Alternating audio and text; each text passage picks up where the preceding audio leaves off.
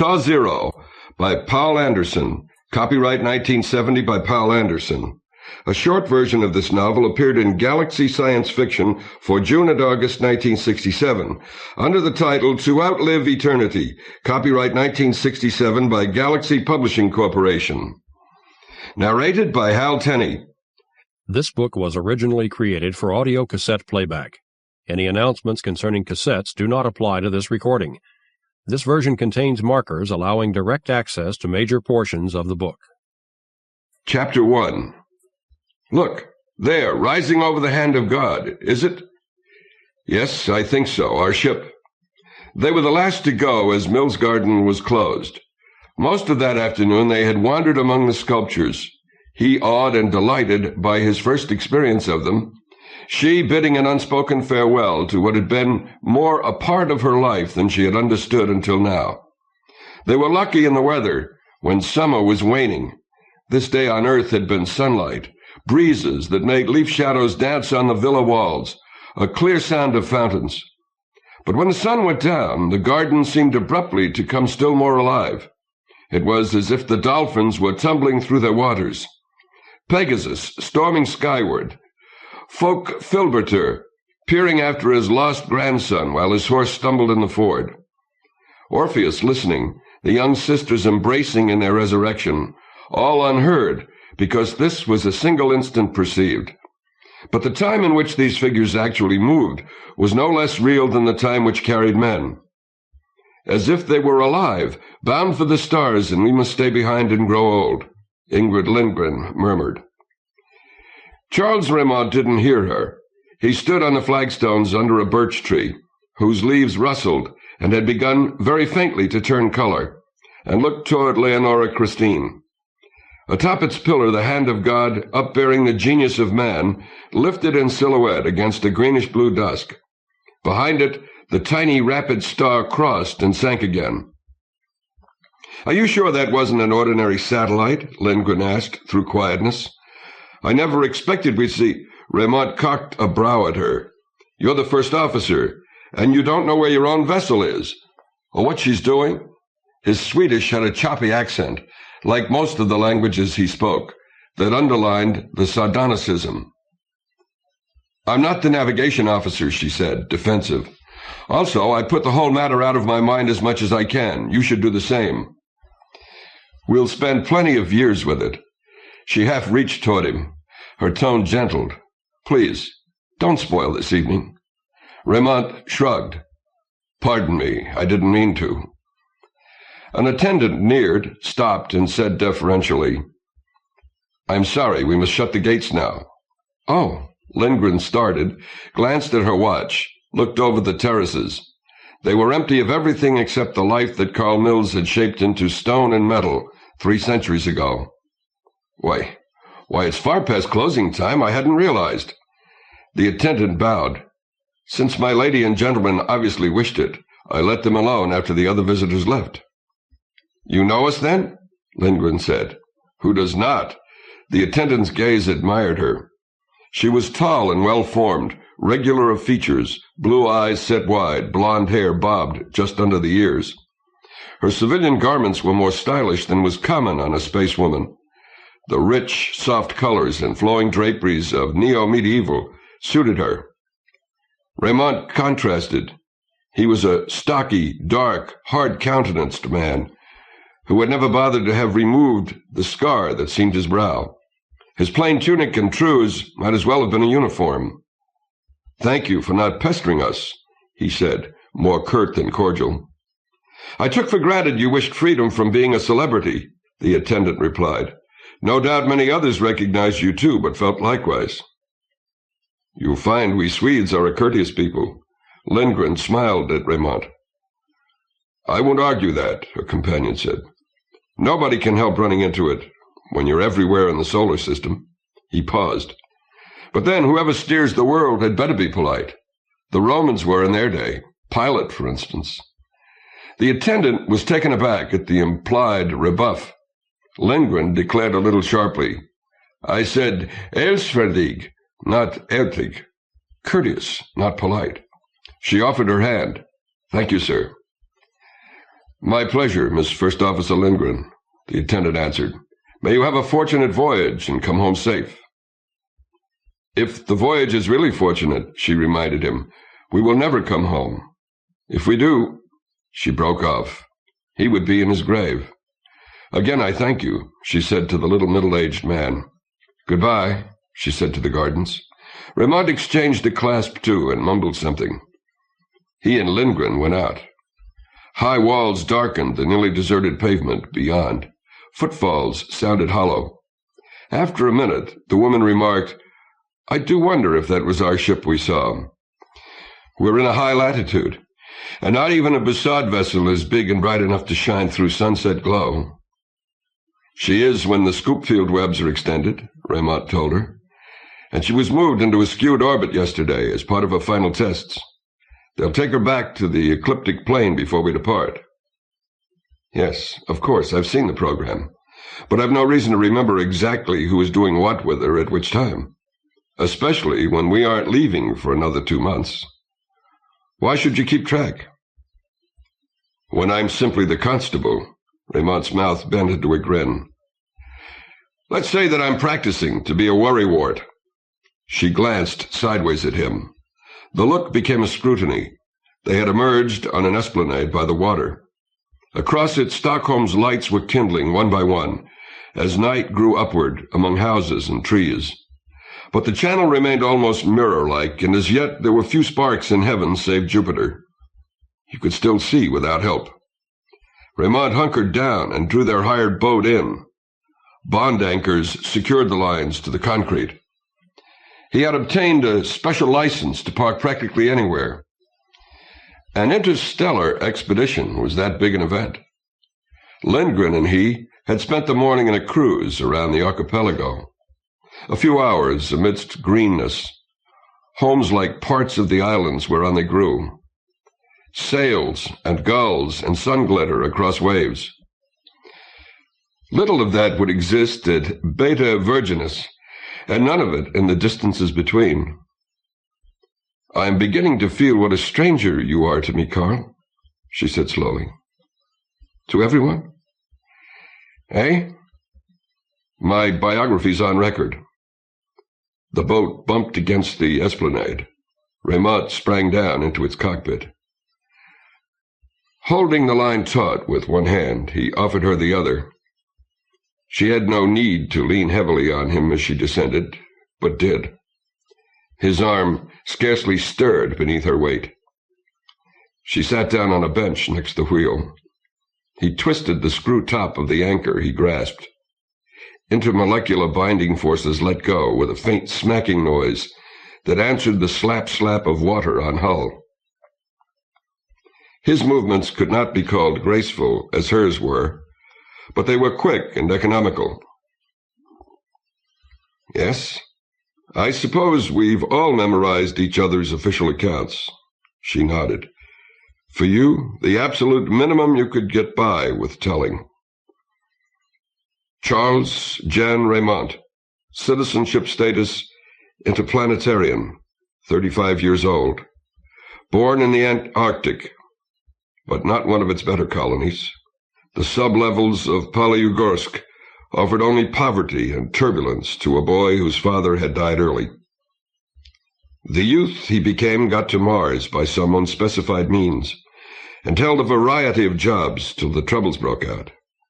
Then he fought with the zebras, with such distinction that afterward the Lunar Rescue Corps offered him a berth. There he completed his academic education and rose fast in rank, until as colonel he had much to do with improving the police branch. When he applied for this expedition, the control authority was glad to accept him. Nothing whatsoever of yourself, Lindgren observed. Did you even give that away in the psychological testing? Raymond had gone forward and cast off the bow line. He stowed both anchors neatly, took the wheel, and started the motor. The magnetic drive was soundless, and the propeller made scant noise, but the boat slipped rapidly outward.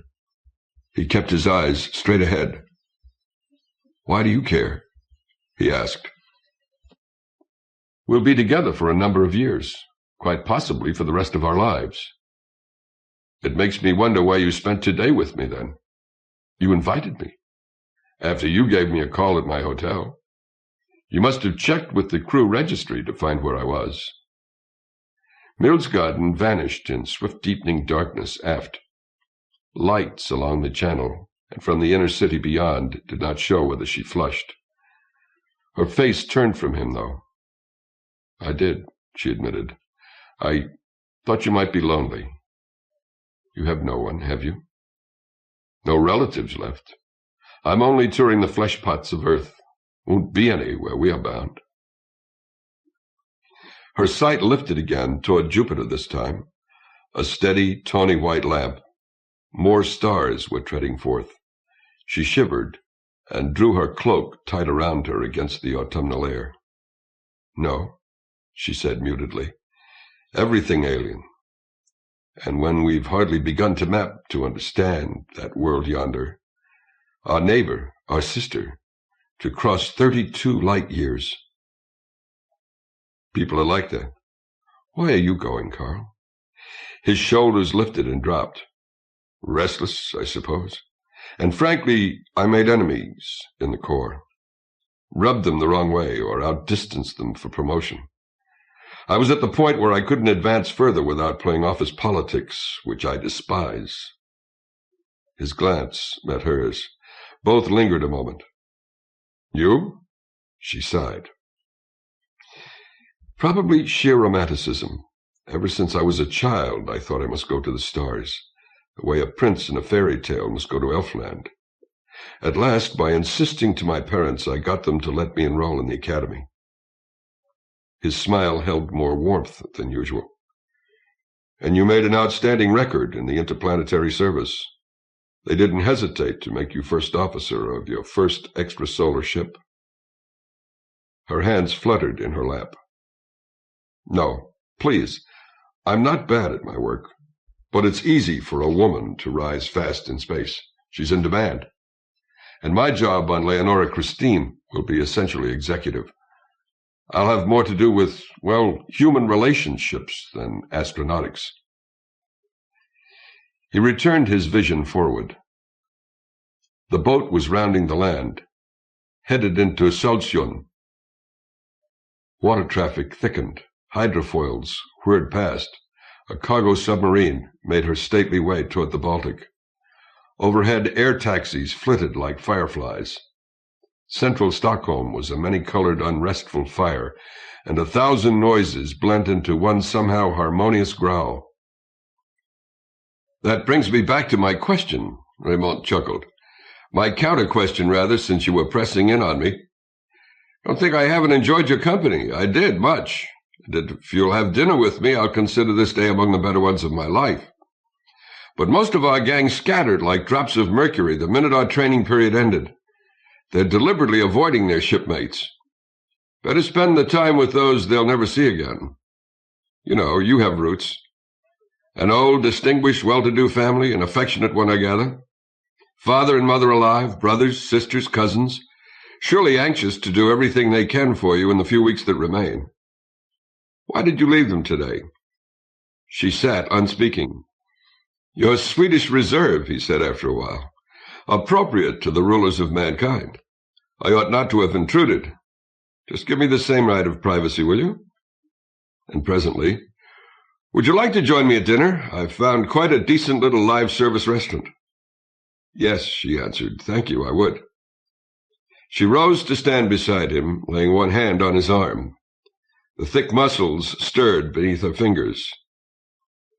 Don't call us rulers, she begged. We aren't. That's what the whole idea was behind the Covenant. After the nuclear war, that close a brush with world death. Something had to be done. Uh-huh, he grunted. I've read an occasional history book myself. General disarmament, a world police force to maintain it. Sed quis custodiet ipsos custores? Who can we trust with a monopoly of the planet-killer weapons and unlimited powers of inspection and arrest? Why, a country big and modern enough to make peacekeeping a major industry. but not big enough to conquer anyone else, or force its will on anyone without the support of a majority of nations, and reasonably well thought of by everyone. In short, Sweden. You do understand, then, she said happily. I do, including the consequences. Power feeds on itself, not by conspiracy, but by logical necessity. The money the world pays to underwrite the cost of the control authority passes through here. Therefore, you become the richest country on Earth, with all that that implies.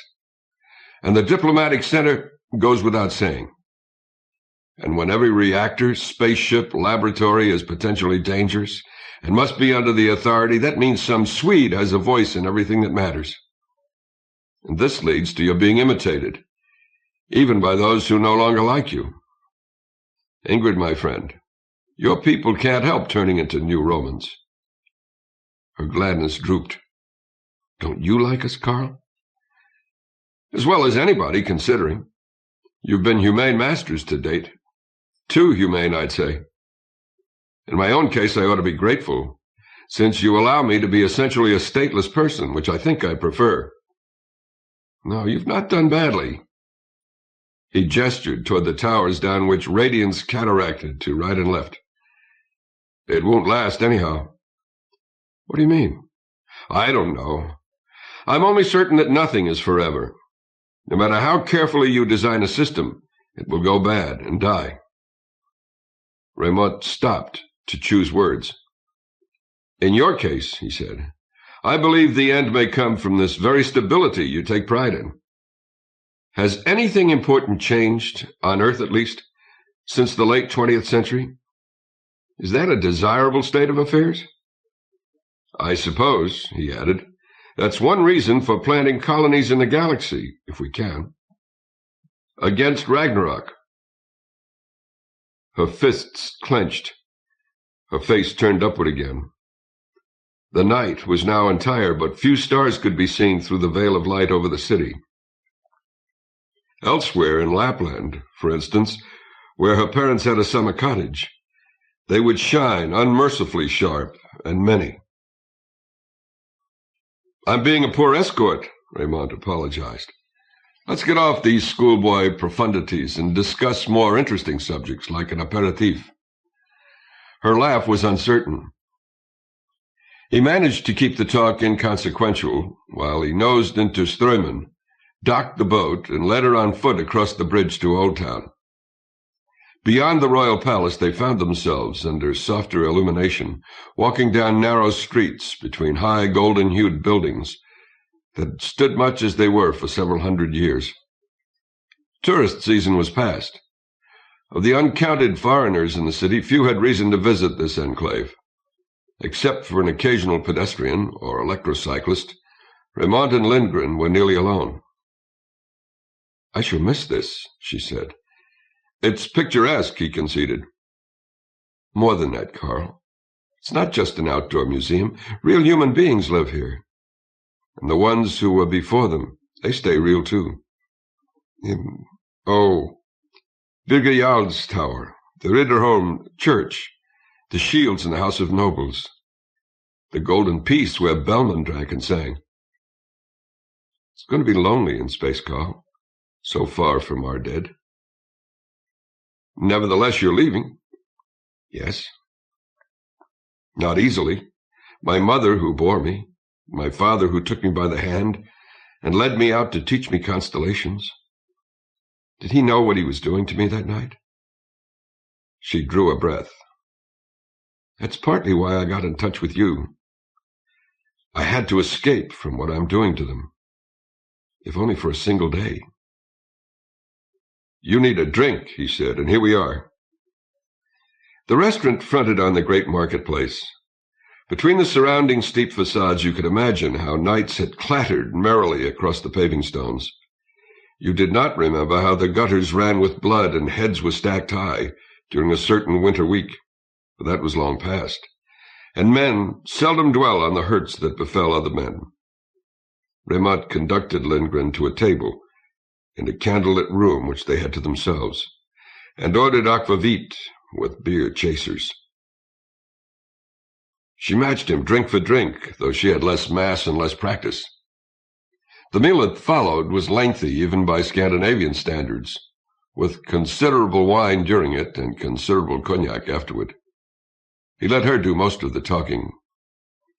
Of a house near Drottningholm, whose park and gardens were almost her own, sunlight through windows gleaming over burnished wood floors, and on silver that had been passed down for 10 generations. A sloop on the lake, heeled to the wind, her father at the tiller with a pipe in his teeth, her hair blowing loose. Monstrous nights at winter-time, and in the middle that warm cave named Christmas. The short, light nights of summer, the balefires kindled on St. John's Eve that had once been lit to welcome Balder home from the underworld. A walk in the rain with a first sweetheart, the air cool, drenched with water and odor of lilacs. Travels around Earth, the pyramids, the Parthenon. Paris at sunset from the top of Montparnasse, the Taj Mahal, Angkor Wat, the Kremlin, the Golden Gate Bridge, yes, and Fujiyama, the Grand Canyon, Victoria Falls, the Great Barrier Reef. Of love and merriment at home, but discipline too, order, gravity in the presence of strangers. Music around, Mozart the dearest. A fine school where teachers and classmates brought a complete new universe exploding into her awareness. The academy, harder work than she had known she could do, and how pleased she was to discover she was able. Cruises through space to the planets. Oh, she had stood on the snows of Titan, with Saturn overhead, stunned by beauty. Always, always her kindred to return to. In a good world, its people, their doings, their pleasures all good. Yes, there remained problems, outright cruelties, but those could be solved in time, through reason and goodwill. It would be a joy to believe in some kind of religion, since that would perfect the world by giving it ultimate purpose. But in the absence of convincing proof, she could still do her best to help supply that meaning, help mankind move towards something loftier. But no, she wasn't a prig. He mustn't believe that.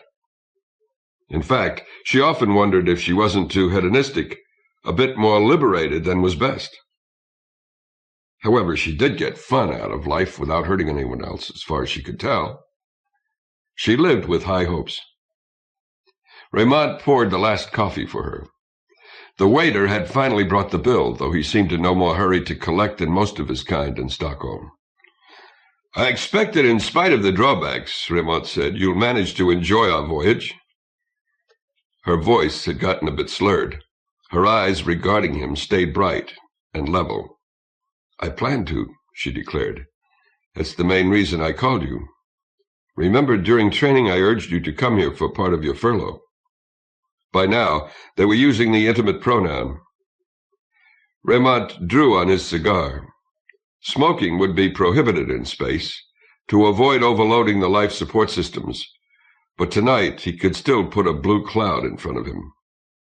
She leaned forward, laying a hand over his free one on the table. "I was thinking ahead," she told him. 25 men and 25 women. 5 years in a metal shell. Another 5 years if we turn back immediately. Even with anti-senescence treatments, a decade is a big piece out of a life. He nodded. "And of course, we'll stay to explore," she went on. "If that third planet is habitable, we'll stay to colonize forever. And we'll start having children. Whatever we do, there are going to be liaisons. We'll pay her off."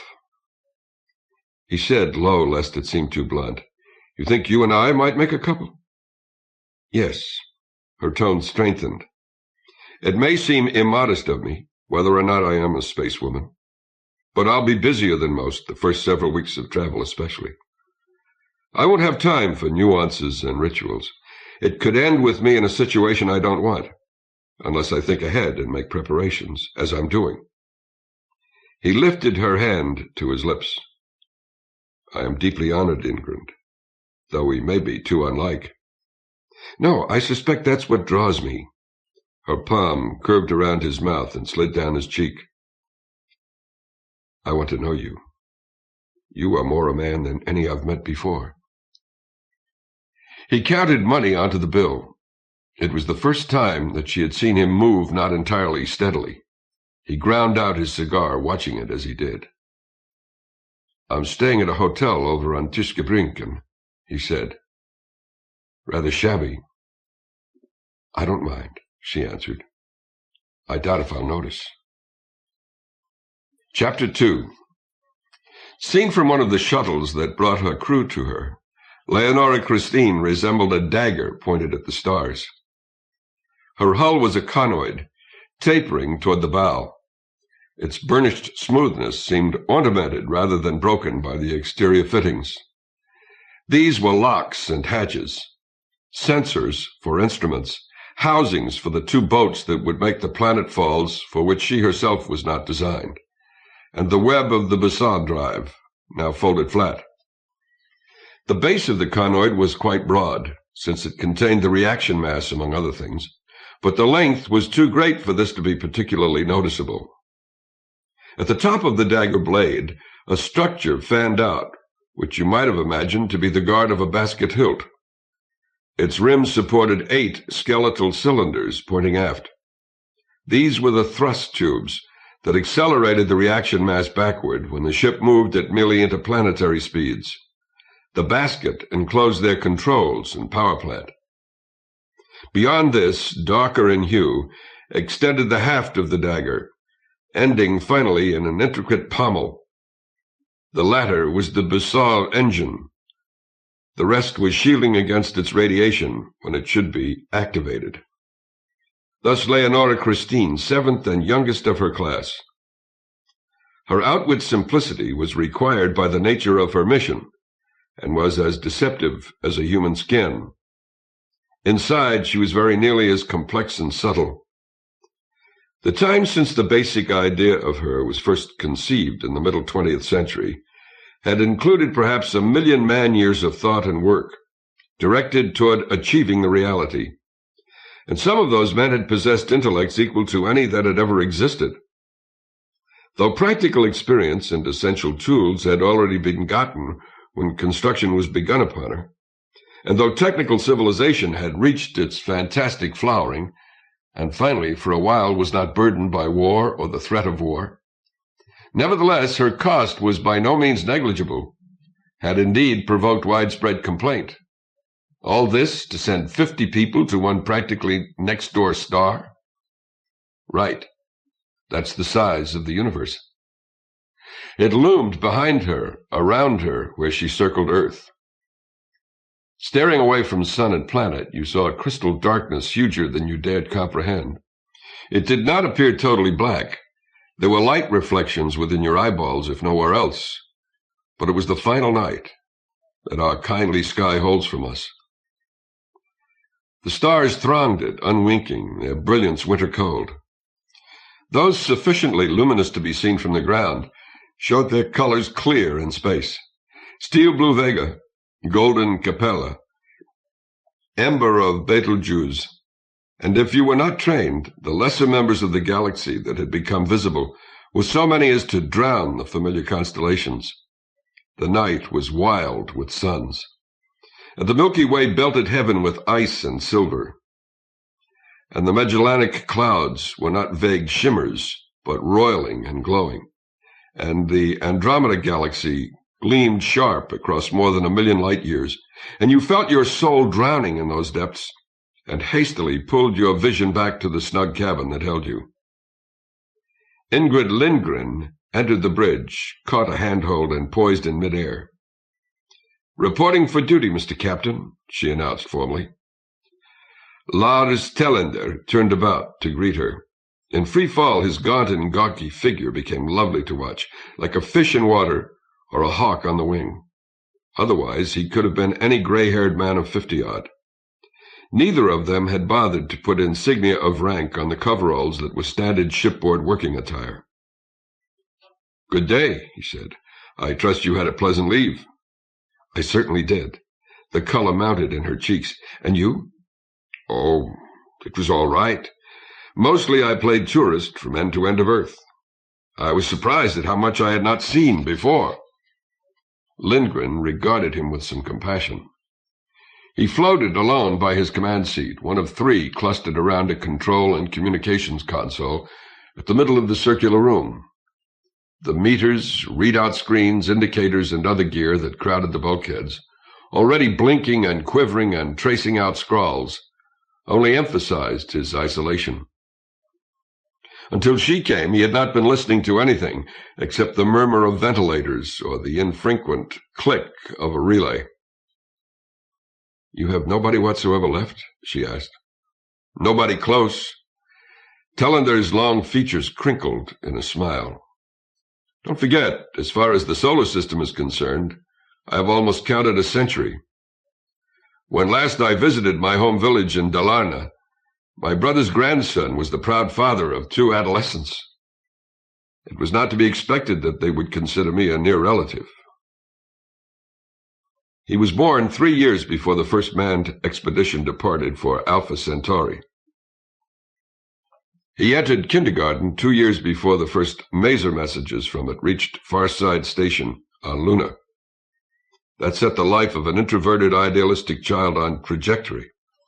At age 25, an academy graduate with a notable performance in the interplanetary ships, he was allowed on the first crew for Epsilon Eridani. They returned 29 years later, but because of the time dilation, they had experienced just 11, including the 6 spent at the gold planets. The discoveries they had made covered them with glory. The Tositai ship was outfitting when they came back. Tellender could be the first officer if he was willing to leave in less than a year. He was. 13 years of his own went by before he returned, commander in place of a captain who had died on a world of peculiar savageries. On Earth, the interval had been 31 years. Leonora Christine was being assembled in orbit. Who better than him for her master? He hesitated. She was to start in barely 3 years. If he accepted, most of those 1,000 days would be spent planning and preparing. But not to accept was probably not thinkable.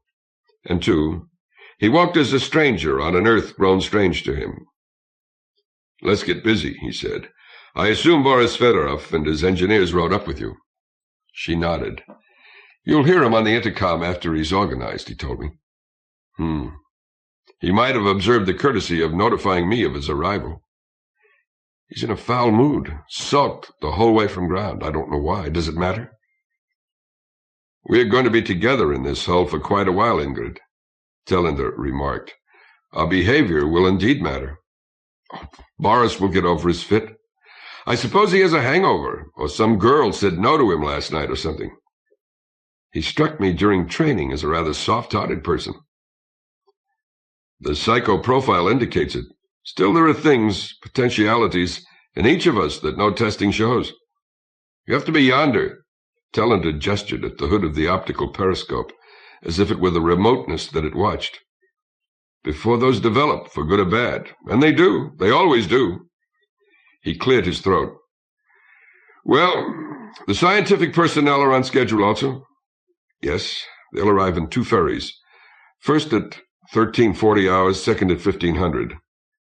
Tellender noted agreement with the program clamped to the desk part of the console. Lindgren added, "I don't believe we need that much interval between them." "Safety margin," Tellender replied absently. "Besides, training or no, we'll need time to get that many ground lubbers to their berths when they can't handle themselves properly in weightlessness." "Carl can handle them," Lindgren said. "If need be, he can carry them individually, faster than you'd credit till you saw him." "Raymond, our constable?" Tellender studied her fluttering lashes. "I know he's skilled in free fall, and he'll come on the first ferry, but is he that good?" "We visited l'Étoile de Plaisir." "Where?" "A resort satellite." Yes, that one. And you played no G games?" Lindgren nodded, not looking at the captain. He smiled again. Among other things, no doubt. He'll be staying with me. Tellender rubbed his chin. To be honest, I'd rather have him in the cabin already agreed on, in case of trouble among the passengers. That's what he's for en route. I could join him, Lindgren offered. Tellender shook his head. No, officers must live in officer country. The theoretical reason having them next to bridge level isn't the real one. You find out how important symbols are, Ingrid, in the next 5 years. He shrugged. Well, the other cabins are only 1 deck abaft ours. I dare say he can get to them soon enough if need be. Assuming your arranged roommate doesn't mind a swap. Have your wish, then. Thank you, she said low. I can't help being a little surprised, Tellender confessed. He doesn't appear to me as the sort you'd choose. You think the relationship will last? I hope it will. He says he wants it to. She broke from her confusion with a teasing attack. What about you? Have you made any commitments yet? No. In time, doubtless in time. I'll be too busy at first. At my age, these matters aren't that urgent. Tellender laughed, then grew earnest. Apropos time, we've none to waste. Please carry out your inspections and... The ferry made rendezvous and docked. Bond anchors extended to hold its stubby hull against the larger curve of Leonora Christine. Her robots, sensor computer effector units, directing the terminal maneuvers caused airlocks to join in an exact kiss. More than that would be demanded of them later. Both chambers being exhausted, their outer valves swung back, enabling a plastic tube to make an airtight seal. The locks were repressurized and checked for a possible leak. When none was found, the inner valves opened. Raymond unharnessed himself. Floating free of his seat, he glanced down the length of the passenger section. The American chemist Norbert Williams was unbuckling too. Hold it, Raymond commanded in English. While everyone knew Swedish, some did not know it well. For scientists, English and Russian remained the chief international tongues. Keep your places. I told you at the port I'll escort you singly to your cabins. You needn't bother with me, Williams answered. I can get around weightless okay.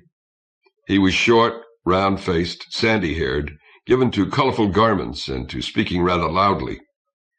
You all had some drill in it, Raymond said, but that's not the same thing as getting the right reflexes built in through experience. So we flounder a bit, so what? So an accident is possible. Not probable, I agree, but possible.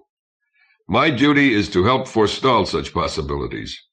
My judgment is that I should conduct you to your berths, where you will remain until further notice. Williams reddened. See here, Raymond. The constable's eyes, which were gray, turned full upon him.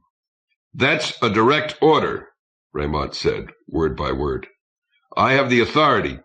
Let us not begin this voyage with a breach. Williams resecured himself. His motions were needlessly energetic. His lips clamped tight together.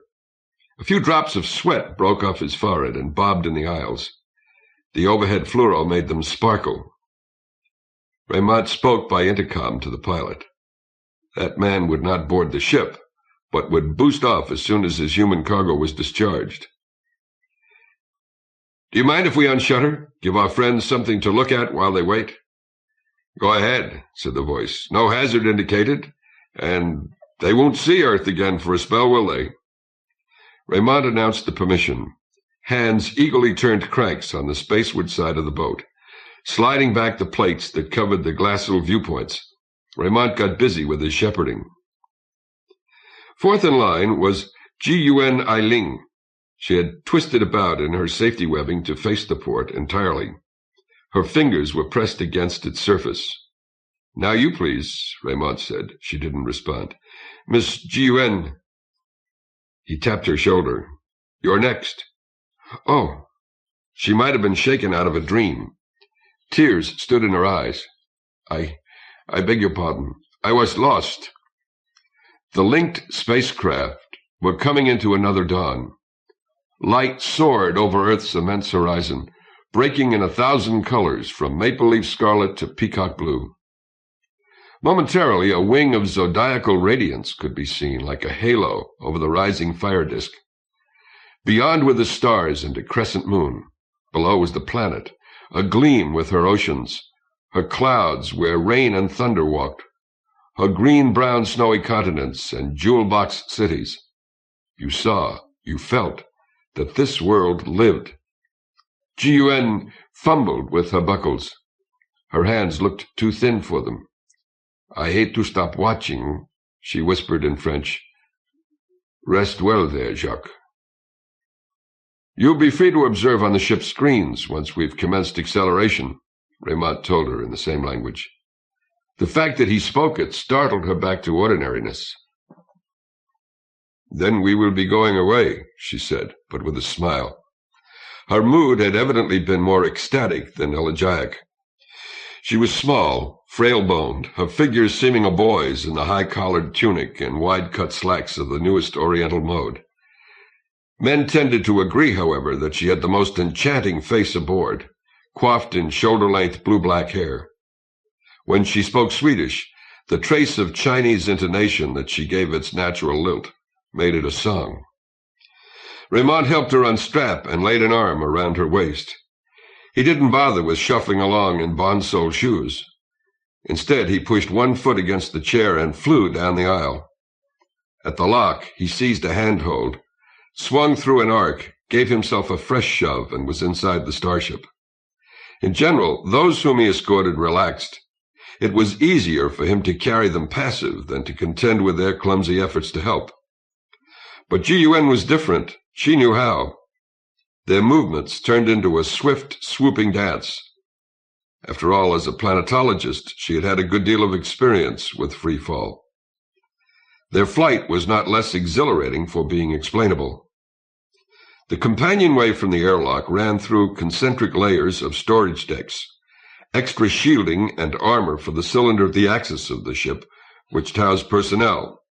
Elevators could be operated there to carry heavy loads forward or aft under acceleration.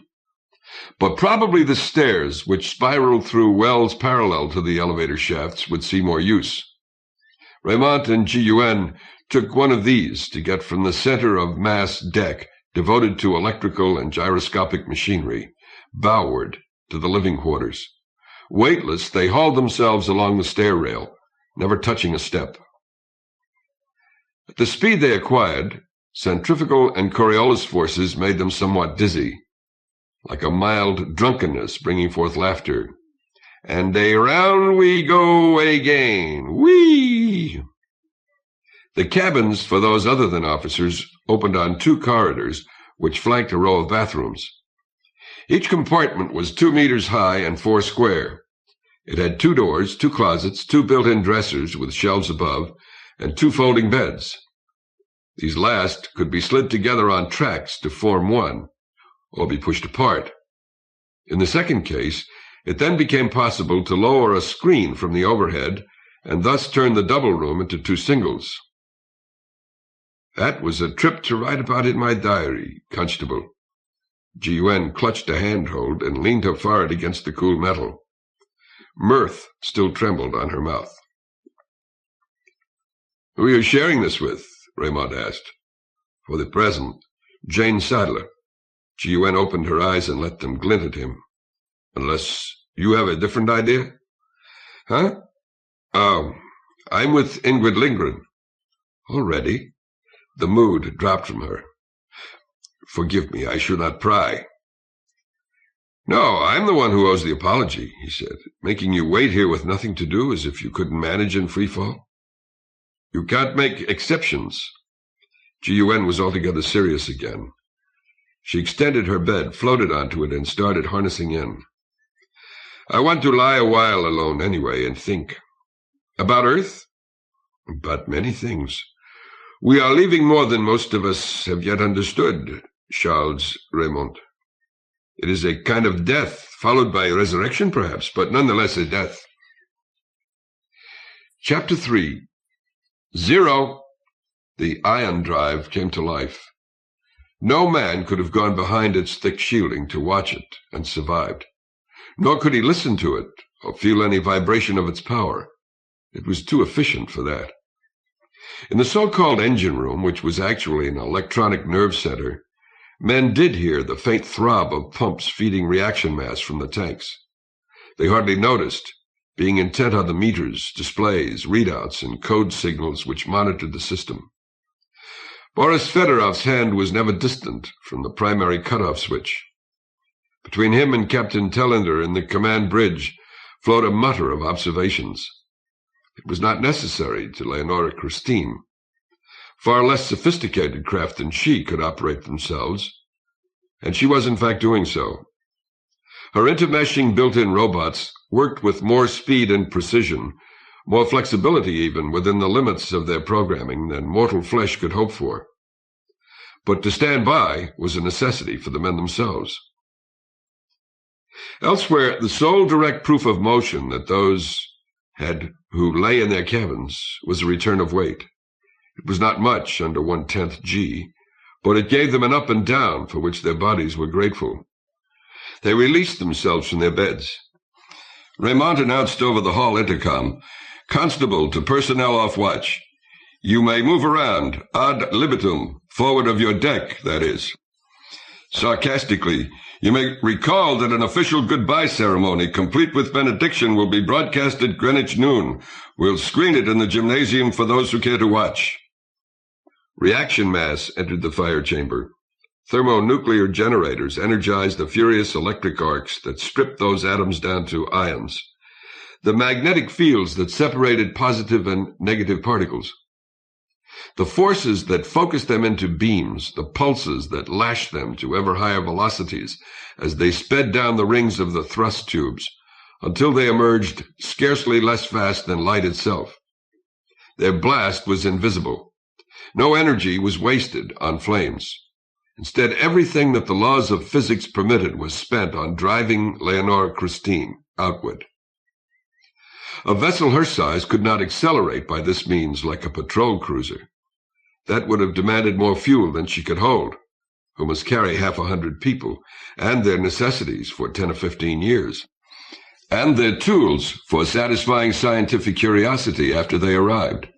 And if the data beamed by the instrumented probe which had preceded her did actually mean that the third planet of Beta Virginis was habitable, the supplies and machines whereby man could begin to take a new world for himself. She spiraled slowly out of Earth orbit. The dwellers within her had ample chances to stand at her view screens and watch home dwindle among the stars. There was no space to spare in space. Every cubic centimeter inside the hull must work. Yet persons intelligent and sensitive enough to adventure out here would have gone crazy in a functional environment. Thus far, the bulkheads were bare metal and plastic. But the artistically talented had plans. Raymond noticed Emma Glassgold, molecular biologist, in a corridor, sketching out a mural that would show forest around a sunlit lake. And from the start, the residential and recreational decks were covered with a material green and springy as grass. The air gusting from the ventilators was more than purified by the plants of the hydroponic section and the colloids of the Darrell balancer. It went through changes of temperature, ionization, odor. At present, it smelled like fresh clover, with an appetizing whiff added if you passed the galley, since gourmet food compensates for many deprivations. Similarly, Commons was a warren occupying a whole deck. The gymnasium, which doubled as a theater and assembly room, was its largest unit, but even the mess was of a size to let diners stretch their legs and relax. Nearby were hobby shops, a club room for sedentary games, a swimming pool, tiny gardens and bowers. Some of the ship's designers had argued against putting the dream boxes on this level. Should folk come here for fun, be reminded by the door of that cabin that they must have ghostly substitutes for the realities they had left behind them? But the process was, after all, a sort of recreation, too. Having it in sick bay might be unpleasant, and that was the sole alternative. There was no immediate need for that apparatus. The journey was still young. A slightly hysterical gaiety filled the atmosphere. Men roughhoused. Women chattered. Laughter was inordinate at mealtimes, and the frequent dances were occasions of heavy flirtation. Passing the gym, which stood open, Raymond saw a handball match in progress. At low G, when you could virtually walk up a wall, the action got spectacular. He continued to the pool. In an alcove off the principal corridor, it could hold several without crowding. But at this hour, 2100, no one was using it. Jane Sadler stood at the edge, frowning thoughtfully. She was a Canadian, a biotechnician in the organocycle department. Physically, she was a big brunette. Her features ordinary, but the rest of her shone to high advantage by shorts and T-shirt. "Troubles?" Raymond asked. "Oh, hello, Constable," she responded in English. "Nothing wrong, except I can't figure out how best to decorate in here. I'm supposed to make recommendations to my committee." "Didn't they plan on a Roman bath effect?" "Uh-huh. That covers a lot of ground, though. Nymphs and satyrs, or poplar groves, or temple buildings, or what?" She laughed. "Hell with it. I'll suggest N&S. If the job gets botched, it can always be done over till we run out of paint. Give us something further to do." "Who can keep going 5 years, and 5 more if we have to return, on hobbies?" Raymond said slowly. Sadler laughed again. "Nobody. Don't fret. Everyone aboard has a full program of work lined up, whether it be theoretical research or writing the great space-age novel or teaching Greek in exchange for tensor calculus." "Of course. I've seen the proposals. Are they adequate?" "Constable, do relax. The other expeditions made it, more or less singly. Why not us? Take your swim." She grinned wider. "While you're at it, soak your head." Raymond imitated a smile, removed his clothes, and hung them on a rack. She whistled. "Hey," she said, "I hadn't seen you before unless in a coverall. That's some collection of biceps and triceps and things you pack around. Calisthenics?" "In my job, I'd better keep fit," he replied uncomfortably. "Some off watch when you've nothing else to do," she suggested. "Come around to my cabin and exercise me." "I'd enjoy that," he said, looking her up and down. "But at present, Ingrid and I—" "Yeah, sure. I was kidding, sort of, anyway. Seems like I'll be making a steady liaison soon myself." "Really? Who, if I may ask?" "Olaf Nielsen." She lifted a hand. "No, don't say it. He's not exactly Adonis. His manners aren't always the sweetest. But he's got a wonderful mind, the best in the ship, I suspect. You don't get bored listening to him." Her gaze shifted aside. "He's pretty lonely, too." Raymond stood quiet for a moment. "And you're pretty fine, Jane," he said. "Ingrid's meeting me here. Why don't you join us?" She cocked her head. "By golly, you do keep a human being hidden under that policeman. Don't worry. I won't let out your secret. And I won't stay either. Privacy's hard to come by. You two use this while you've got it." She waved and left. Raymond peered after her and backed down into the water. He was standing thus when Lindgren arrived. "Sorry I'm late," she said. "Beamcast from Luna. Another idiotic inquiry about how things are going for us. I'll be positively glad when we get out into the big deep." She kissed him. He hardly responded. She stepped back, trouble clouding her face. "What's the matter, darling?" "Do you think I'm too stiff?" he blurted. She had no instant reply. The fluorlight gleamed on her tawny hair. A ventilator's breeze ruffled it a little. The noise of the ball game drifted through the entrance arch. Finally, "What makes you wonder?" "A remark. Well meant, but a slight shock just the same." Lindgren frowned. "I've told you before you've been heavier-handed than I quite liked, the few times you've had to make somebody toe the line. No one aboard is a fool, a malingerer, or a saboteur." "Should I not have told Norbert Williams to shut up the other day when he started denouncing Sweden at mess?" Things like that can have a rather nasty end result. Raymond laid a clenched fist in the other palm. I know, he said. Military-type discipline isn't needed, isn't desirable, yet. But I've seen so much death, Ingrid. The time could come when we won't survive, unless we can act as one and jump to a command.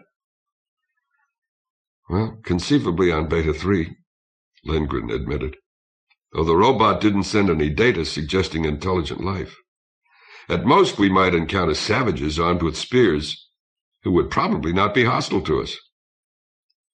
I was thinking of hazards like storms, landslips, diseases, God knows what on an entire world that isn't Earth, or a disaster before we get there. I'm not convinced modern man knows everything about the universe. We've covered this ground too often. Yes, it's old as spaceflight, older. That doesn't make it less real. Raymond groped for sentences. What I'm trying to do is, I'm not sure. This situation is not like any other I was ever in. I'm trying to somehow keep alive some idea of authority, beyond simple obedience to the articles and the officers. Authority which has the right to command anything, to command a man to death, if that's needful for saving the rest. He stared into her puzzlement. No, he sighed. You don't understand. You can't. Your world was always good. Maybe you can explain it to me, if you say it enough different ways. She spoke softly. And maybe I can make a few things clear to you. It won't be easy. You've never taken off your armor, Carl. But we'll try, shall we? She smiled and slapped the hardness of his thigh. Right now, though, silly, we're supposed to be off duty. What about that swim? She slipped out of her garments. He watched her approach him. She liked strenuous sports and lying under a sun lamp afterward. It showed in full breasts and hips, slim waist, long, supple limbs, a tan against which her blondness stood vivid. Bourgeois, you're beautiful, he said low in his throat. She pirouetted. At your service, kind sir, if you can catch me. She made 4 low-gravity leaps to the end of the diving board and plunged cleanly off it. Her descent was dreamlike slow, a chance for aerial ballet. The splash, when she struck, made lingering lacy patterns. Raymond entered directly from the poolside. Swimming was hardly different under this acceleration. The thrust of muscles, the cool, silken flowing of water, would be the same at the galaxy's rim and beyond. Ingrid Lindgren had said once that such truths made her doubt she would ever become really homesick. Man's house was the whole cosmos. Tonight she frolicked, ducking, dodging, slipping from his grasp again and again. Their laughter echoed between the walls. When at last he cornered her, she embraced his neck in turn, laid her lips to his ear and whispered, Well, you did catch me. Raymond kissed the hollow between shoulder and throat. Through the wetness he smelled live girl flesh.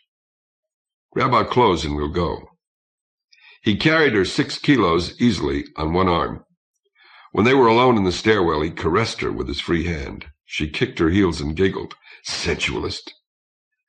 We'll soon be back under a whole G, he reminded her, and started bounding down to officer level at a speed that would have broken necks on Earth.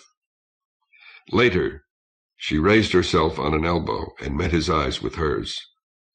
She had set the lights dim. Shadows moved behind her, around her, making her doubly gold and amber-hued. With a finger she traced his profile. You're a wonderful lover, Carl, she murmured. I've never had a better. I'm fond of you, too, he said. A hint of pain touched brow and voice. But that's the only time you really give of yourself. And do you, altogether, even then? What is there to give? His tone roughened. I've told you about things that happened to me in the past. Anecdotes, episodes, no connection, no. There at the pool, for the first time, you offered me a glimpse of what you are. The tiniest possible glimpse, and you hid it away at once. Why? I wouldn't use the insight to hurt you, Carl. He sat up scowling. I don't know what you mean. People learn about each other living together. You know I admire classical artists like Rembrandt and Bonstel, and don't care for abstractions or chromodynamics. I'm not very musical. I have a barrack room sense of humor. My politics are conservative. I prefer tornadoes to filet mignon, but wish the culture tanks could supply us with either more often. I play a wicked game of poker, or would if there were any point in it aboard this ship. I enjoy working with my hands, and I'm good at it, so I'll be helping build the laboratory facilities once that project gets organized. I'm currently trying to read War and Peace, but keep falling asleep. He smote the mattress. What more do you need? Everything, she answered sadly. She gestured around the room. Her closet happened to stand open, revealing the innocent vanity of her best gowns. The shelves were filled with her private treasures, to the limit of her mass allowance. A battered old copy of Bellman, a lute, a dozen pictures waiting their turn to be hung, smaller portraits of her kinfolk, a Hopi Kachina doll. You brought nothing personal. I've traveled light through life. On a hard road, I think. Maybe someday you'll dare trust me. She drew close to him. Never mind now, Carl. I don't want to harass you. I want you in me again. You see, this has stopped being a matter of friendship and convenience. I've fallen in love with you. When the appropriate speed was reached, lining out of Earth's domain toward that sign of the zodiac where the Virgin ruled, Leonora Christine went free. Thrusters cold, she became another comet. Gravitation alone worked upon her, bending her path, diminishing her haste.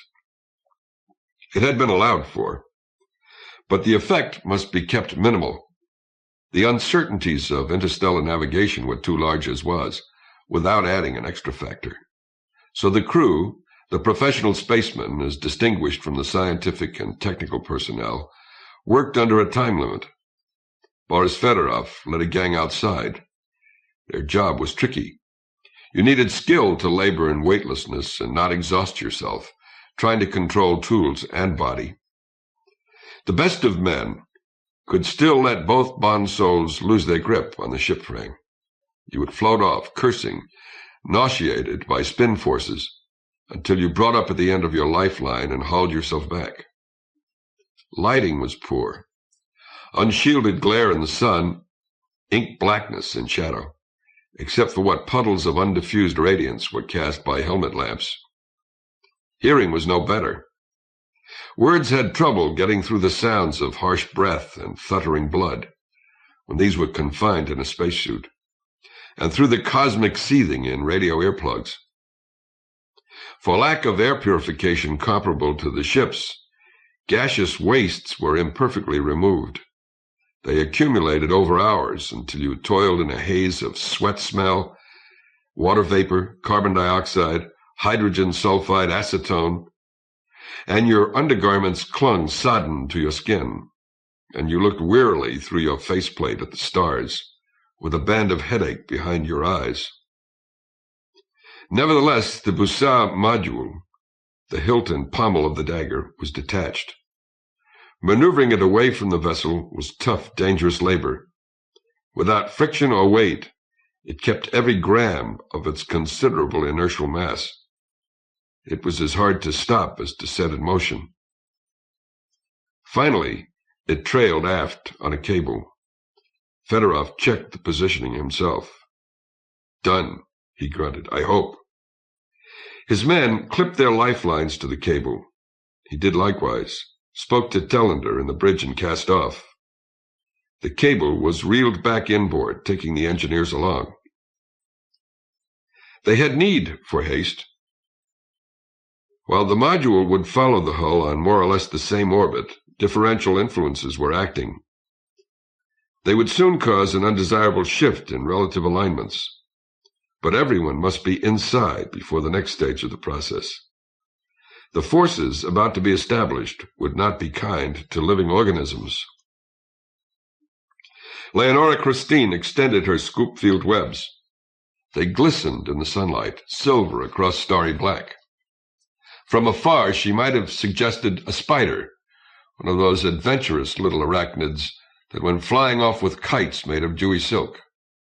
She was not, after all, anything big or important in the universe. Yet what she did was awesome enough on the human scale. Her interior power plant sent energy coursing into the Scoopfield generators. From their controlling webwork sprang a field of magneto-hydrodynamic forces, invisible but reaching across thousands of kilometers. A dynamic interplay, not a static configuration, but maintained and adjusted with nigh absolute precision. Enormously strong, but even more enormously complex. The forces seized the trailing Bussard unit, brought it into micrometrically exact position with respect to the hull, locked it in place. Monitors verified that everything was in order. Captain Tellender made a final check with the patrol on Luna, received his go-ahead and issued a command. From then on, the robots took over. Low acceleration on ion thrust had built up a modest outward speed, measurable in tens of kilometers per second. It sufficed to start the star drive engine. The power available increased by orders of magnitude. At a full 1 gravity, Leonora Christine began to move. Chapter 4. In one of the garden rooms stood a view screen tuned to outside. Sable and Diamonds was startlingly framed by ferns, orchids, overarching fuchsia and bougainvillea. A fountain tinkled and glittered. The air was warmer here than in most places aboard, moist, full of perfumes and greenness. None of it quite did away with the underlying pulse of driving energies. Bussard's systems had not been developed to the smoothness of electric rockets. Always now the ship whispered and shivered. The vibration was faint, on the very edge of awareness, but it wove its way through metal, bones, and maybe dreams. Emma Glassgold and G.U.N. Eiling sat on a bench among the flowers. They had been walking about, feeling their way toward friendship. Since entering the garden, however, they had fallen silent. Abruptly, Glassgold winced and pulled her vision from the screen. "It was a mistake to come here," she said. "Let us go." "Why, I find it charming," the planetologist answered, surprised. "An escape from bare walls that will need years to make sightly." "No escape from that," Glassgold pointed at the screen. It happened at the moment to be scanning aft, and so held an image of the sun, shrunken to the brightest of the stars. G.U.N. regarded her narrowly.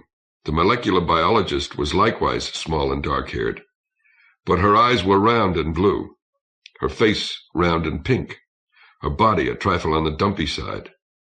She dressed plainly, whether working or not, and without snubbing social activities, she had hitherto been observer rather than participant. "In how long?" "A couple of weeks," she continued.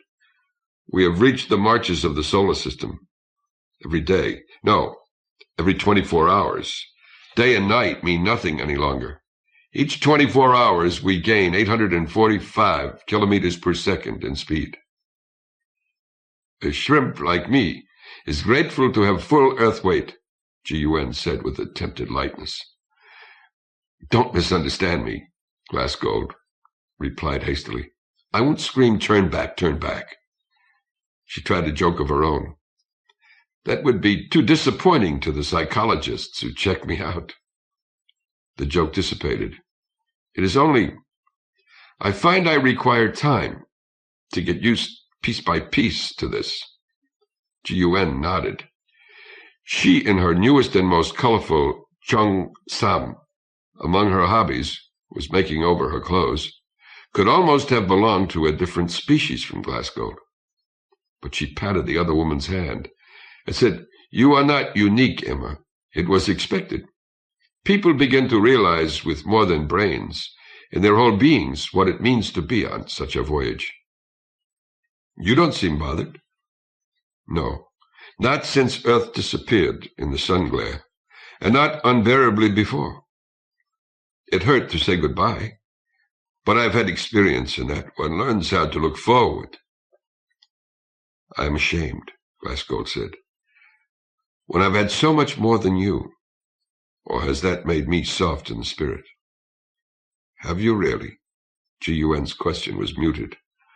Why, yes, haven't I? Or don't you recall? My parents were always well-to-do.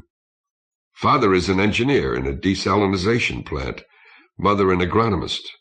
The Negev is beautiful when the crops are growing and calm, friendly, not hectic like Tel Aviv or Haifa, though I did enjoy studying at the university. I had chances to travel with good companions. My work went fine. Yes, I was lucky. Then why did you enlist for Beta 3? Scientific interest? A whole new planetary evolution? No, Emma. The raven's wing tresses stirred as G.U.N. shook her head. The earliest starships brought back data to keep research going for 100 years, right on Earth. What are you running from? Glassgold bit her lip. I shouldn't have pried, G.U.N. apologized. I was hoping to help. I will tell you, Glassgold said. I have a feeling you might indeed help. You are younger than me, but you have seen more. Her fingers knitted together in her lap. I'm not quite sure, though, myself. How did the cities begin to seem vulgar and empty? And when I went home to visit my people, the countryside seemed smug and empty. I thought I might find a purpose out here. I don't know. I applied for the berth on impulse. When I was called for serious testing, my parents made a fuss till I could not back down. And yet, we were always a close family. It was such a pain leaving them. My big, confident father. He was suddenly little and old. Was a man involved too? G.U.N. asked. I'll tell you because it's no secret. He and I were engaged, and everything about this crew that was ever on public record went into the dossiers. There was for me. A fellow student, Glassgold said humbly. I loved him. I still do. He hardly knew I existed. Not uncommon, G.U.N. answered. One gets over it, or else turns it into a sickness. You're healthy in the head, Emma. What you need is to come out of your shell, mix with your shipmates, care about them. Get out of your cabin for a while and into a man's. Glassgold flushed. I don't hold with those practices. G.U.N.'s brows lifted. Are you a virgin? We can't afford that if we're to start a new race on Beta 3. The genetic material is scarce at best. I want a decent marriage, Glassgold said with a flick of anger, and as many children as God gives me. But they will know who their father is. Doesn't hurt if I don't play any ridiculous game of musical beds while we travel. We have enough girls aboard who do. Like me. G.U.N. was unruffled. No doubt stable relationships will evolve. Meanwhile, now and then, why not give and get a few moments of pleasure? I'm sorry, Glassgold said. I shouldn't criticize private matters, especially when lives have been as different as yours and mine. True. I don't agree that mine was less fortunate than yours. On the contrary. What? Glassgold's mouth fell open. You can't be serious. G.U.N. smiled. You have only learned the surface of my past, Emma, if that. I can guess what you're thinking. My country divided, impoverished, spastic from the aftermath of revolutions and civil wars. My family cultured and tradition-minded, but poor, with the desperate poverty that none except aristocrats fallen on evil times know. Their sacrifices to keep me in the Sorbonne. When the chance came. After I got my degree, the hard work and sacrifice I made in return, helping them get back on their feet. She turned her face to the ebbing light of Sol, and added most quietly, about my man. We two were students together in Paris, Later, as I said, I must often be away from him because of work. Finally, he went to visit my parents in Peking. I was to join him as soon as possible, and we would be married in law and sacrament as well as in fact. A riot happened. He was killed. Oh, my dear, Glasgow began. That's the surface, G.U.N. interrupted. The surface. Don't you see? I also had a loving home, perhaps more than you did, because at the end they understood me so well that they didn't resist my leaving them forever. I saw a lot of the world, more than can be seen traveling carefully by first class. I had my Jacques, and others before, afterward, as he would have wanted. I'm outward bound with no regrets and no pain that won't heal. The luck is mine, Emma. Glasgow did not respond with words. G.U.N. took her by the hand and stood up. You must break free of yourself, the planetologist said. In the long run, only you can teach you how to do that, but maybe I can help a little. Come down to my cabin. We'll make you a gown that does you justice.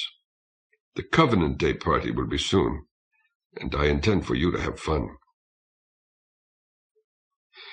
Consider, a single light year is an inconceivable abyss, denumerable but inconceivable.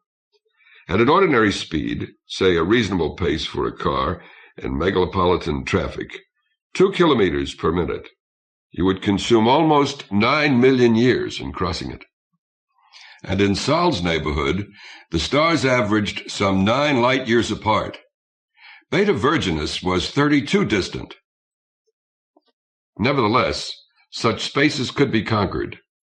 A ship accelerating continuously at 1 gravity would have traveled half a light year in slightly less than 1 year of time. And she would be moving very near the ultimate velocity, 300,000 kilometers per second. Practical problems arose. Where was the mass energy to do this coming from? Even in a Newtonian universe, the thought of a rocket carrying that much fuel along from the start would be ludicrous. Still more so was it in the true Einsteinian cosmos, where the mass of ship and payload increased with speed, climbing toward infinity as that speed approached lights. But fuel and reaction mass were there in space. It was pervaded with hydrogen. Granted, the concentration was not great by terrestrial standards, about 1 atom per cubic centimeter in the galactic vicinity of Sol. Nevertheless, this made 30 billion atoms per second, striking every square centimeter of the ship's cross-section when she approximated light velocity. The figure was comparable at earlier stages of her voyage, since the interstellar medium was denser close to a star. The energies were appalling. Megaroentgens of hard radiation would be released by impact, and less than 1,000 are within an hour, are fatal. No material shielding would help. Even supposing it impossibly thick to start with, it would soon be eroded away. However, in the days of Leonora Christine, non-material means were available. Magnetohydrodynamic fields, whose pulses reached forth across millions of kilometers to seize atoms by their dipoles. No need for ionization, and control their streaming. These fields did not serve passively as mere armor. They deflected dust, yes, and all gases except the dominant hydrogen. But this latter was forced aft in long curves that avoided the hull by a safe margin, until it entered a vortex of compressing, kindling electromagnetism centered on the Bussard engine. The ship was not small, yet she was the barest glint of metal in that vast web of forces which surrounded her. She herself no longer generated them. She had initiated the process when she attained minimum ramjet speed, but it became too huge, too swift, until it could only be created and sustained by itself. The primary thermonuclear reactors, a separate system, would be used to decelerate. The Venturi tubes, the entire complex which thrust her, was not contained inboard. Most of it was not material at all, but a resultant of cosmic-scale vectors. The ship's control devices, under computer direction, were not remotely analogous to autopilots. They were like catalysts, which, judiciously used, could affect the course of those monstrous reactions, could build them up, in time slow them down and snuff them out. But not fast. Starlight burned the hydrogen fusion aft of the Bussard module that focused the electromagnetism which contained it. A titanic gas laser effect aimed photons themselves in a beam whose reaction pushed the ship forward, and which would have vaporized any solid body it struck. The process was not 100% efficient, but most of the stray energy went to ionize the hydrogen, which escaped nuclear combustion. These protons and electrons, together with the fusion products, were also hurled backward by the force fields, a gale of plasma adding its own increment of momentum. The process was not steady. Rather, it shared the instability of living metabolism and danced always on the same edge of disaster. Unpredictable variations occurred in the matter content of space. The extent, intensity, and configuration of the force fields must be adjusted accordingly. A problem in how many million factors which only a computer could solve fast enough. Incoming data and outgoing signals traveled at light speed, finite speed, requiring a whole 3 1/3 seconds to cross 1,000,000 kilometers. Response could be fatally slow. This danger would increase as Leonora Christine got so close to ultimate velocity that time rates began measurably changing. Nonetheless, week by week, month by month, she moved on outward. The multiple cyclings of matter that turned biological wastes back into breathable air, potable water, edible food, usable fiber, went so far as to maintain an equilibrium in the ethyl alcohol aboard. Wine and beer were produced in moderation, mainly for the table. The hard liquor ration was meager, but certain people had included bottles in their personal baggage. Furthermore, they could trade for the share of abstemious friends and save their own issue until it sufficed for a special occasion. No official rule, but evolving custom, said that drinking outside the cabins took place in the mess. To promote sociability, this room held several small tables rather than a single long one. Hence, between meals, it could double as a club. Some of the men built a bar at one end to dispense ice and mixers. Others made roll-down curtains for the bulkheads, so that the decorous murals could be hidden during boozing hours behind scenes a little more ribald. A taper generally kept background music going, cheerful stuff. Anything from 16th century galliards to the latest asteroid ramble received from Earth. On a particular date at about 2000 hours, the club stood empty.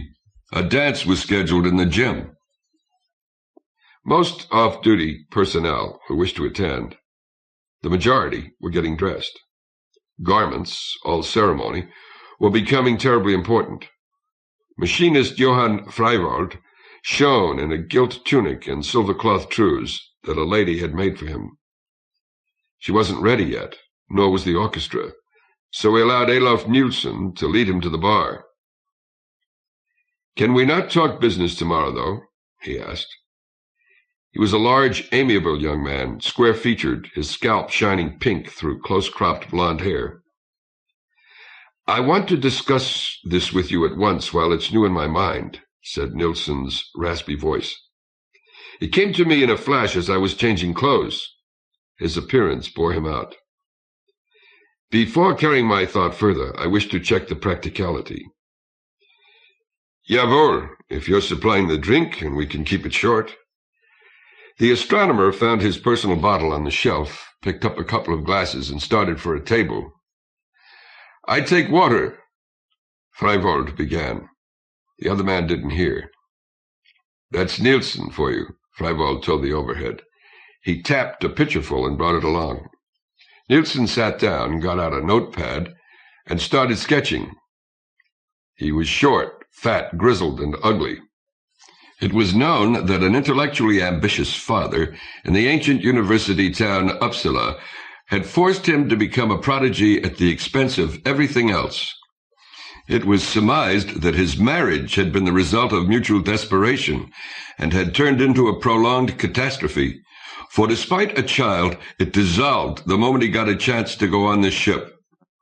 Yet when he talked, not about the humanities he failed to understand and hence disdained, but about his own subject, then you forgot his arrogance and flatulence. You remembered his observations, which had finally proven the oscillating universe, and you saw him crowned with stars.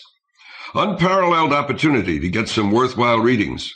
Only think what a baseline we'll have, 10 parsecs, plus the ability to examine gamma-ray spectra with less uncertainty, high precision, when they're red-shifted down to less energetic photons, and more. Still, I'm not satisfied. I don't believe it's really necessary for me to peer at an electronic image of the sky, narrow, blurred, and degraded by noise, not to mention the damned optical changes. We should mount mirrors outside the hull. The images they catch could be led along light conductors to eyepieces, photomultipliers, cameras inboard. No, don't say it. I'm well aware that previous attempts to do this failed. One could build a machine to go through an airlock, shape the plastic backing for such an instrument, and illuminize it. But induction effects on the Bussard fields would promptly make the mirror into something appropriate for a funhouse in Grönerlund. Yes. Now, my idea is to print sensor and feedback circuits into the plastic, controlling flexures that will automatically compensate these distortions as they occur.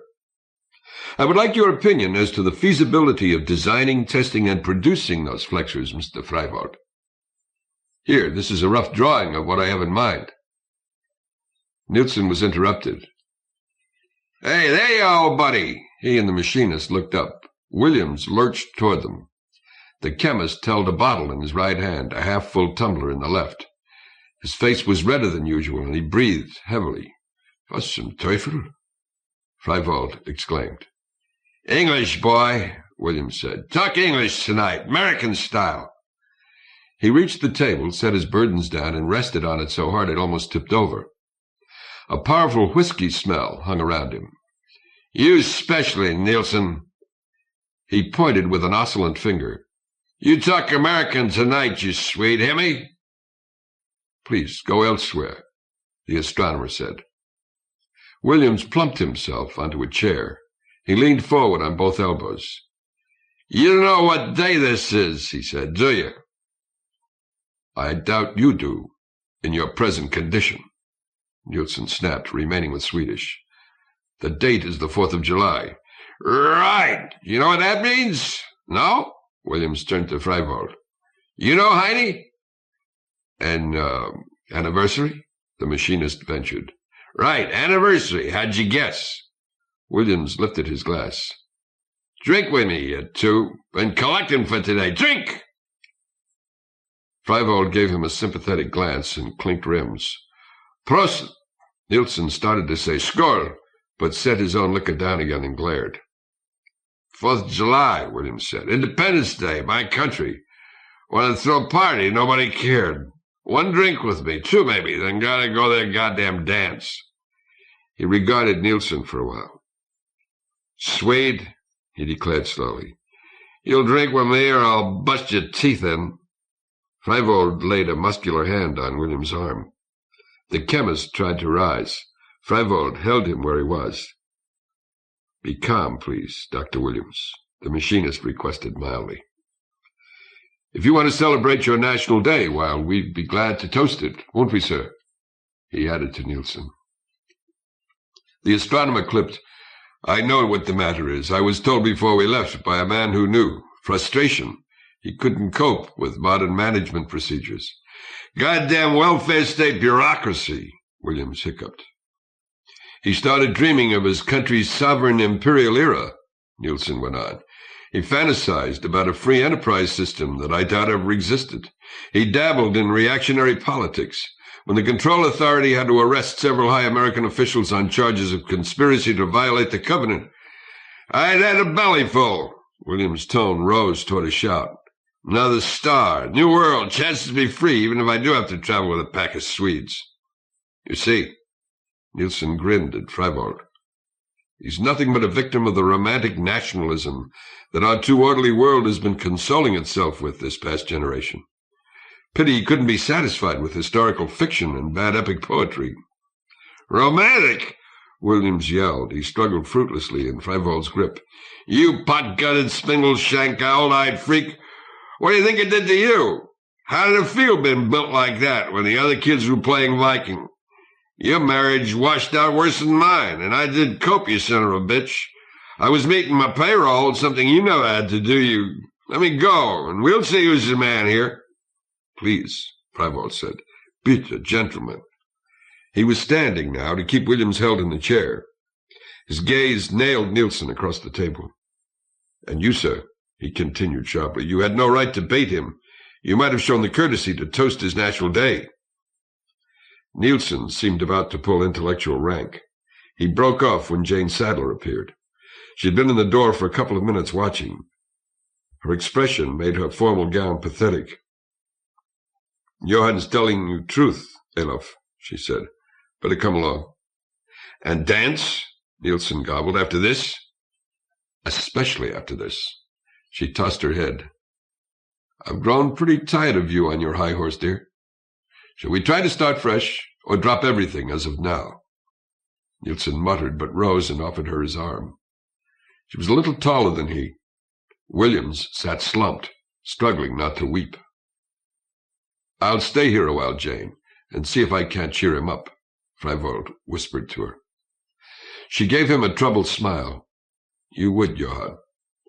They had been together a few times before she took up with Nielsen. Thanks. Their glances lingered, each on each. Nielsen shuffled his feet and coughed.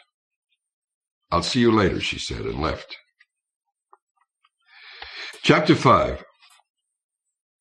When Leonard Christine attained a substantial fraction of light speed, its optical effects became clear to the unaided sight. Her velocity and that of the rays from a star added vectorially. The result was aberration. Except for whatever lay dead aft or ahead, the apparent position changed. Constellations grew lopsided, grew grotesque, and melted as their members crawled across the dark. More and more, the stars thinned out behind the ship and crowded before her. Doppler effect operated simultaneously. Because she was fleeing the light waves that overtook her from astern, to her their length was increased and their frequency lowered. In like manner, the waves into which her bow plunged were shortened and quickened. Thus the suns aft looked ever redder, those forward bluer. On the bridge stood a compensating viewscope, the single one aboard, elaborate as it was. A computer figured out continuously how the sky would appear if you were motionless at this point in space, and projected a simulacrum of it. The device was not for amusement or comfort. It was a valuable navigational aid. Clearly, though, the computer needed data on where the ship really was and how fast she was traveling with respect to objects in heaven. This was no simple thing to find out. Velocity, exact speed, exact direction, varied with variations in the interstellar medium and with the necessarily imperfect feedback to the Bussard controls, as well as with time under acceleration. The shifts from her calculated path were comparatively petty, but over astronomical distances, any imprecisions could add up to a fatal sum. They must be eliminated as they occurred. Hence that neat, stocky, dark-bearded man, Navigation Officer Auguste Boudreau, was among the few who had a full-time job en route that was concerned with operating the ship. It did not require him to revolve in a logical circle, find your position and velocity so you can correct for optical phenomena so you can check your position and velocity. Distant galaxies were his primary beacons. Statistical analysis of observations made on closer individual stars gave him further data. He used the mathematics of successive approximations. This made him a collaborator of Captain Tellender, who computed and ordered the needful course changes, and of Chief Engineer Fedorov, who put them into execution. The task was smoothly handled.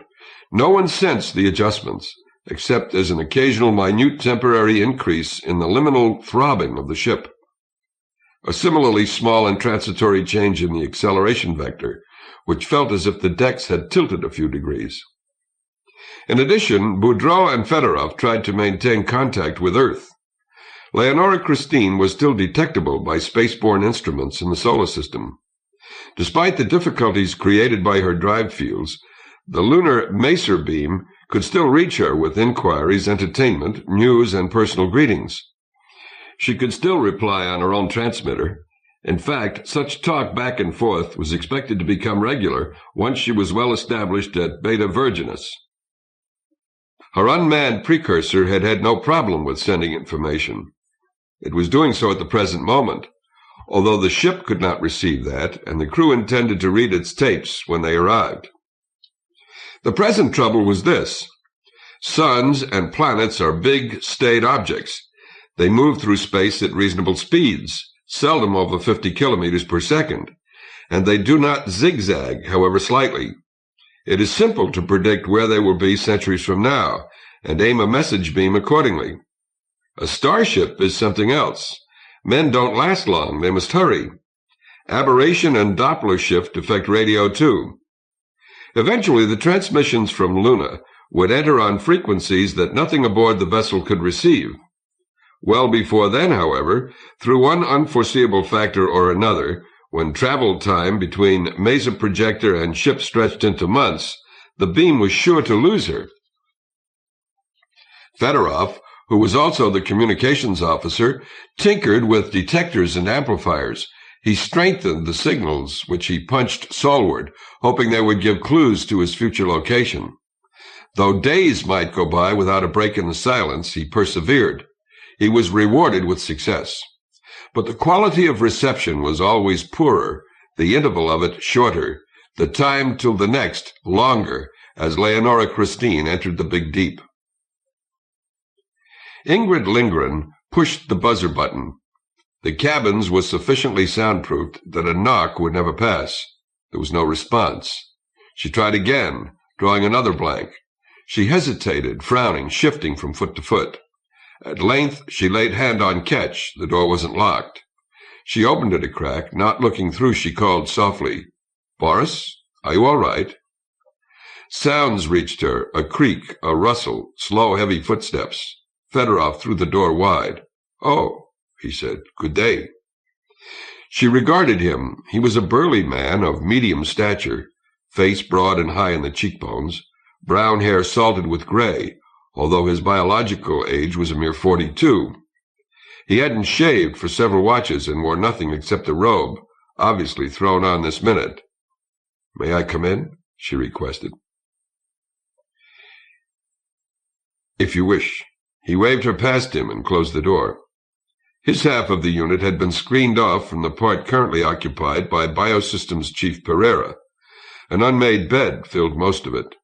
A vodka bottle stood on the dresser. "Pardon the mess," he said indifferently, lumbering past her. "Would you like a drink? I didn't bring tumblers, but you needn't fear a pull on this. Nobody has anything contagious." He chuckled, or rather rattled. "Where would germs come from here?" Lindgren sat down on the edge of the bed. "No thanks," she replied. "I'm on duty." "And I'm supposed to be." "Yes." Fedorov loomed over her, slumping. "I informed the bridge I feel indisposed and had better take a rest." "Shouldn't Dr. Ladvella examine you?" "What for? I'm physically well." Fedorov paused. "You came to make sure of me." "Part of my job. I'll respect your privacy, but you are a key man." Fedorov smiled. The expression was as forced as the prior noise had been. "Don't worry," he said. "I'm not breaking down in the brain either." He reached for the bottle, then withdrew his arm. "I am not even glugging myself into a stupor. It is nothing except what do the Americans call it? A glow." "Glows are best in company," Lindgren declared, after a moment. "I believe I will accept that drink." Fedorov gave her the bottle and joined her on the bedside. She raised it to him. "Skål!" A scant amount went down her throat. She returned the bottle, and he gave her Storovia! They sat in silence, Fedorov gazing at the bulkhead until he stirred and said, "Very well, since you must know, I wouldn't tell anyone else, especially not a woman. But I've come to learn something about you, Ingrid. Gunnar's daughter, is that correct?" "Yes, Boris Ilyich." He gave her a glance and a more nearly genuine smile. She sat relaxed, body curving out her coverall, a hint of warmth and human odor around her. "I believe," his tongue fumbled, "I hope you will understand and not repeat what I tell you. I promise the silence. For understanding I can try." He put elbows on knees, hands straining against each other. "It is personal, you see," he said slowly and not quite evenly. "Yet no great matter. I will be over it soon. It is simple. That final cast we received upset me." "The music?" "Yes, music. Signal-to-noise ratio too low for television, almost too low for sound. The last we will get, Ingrid Gunnar's daughter, before we reach goal and start receiving messages a generation old. I'm certain it was the last. Those few minutes, wavering, fading in and out, scarcely to hear through the firecrackle of stars and cosmic rays. When we lost that music, I knew we would get no more." Fedorov's voice trailed off. Lindgren waited. He shook himself. "It happened to be a Russian cradle song," he said. "My mother sang me to sleep with it." She laid a hand on his shoulder and let it rest feather light. "Do not think I'm off on an orgy of self-pity," he added in haste. "For a short while I remember my dead too well. It will pass." "Maybe I do understand," she murmured. He was on his second interstellar trip. He had gone to Delta Pavonis. Probe data indicated an Earth-like planet, and the expedition left with flying hopes. The reality was so nightmarish that the survivors showed rare heroism in remaining and studying for the minimum planned time. On their return, they had experienced 12 years, but Earth had aged 43. "I doubt if you do, really." Fedorov turned to confront her. "We expected people would have died when we came home. We expected change. If anything, I was overjoyed at first that I could recognize parts of my city. Moonlight on canals and river, domes and towers in Kazan Cathedral, Alexander and Bucephalus rearing over the bridge that carries Nevsky Prospect, the treasures in the Hermitage." He looked back away and shook his head wearily. "But the life itself, it was too different. Meeting it was like seeing a woman one loved become a slut." He fleered. "Exactly so. I worked in space for 5 years, as much as I was able. Research and development on improving the Bussard engine, as you may remember. My main purpose was to earn the post I have. We can hope for a fresh beginning on Beta 3. His words grew barely audible. Then my mother's little song reached me, for the last time. He tilted the bottle to his lips. Lindgren gave him a minute or two of silence before. "Now I can see, Boris, in part why it hurt you so. I've studied a bit of socio-history. In your boyhood, people were less relaxed. They'd repaired the war damage in most countries and brought population growth and civil disorder under control. Now they were going on to new things, imagination-staggering projects, on Earth as well as in space. Nothing seemed impossible. At the core of their elan was a spirit of hard work, patriotism, dedication. I suppose you had 2 gods you served with the whole heart, Father Technics and Mother Russia." Her hand slipped down to lie upon his. "You returned," she said, "and nobody cared." He nodded, teeth caught at his lower lip. "Is that why you despise today's women?" she asked. He started. "No, never." "Why, then, have none of your liaisons lasted beyond a week or 2? Mostly a single off-watch at a time," she challenged him. "Why are you only at ease and merry among men? I believe you don't care to know our half of the human race except as bodies. You don't think there's anything else worth knowing? And what you said a minute ago about sluts." I came from Delta Pavonis wishing for a true wife, he answered, as if being strangled. Lindgren sighed. Boris, change. From my viewpoint, you grew up in a period of unreasonable Puritanism. But it was a reaction to an earlier easiness that had perhaps gone too far. And earlier yet, no matter. She chose her words with care. The fact is, man has never stayed by a single ideal. The mass enthusiasm when you were young gave way to cool, rationalistic classicism. Today that's being drowned in turn by a kind of neo-romanticism. God knows where that will lead. I probably won't approve. Regardless, new generations grow up. We've no right to freeze them into our own mold. The universe is too wide. Fedorov was unmoving for so long that she started to rise and go. Suddenly he whirled, caught her wrist, and pulled her back down beside him. His speech labored. I would like to know you, Ingrid, as a human being.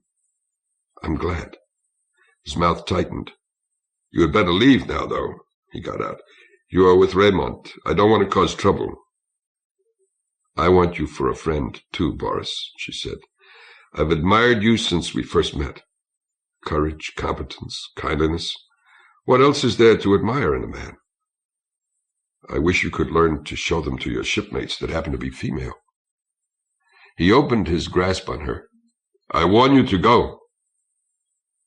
She considered him. If I do, she asked, and we get to talking another time, will you be at ease with me? I don't know, he said. I hope it, but I don't know. She thought a while further.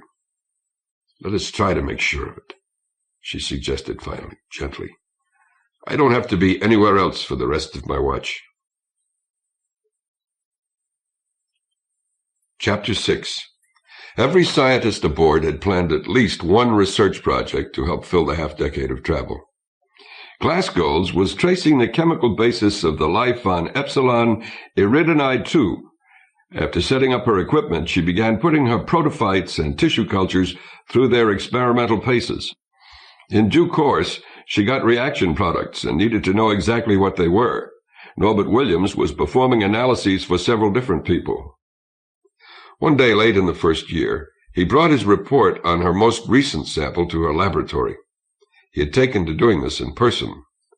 The molecules were strange, exciting him as much as her, and the two of them often discussed the findings for hours on end.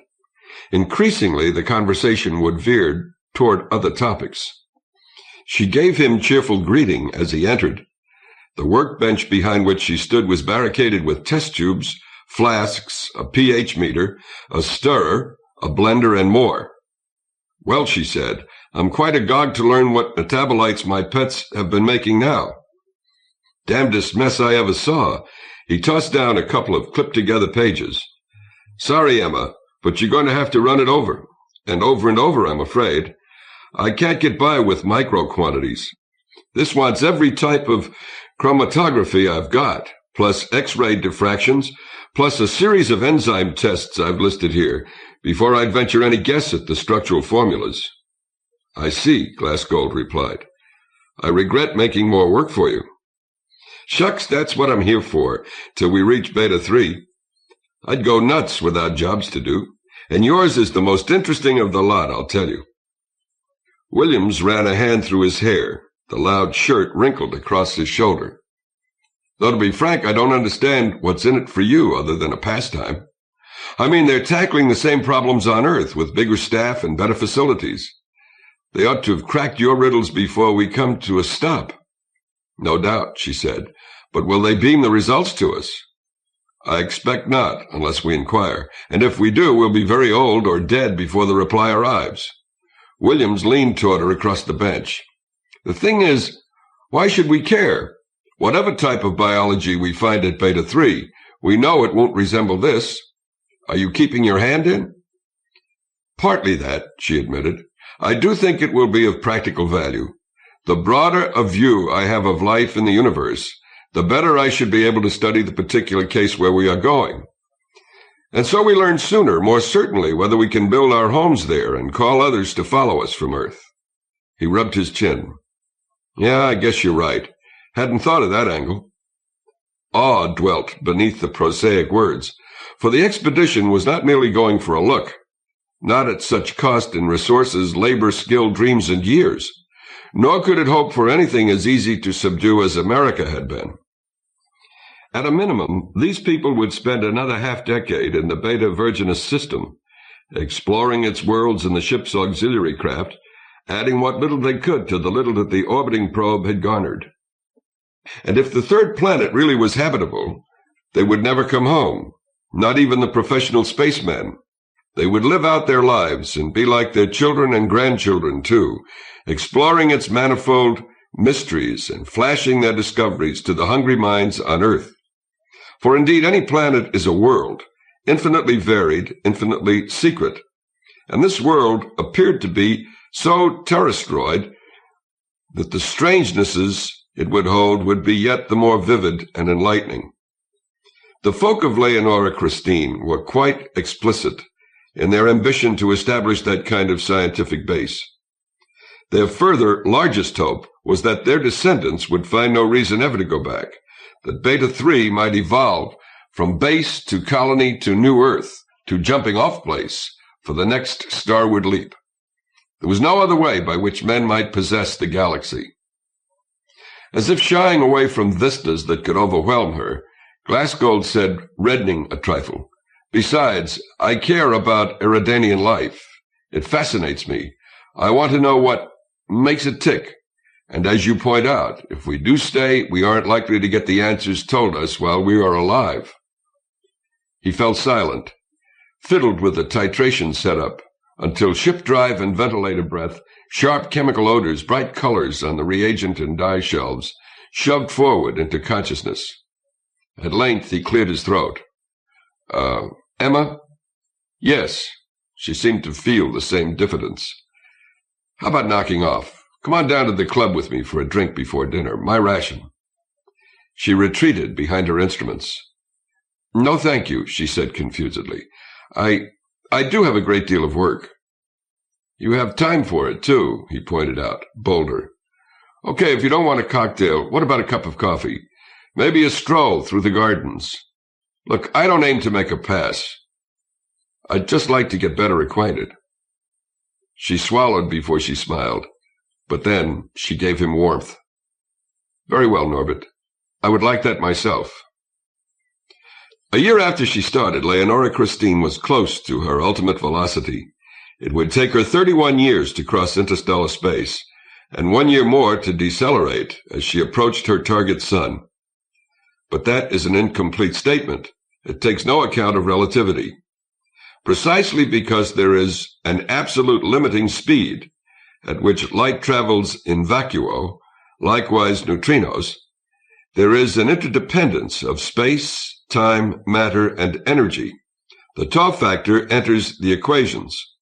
If v is the uniform velocity of a spaceship, and c the velocity of light, then tau equals the square root of 1 minus v square over c square. The closer that v comes to c, the closer tau comes to 0. Suppose an outside observer measures the mass of the spaceship. The result he gets is her rest mass, that is, the mass that she has when she is not moving with respect to him, divided by tau. Thus, the faster she travels, the more massive she is, as regards the universe at large. She gets the extra mass from the kinetic energy of motion, E equals mc squared. Furthermore, if the stationary observer could compare the ship's clocks with his own, he would notice a disagreement. The interlude between two events, such as the birth and death of a man, measured aboard the ship where they take place, is equal to the interlude which the observer measures, multiplied by tau. One might say that time moves proportionately slower on a starship. Lengths shrink. The observer sees the ship shortened in the direction of motion by the factor tau. Now, measurements made on shipboard are every bit as valid as those made elsewhere. To a crewman looking forth at the universe, the stars are compressed and have gained in mass. The distances between them have shriveled. They shine. They evolve at a strangely reduced rate. Yet the picture is more complicated even than this. You must bear in mind that the ship has in fact been accelerated and will be decelerated in relation to the total background of the cosmos. This takes the whole problem out of special and into general relativity. The star and ship situation is not really symmetrical. The twin paradox does not arise. When velocities match once more and reunion takes place, the star will have passed through a longer time than the ship did. If you ran Tau down to 1/100th and went into free fall, you would cross a light century in a single year of your own experience, though of course you could never regain the century that had passed at home, during which your friends grew old and died. This would inevitably involve a 100-fold increase of mass. A Bussard engine, drawing on the hydrogen of space, could supply that. Indeed, it would be foolish to stop the engine and coast when you could go right on decreasing your tau. Therefore, to reach other suns in a reasonable portion of your life expectancy, accelerate continuously right up to the interstellar midpoint, at which point you activate the decelerator system in the Bussard module and start slowing down again. You are limited by the speed of light, which you can never quite reach, but you are not limited in how close you can approach that speed, and thus you have no limit on your inverse tau factor. Throughout her year at 1 gravity, the differences between Leonore Christine and the slow-moving stars had accumulated imperceptibly. Now the curve entered upon the steep part of its climb. Now more and more, her folk measured the distance to their goal as shrinking, not simply because they traveled, but because for them the geometry of space was changing. More and more, they perceived natural processes in the outside universe as speeding up. It was not yet spectacular. Indeed, the minimum tau in her flight plan at midpoint was to be somewhat above 0.015. But an instant came when a minute aboard her corresponded to 61 seconds in the rest of the galaxy. A while later, it corresponded to 62, then 63, 64. The ship time between such counts grew gradually but steadily less, 65, 66, 67. The first Christmas, Hanukkah, New Year's, solstice festival season that the crew spent together had come early in their voyage and was a feverish carnival. The second was quieter. People were settling down to their work and their fellows. Nevertheless, improvised ornaments glittered on all decks. The hobby rooms resounded. The scissors and needles clicked. The galley grew fragrant with spice, as everybody tried to make small gifts for everybody else. The hydroponics division found it could spare enough green vines and branches for an imitation tree in the gymnasium. From the enormous microtape library came films of snow and sleighs, recordings of carols. The thespian contingent rehearsed a pageant. Chef Carducci planned banquets. Commons and cabins rollicked with parties. By tacit agreement, no one mentioned that each second which passed laid Earth 300,000 kilometers farther behind. Raymond made his way through a bustling recreation level. Some groups were stringing up the most newly made decorations. Nothing could be wasted, but aluminum foil chains, blown glass globes, wreaths twisted from bolts of cloth were reclaimable. Others played games, chattered, offered drinks around, flirted, got boisterous.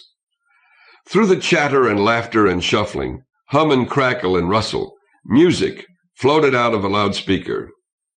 Adeste fidelis, laete triumphantes, venite, venite in Bethlehem. Iwamoto Tetsuo, Hussein Sadek, Yeshu Benzvai, Mohandas Chidambaran, Fratak, or Keto Mboto seemed to belong with it as much as Olga Sobieski or Johann Freibold. The machinist bellowed at Raymond. Guten Tag, mein lieber Schutzmann. Come share my bottle. He waved it in the air. His free arm was around Margarita Jimenez. Suspended above them was a slip of paper on which had been printed mistletoe. Raymond halted. He got along well with Freibold. "Thank you, no," he said. "Have you seen Boris Fedorov? I expected him to come here when he got off work." "No. I would expect it too, as lively as things are tonight. He's become a lot happier lately for some reason, hasn't he?" "What do you want of him?" "Business matter." "Business, forever business," Freibold said. "I swear your personal amusement is fretting. Me, I've got a better one." He hugged Jimenez to him. She snuggled. "Have you called his cabin?" "Naturally. No response. Still, maybe—" Raymond turned. "I'll try there. Later I'll come back for that schnapps," he added, already leaving. He took the stairs down past crew level to the officer's deck. The music followed. Jesu tibi sit gloria. The passageway was deserted. He pushed Fedorov's chime button. The engineer opened the door. He was clad in lounging pajamas. Behind him, a bottle of French wine, 2 glasses, and some Danish-style sandwiches waited on the dresser top. Surprise jarred him. He took a backward step. "Sto, you? Could I speak with you?" Fedorov's glance flickered. "I expect a guest."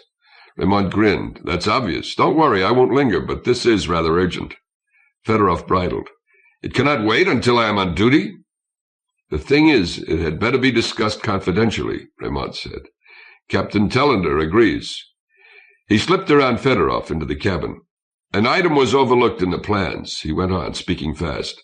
"Our schedule has us changing over to high acceleration mode on the 7th of January. You know better than I how that takes 2 or 3 days of preliminary work by your gang and considerable upsetting of everybody else's routine. Well, somehow the flight planners forgot that the 6th is important in West European tradition. 12th night, the eve of the 3 Holy Kings, call it what you will. It climaxes the merrymaking part of the holidays. Last year, celebrations were so riotous that nobody thought about it. But I learned that this year a final feast and dance with the old rituals is being talked of, as something that would be pleasant if only it were possible. Think what such a reminder of our origins can do to help morale. The skipper and I wish you'd check the feasibility of postponing high acceleration a few days." Yes, I will look into it," Fedorov urged Raymond toward the open door. "Tomorrow, please." He was too late. Ingrid Lindgren came around its edge. She was in uniform, having hurried up from the bridge when her watch ended. "Good," broke from her. She stopped dead. Why, Lindgren," Fedorov said frantically. "What brings you here?" Raymond had sucked in a single breath. Every expression went out of his face. He stood moveless, except that his fists clenched till nails dug into palms and skin stretched white across knuckles. A new carol began. Lindgren looked back and forth between the men. Her own features were drained of blood. Abruptly, though, she straightened and said, "No, Boris, we'll not lie." "It wouldn't help any more," Raymond agreed without tone. Fedorov whirled on him. "All right," he cried, "all right. We have been together a few times. She's not your wife." "I never claimed she was," Raymond answered, his eyes on her. "I did intend to ask her to be when we arrived." "Carl," she whispered, "I love you." "No doubt one partner gets boring," Raymond said like winter. "You felt the need of refreshment, your privilege, of course. I did think you were above slinking behind my back." "Let her alone!" Fedorov grabbed blindly for him. The constable flowed aside, his hand chopped edge on. The engineer gasped in anguish, collapsed to a seat on the bed, and caught his injured wrist in the other hand. "It's not broken," Raymond told him. "However, if you don't stay where you are till I leave, I'll disable you." He paused, judiciously. "That's not a challenge to your manhood. I know single combat the way you know nucleonics. Let's stay civilized. She's yours anyway, I suppose." "Carl." Lindgren took a step and another toward him, reaching. Tears whipped down her cheeks. He sketched a bow. "I will remove my things from your cabin as soon as I have found a vacant berth." "Oh, Carl, Carl!" She clutched his tunic. "I never imagined. Listen, Boris needed me. Yes, I admit it. I enjoyed being with him, but it was never deeper than friendship. Help. Why didn't you tell me what you were doing? Wasn't I entitled to know?" You were, but I was afraid." "A few remarks you'd let drop. You are jealous." And it's so unnecessary, because you're the only one who counts. I've been poor my whole life, he said, and I do have a poor man's primitive morality, as well as some regard for privacy. On Earth, there might be ways to make matters not right again, really, but tolerable. I could fight my rival, or go away on a long trip, or you and I could both move elsewhere. None of that is possible here. Can't you understand? She implored. Can't you? He had closed his fists anew. No, he said, you honestly, I'll assume honestly, don't believe you did me any harm. The years will be hard enough to get through without keeping up that kind of relationship. He disengaged her from him. Stop blubbering, he barked. She shuddered and grew rigid. Fedorov growled. He started to rise. She waved him back. That's better. Raymond went to the door. There he stood and faced them. We'll have no scenes, no intrigues, no grudges, he stated. When 50 people are locked into one hull, everybody conducts himself right or everybody dies. Mr. Engineer Fedorov, Captain Tellender and I would like your report on the subject I came to discuss as soon as can be managed. You might get the opinion of Miss First Officer Lindgren, bearing in mind that secrecy is desirable till we're ready to make an announcement one way or another. For an instant, the pain and fury struck out of him. Our duty is to the ship, hell damn you! Control clamped down. He clicked his heels. My apologies. Good evening. He left. Fedorov got up behind Lindgren and laid his arms around her. I'm very sorry, he said in his awkwardness. If I had guessed this might happen, I would never. Not your fault, Boris. She didn't move. If you would share quarters with me, I would be glad. No, thank you, she answered dully. I'm out of that game for the time being. She released herself. I'd better go. Good night. He stood alone with his sandwiches and wine. O Holy Child of Bethlehem, descend to us, we pray. The proper adjustments being made, Leonora Christine raised her acceleration a few days after Epiphany. It would make no particular difference to the cosmic duration of her passage. In either case, she ran at the heels of light. But by decreasing tau faster and reaching lower values of it at midpoint, the higher thrust appreciably shortened the shipboard time. Extending her scoop fields more widely, intensifying the thermonuclear fireball that trailed her trailing Bussard engine, the ship shifted over to 3 gravities. This would have added almost 30 meters per second to a low velocity. To her present speed, it added tiny increments, which grew constantly tinier. That was an outside measurement. Inboard, she drove ahead at 3G, and that measurement was equally real. Her human payload could not have taken it and lived long. The stress on heart, lungs, and especially on body fluid balance would have been too great. Drugs might have helped. Fortunately, there was a better way. The forces that pushed her nearer and nearer to ultimate C were not merely enormous. Of necessity, they were precise. They were indeed so precise that their interaction with the outside universe, matter and its own force fields, could be held to a nearly constant resultant in spite of changes in those exterior conditions. Likewise, the driving energies could safely be coupled to similar, much weaker fields when the latter were established within the hull. This linkage could then operate on the asymmetries of atoms and molecules to produce an acceleration uniform with that of the inside generator itself. In practice, though, the effect was left incomplete. One gravity was uncompensated. Hence, weight inboard remained at a steady Earth surface value, no matter how high the rate at which the ship gained speed. Such cushioning was only achievable at relativistic velocities. At an ordinary pace, their tall, large, atoms were insufficiently massive, too skittish to get a good grip on. As they approached C, they grew heavier, not to themselves, but to everything outside their vessel, until the interplay of fields between cargo and cosmos could establish a stable configuration. 3 gravities was not the limit. With scoop fields fully extended, and in regions where matter occurred more densely than hereabouts, such as a nebula, she could have gone considerably higher.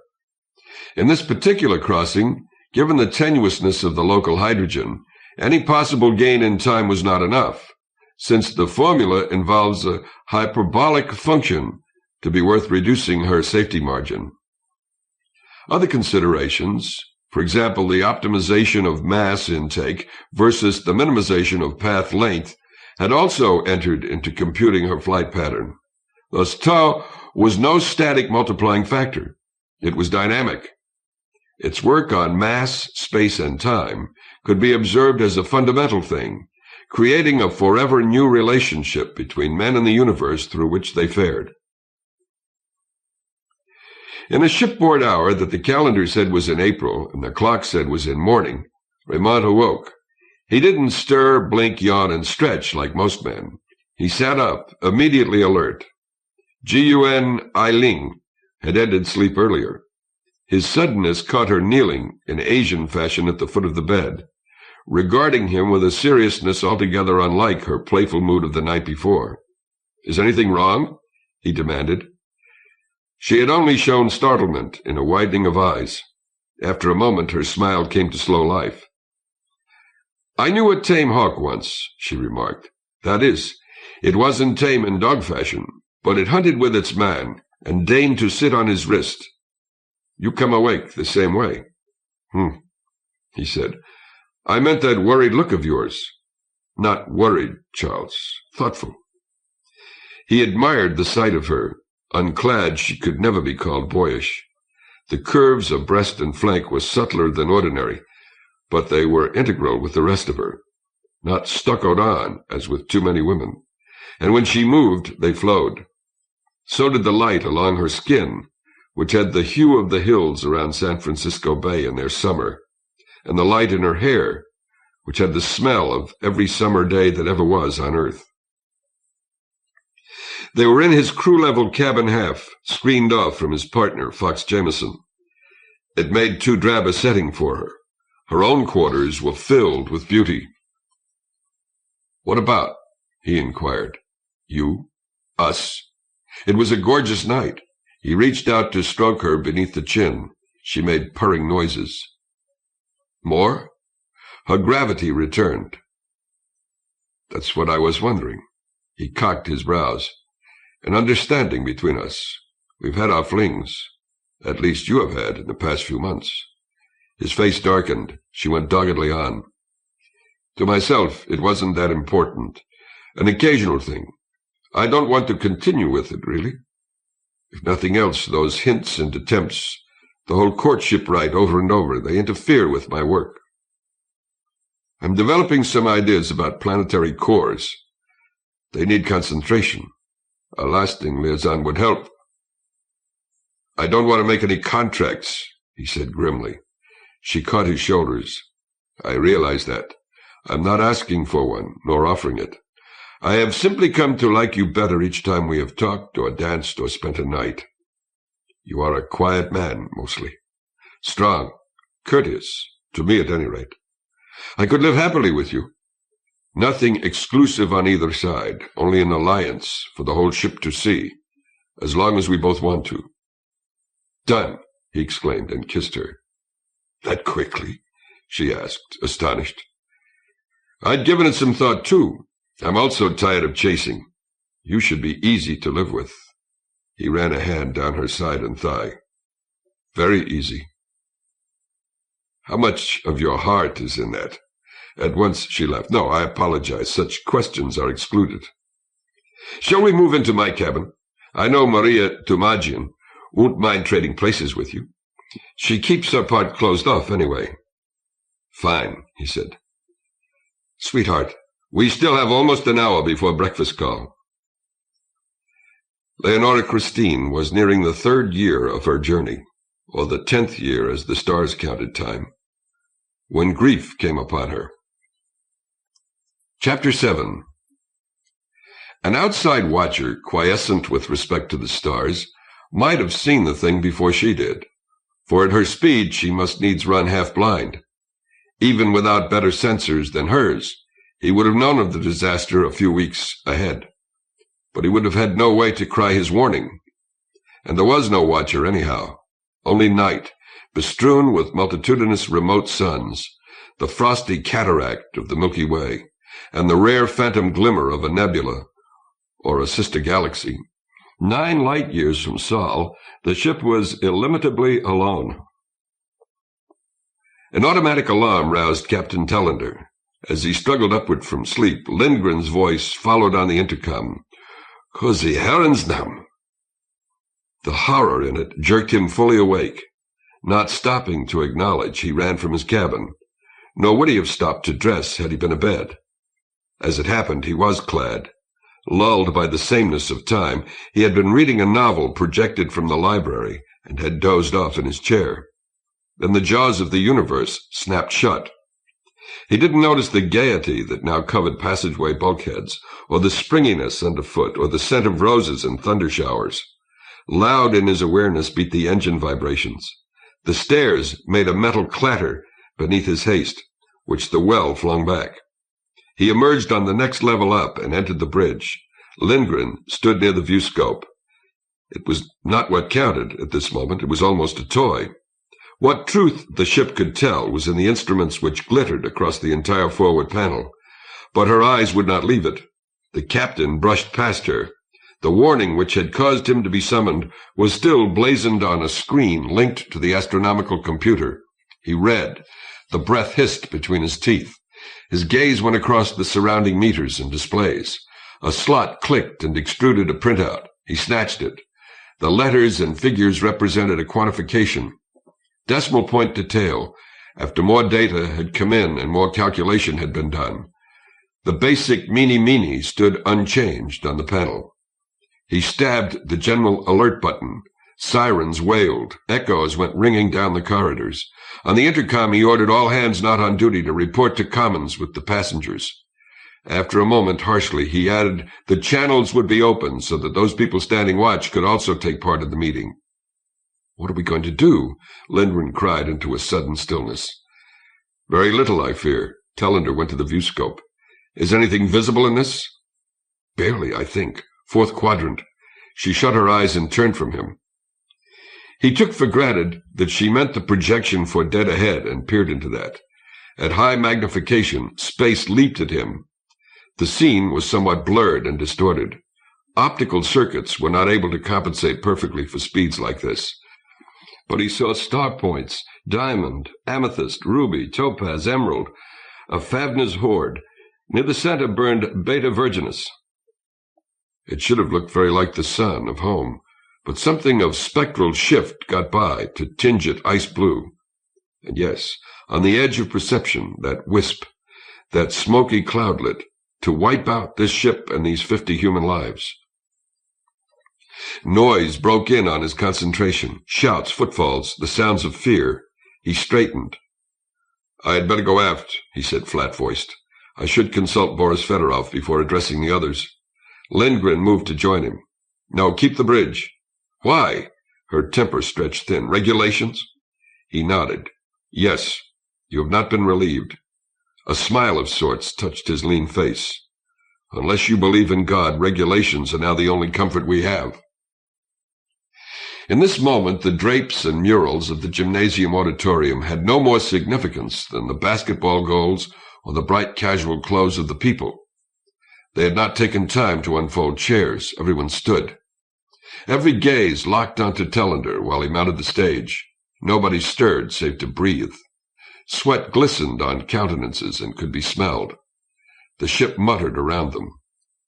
Tellender rested his fingers on the lectern. "Ladies and gentlemen," he said into their silence, "I have bad news." Quickly, "Let me say at once that our prospects of survival are far from hopeless, judging by present information. We are in trouble, though. The risk was not unforeseen, but by its nature is one that cannot be provided against. At any rate, not in our early stage of Bussard drive technology." "Get to the point, goddammit!" Norbert Williams shouted. "Quiet, you," said Remont. Unlike most of them, who stood with male and female hands clutched together, he held apart near the stage. To a drab coverall he had pinned his badge of authority. "You can't—" Someone must have nudged Williams, for he spluttered into silence. Tellender's frame grew visibly tenser. "Instruments have detected an obstacle, a small nebula, extremely small, a clot of dust and gas, no more than a few billion kilometers across. It is traveling at an abnormal velocity. Maybe it's a remnant of a larger thing cast out by a supernova, a remnant still held together by hydromagnetic forces. Or maybe it's a protostar, I do not know. The fact is we are going to strike it in about 24 hours, ship's time. What will happen then, I don't know either. With luck, we can ride out the impact and not suffer serious damage. Otherwise, if the fields become too overloaded to protect us, well, we knew this journey would have its hazards." He heard indrawn breaths, like his own on the bridge, and saw eyes grow white-rimmed, lips flutter, fingers trace signs in the air. He persisted. "We cannot do much to prepare. A little battening down, yes, but in general, the ship is already as taut as can be. When the moment approaches, we will be in shock harness and space armor. So, the meeting is now open for discussion." Williams' hand rocketed past the shoulder of tall Mbutu. "Yes?" The chemist's ruddiness showed indignation rather than fear. "Mr. Captain, the robot probe observed no dangers on this route. At least it beamed back no hint of them, right? Who's responsible for our blundering into this muck?" Voices lifted toward a babble. "Quiet!" Charles Raymond called. Though he didn't speak loud, he pushed the sound from his lungs in such a way that it struck. Several resentful glances were cast at him, but the talkers came to order. "I thought I had explained," Tellender said. "The cloud is minute by cosmic standards, non-luminous, undetectable at any large distance. It has a high velocity, scores of kps. Thus, supposing the probe had taken our identical path, the nebulina would have been well offside at the time, more than 50 years ago, remember? Furthermore, we can be certain the probe did not go exactly as we are going. Besides the relative motion of Sol and Beta Virginis, consider the distance between. 32 light-years is more than our poor minds can picture. The slightest variation in the curves taken from star to star means a difference of many astronomical units in the middle." "This thing couldn't have been predicted," Raymond added. "The chances were big against our running into it. Till somebody has to draw the long odds now and then." Tellender stiffened. "I did not recognize you, Constable," he said. Raymond flushed. "Captain, I was trying to expedite matters, so some snot-brains won't keep you here explaining the obvious till we smash. No insults to shipmates, Constable, and kindly wait to be recognized before you speak." "I beg the captain's pardon." Raymond folded his arms and blanked his features. Tellender said with care, "Please do not be afraid to ask questions, however elementary they seem. You are all educated in the theory of interstellar astronautics, but I, whose profession this is, know how strange the paradoxes are, how hard to keep straight in one's mind. Best if everyone understands exactly what we are meeting. Dr. Glassgold?" The molecular biologist lowered her hand and said timidly, "Can't we— nebular objects like that, they would count as hard vacuums on Earth, wouldn't they? And we are just under the speed of light, gaining more every second, and so more mass. Our inverse tau is about 15 at the moment, I believe. That means our mass is enormous. So how can a bit of dust and gas stop us?" "A good point," Tellender replied. "If we are lucky, we will pass without too great hindrance." "Not entirely. Remember that dust and gas is moving equally fast with respect to us, with a corresponding increase of its mass. The force fields have to do work on it, directing the hydrogen into the ramjet system and diverting all matter from the hull. This action has its reaction on us. Moreover, it will take place extremely rapidly. What the fields can do in, say, an hour, they may not be able to do in a minute. We must hope that they can, and that the material components of the ship can endure the resultant stresses. I have spoken with Chief Engineer Fedorov at his post. He thinks probably we will not suffer grave damage. He admits his opinion is a mere extrapolation. In a pioneering era, one learns chiefly by experience. Mr. Iwamoto? I presume we have no possibility of avoidance. 1 day ship's time is about 2 weeks cosmic time, no? We have not a chance to go around this nebulina? No, I fear not. In our own frame of reference, we are accelerating at approximately 3 gravities. In terms of the outside universe, however, that acceleration is not constant, but steadily decreasing. Therefore, we cannot change course fast. Even a full vector normal to our velocity would not get us far enough aside before the encounter. Anyhow, we haven't the time to make the preparations for such a drastic alteration of flight pattern. Second Engineer Mboto. Might it help if we decelerated? We must keep one or another mode operative at all times, forward or backward thrust to be sure. But I should think that deceleration now would soften the collision. The computer has not made any recommendations about that. Probably the information is insufficient. At best, the percentage difference in speed would be slight.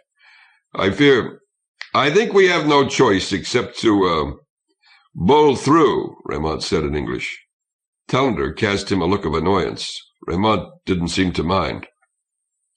As discussion progressed, though, his glance darted from speaker to speaker, and the lines between mouth and nostrils deepened in his face. When at last Tellender pronounced dismissed, the constable did not return to GUN. He pushed almost brutally through the uncertain milling of the rest and plucked the captain's sleeve.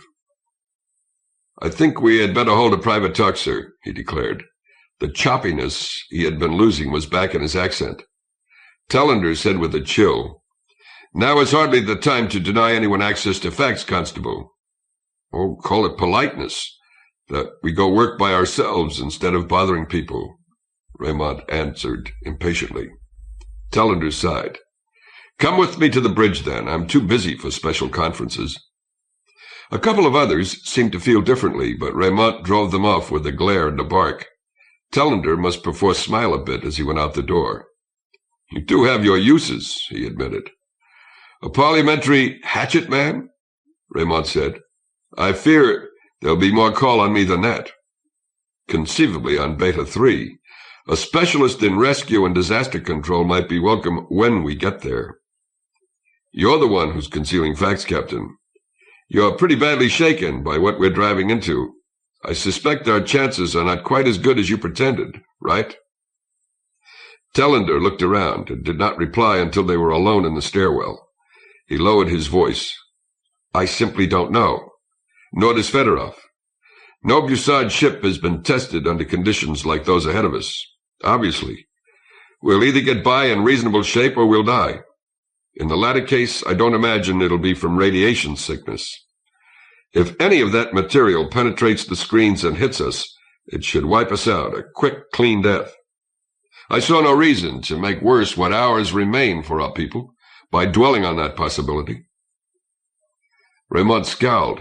You overlook a third chance. We may survive, but in bad shape. How the devil could we? Hard to say. Perhaps we'll take such a buffeting that personnel are killed. Key personnel, whom we can ill afford to lose. Not that 50 is any great number. Raymond brooded. Footsteps thudded in the mumble of energies. They reacted well on the whole, he said. They were picked for courage and coolness, along with health and intelligence. In a few instances, the picking may not have been entirely successful. Suppose we do find ourselves, let's say, disabled. What next? How long will morale last, or sanity itself? I want to be ready to maintain discipline. In that connection, Tellender responded, cold once more. Please remember that you act under my orders and subject to the articles of the expedition. Damnation! Raymond exploded. What do you take me for, a would-be Mao? I'm requesting your authorization to deputize certain trustworthy men and prepare them quietly for emergencies. I'll issue them weapons, stunner type only. If nothing goes wrong, or if something does but everybody behaves himself, what are we lost? Mutual trust, the captain said. They had come to the bridge. Raymond entered, with his companion arguing further. Tellender made a hacking gesture to shut him up, and strode toward the control console.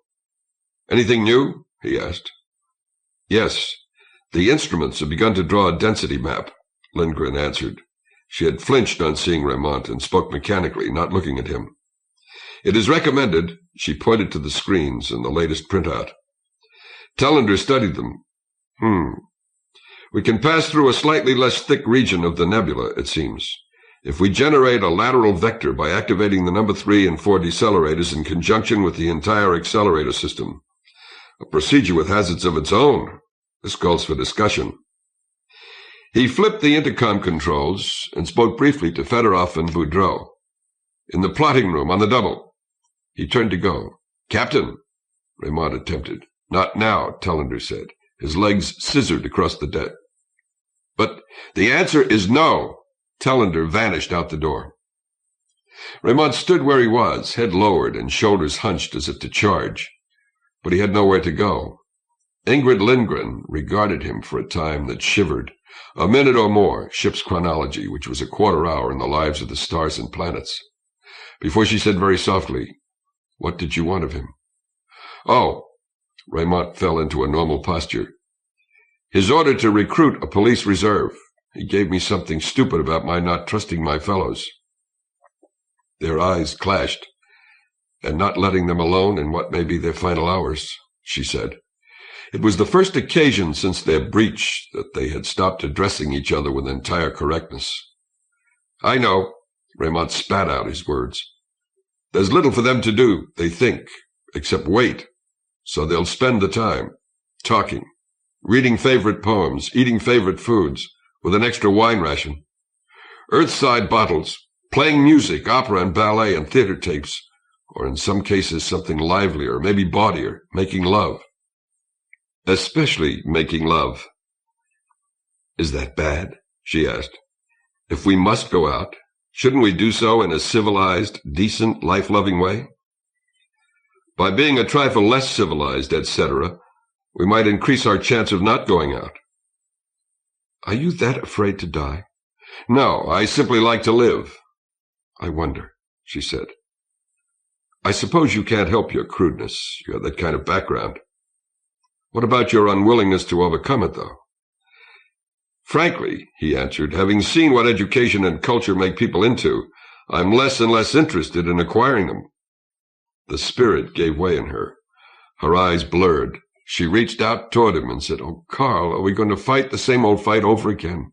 Now in what's maybe our last day alive?" He stood rigid. She went on fast. "I loved you. I wanted you for my life's partner, the father of my children, whether on Beta 3 or Earth. But we're so alone, all of us, here between the stars. We have to give what kindness we can, and take it, or we're worse than dead. Unless we can control our emotions." "Do you think there was any emotion? Anything but friendship, and wanting to help him get over his hurt, and a wish to make sure he did not fall seriously in love with me? With Boris? And the articles state in as many words we can't have formal marriages en route, because we're too constricted and deprived as is. So you and I terminated a relationship which had become unsatisfactory. You made plenty of others," she flared. "For a while. Till I found Eileen, whereas you've taken to sleeping around again." "I have normal needs. I've not settled down, committed myself," she gulped. "Like you." "Nor I, except that one does not abandon a partner when the going gets bad." Raymond shrugged. "No matter. As you implied, we're both free individuals. It wasn't easy, but I finally convinced myself it's not sensible or right to carry a grudge because you and Fedorov exercise that freedom. Don't let me spoil your fun after you go off watch." "Nor I yours." She brushed violently at her eyes. "As a matter of fact, I'll be occupied till nearly the last minute. Since I wasn't allowed to deputize, I'm going to ask for volunteers." "You can't." "I wasn't actually forbidden. I'll brace a few men in private who are likely to agree. We'll constitute ourselves a standby force, alerted to do whatever we can that's needed. Do you mean to tell the captain?" She turned from him. "No," she said. "Please go away." His boots clacked off down the corridor. Chapter 8. Everything that could be done had been. Now, space-suited, strapped into safety cocoons that were anchored to the beds, the folk of Leonora Christine waited for impact. Some left their helmet radios on so they could talk with their roommates. Others preferred solitude. With heads secured, no one could see another, nor anything except the bareness above his faceplate. Raymond and GUN's quarters felt more cheerless than most. She had stowed away the silk draperies that softened bulkheads and overhead, the low-legged table she had made to hold a Han Dynasty bowl with water and a single stone, the scroll with its serene mountainscape and her grandfather's calligraphy, the clothes, the sewing kit, the bamboo flute. Fluorlight fell bleak on unpainted surfaces.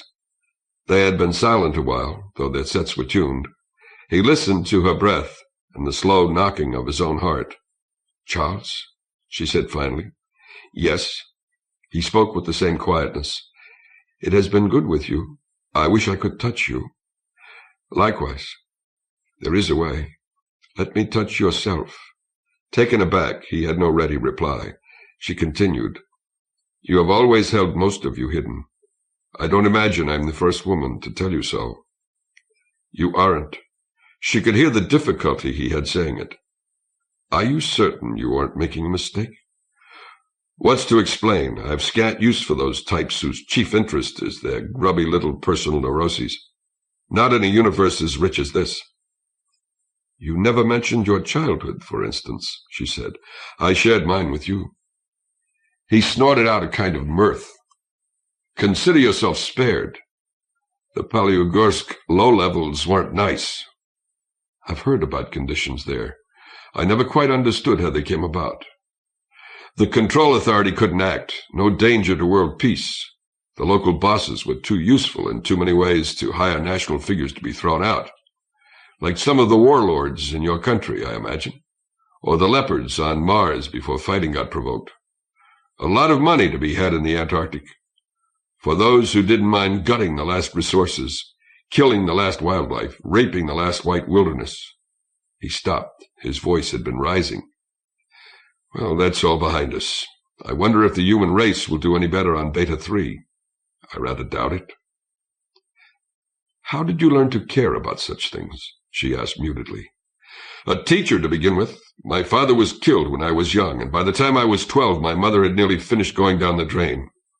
We had this one man, however, Mr. Mellicott, an Abyssinian. I don't know how he ended up in our hellhole of a school, but he lived for us and for what he taught. We felt it, and our brains came awake. I'm not certain if he did me a favor. I got to thinking and reading, and that got me into talking and doing, and that got me into trouble, till I had to skip for Mars, never mind how. Yes, I suppose it was a favor in the long run."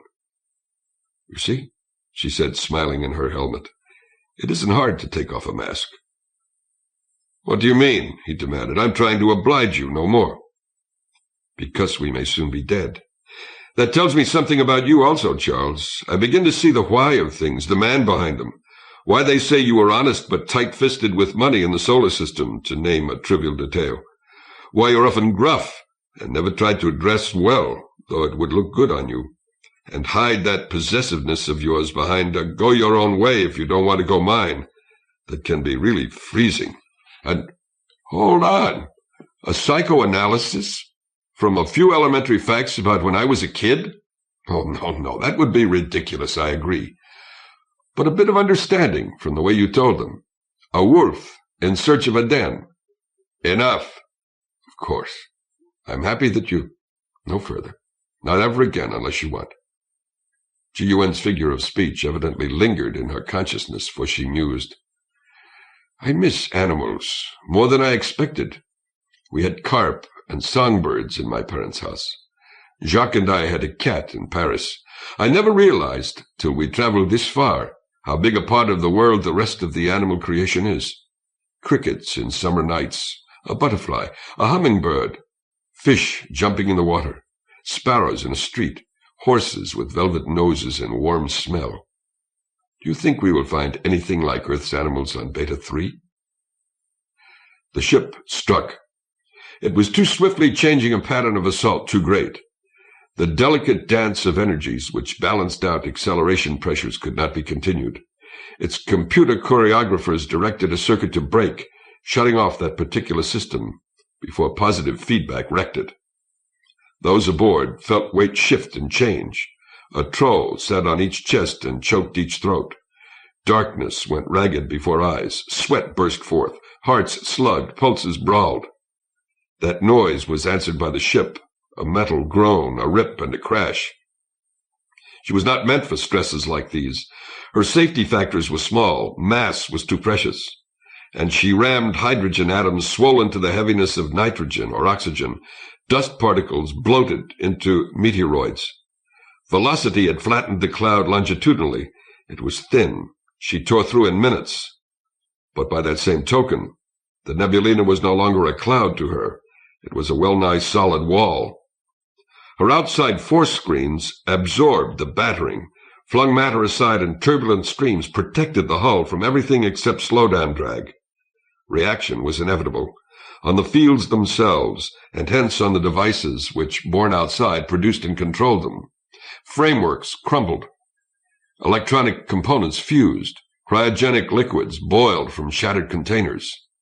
So one of the thermonuclear fires went out. The stars saw the event differently. They saw a tenuous, murky mass, struck by an object incredibly swift and dense. Hydromagnetic forces snatched at atoms, whirled them about, ionized them, cast them together. Radiation flashed. The object was encompassed in a meteor blaze. During the hour of its passage, it bored a tunnel through the nebulina. That tunnel was wider than the drill, because the shock waves spread outward, and outward, and outward, destroying what stability there had been, casting substance forth in gouts and tatters. If a sun and planets had been in embryo here, they would now never form. The invader passed. It had not lost much speed. Accelerating once more, it dwindled away toward remoter stars. Chapter 9. Raymond struggled back to wakefulness. He could not have been darkened long, could he? Sound had ceased. Was he deafened? Had the air puffed out of some hole into space? Were the screens down? Had gamma-colored death already sleeted through him? No. When he listened, he made out the familiar low beat of power. The fluoropanel shone steadily in his vision. The shadow of his cocoon fell on a bulkhead and had the blurred edges which betokened ample atmosphere. Weight had returned to a single G. Most of the ship's automata, at least, must be functioning. To hell with melodrama, he heard himself say. His voice came as if from far off, for strangers. We've got work. He fumbled with his harness. Muscles throbbed and ached. A trickle of blood ran over his mouth, tasting salty. Or was that sweat? Nichevo. He was operational. He crawled free, opened his helmet, sniffed.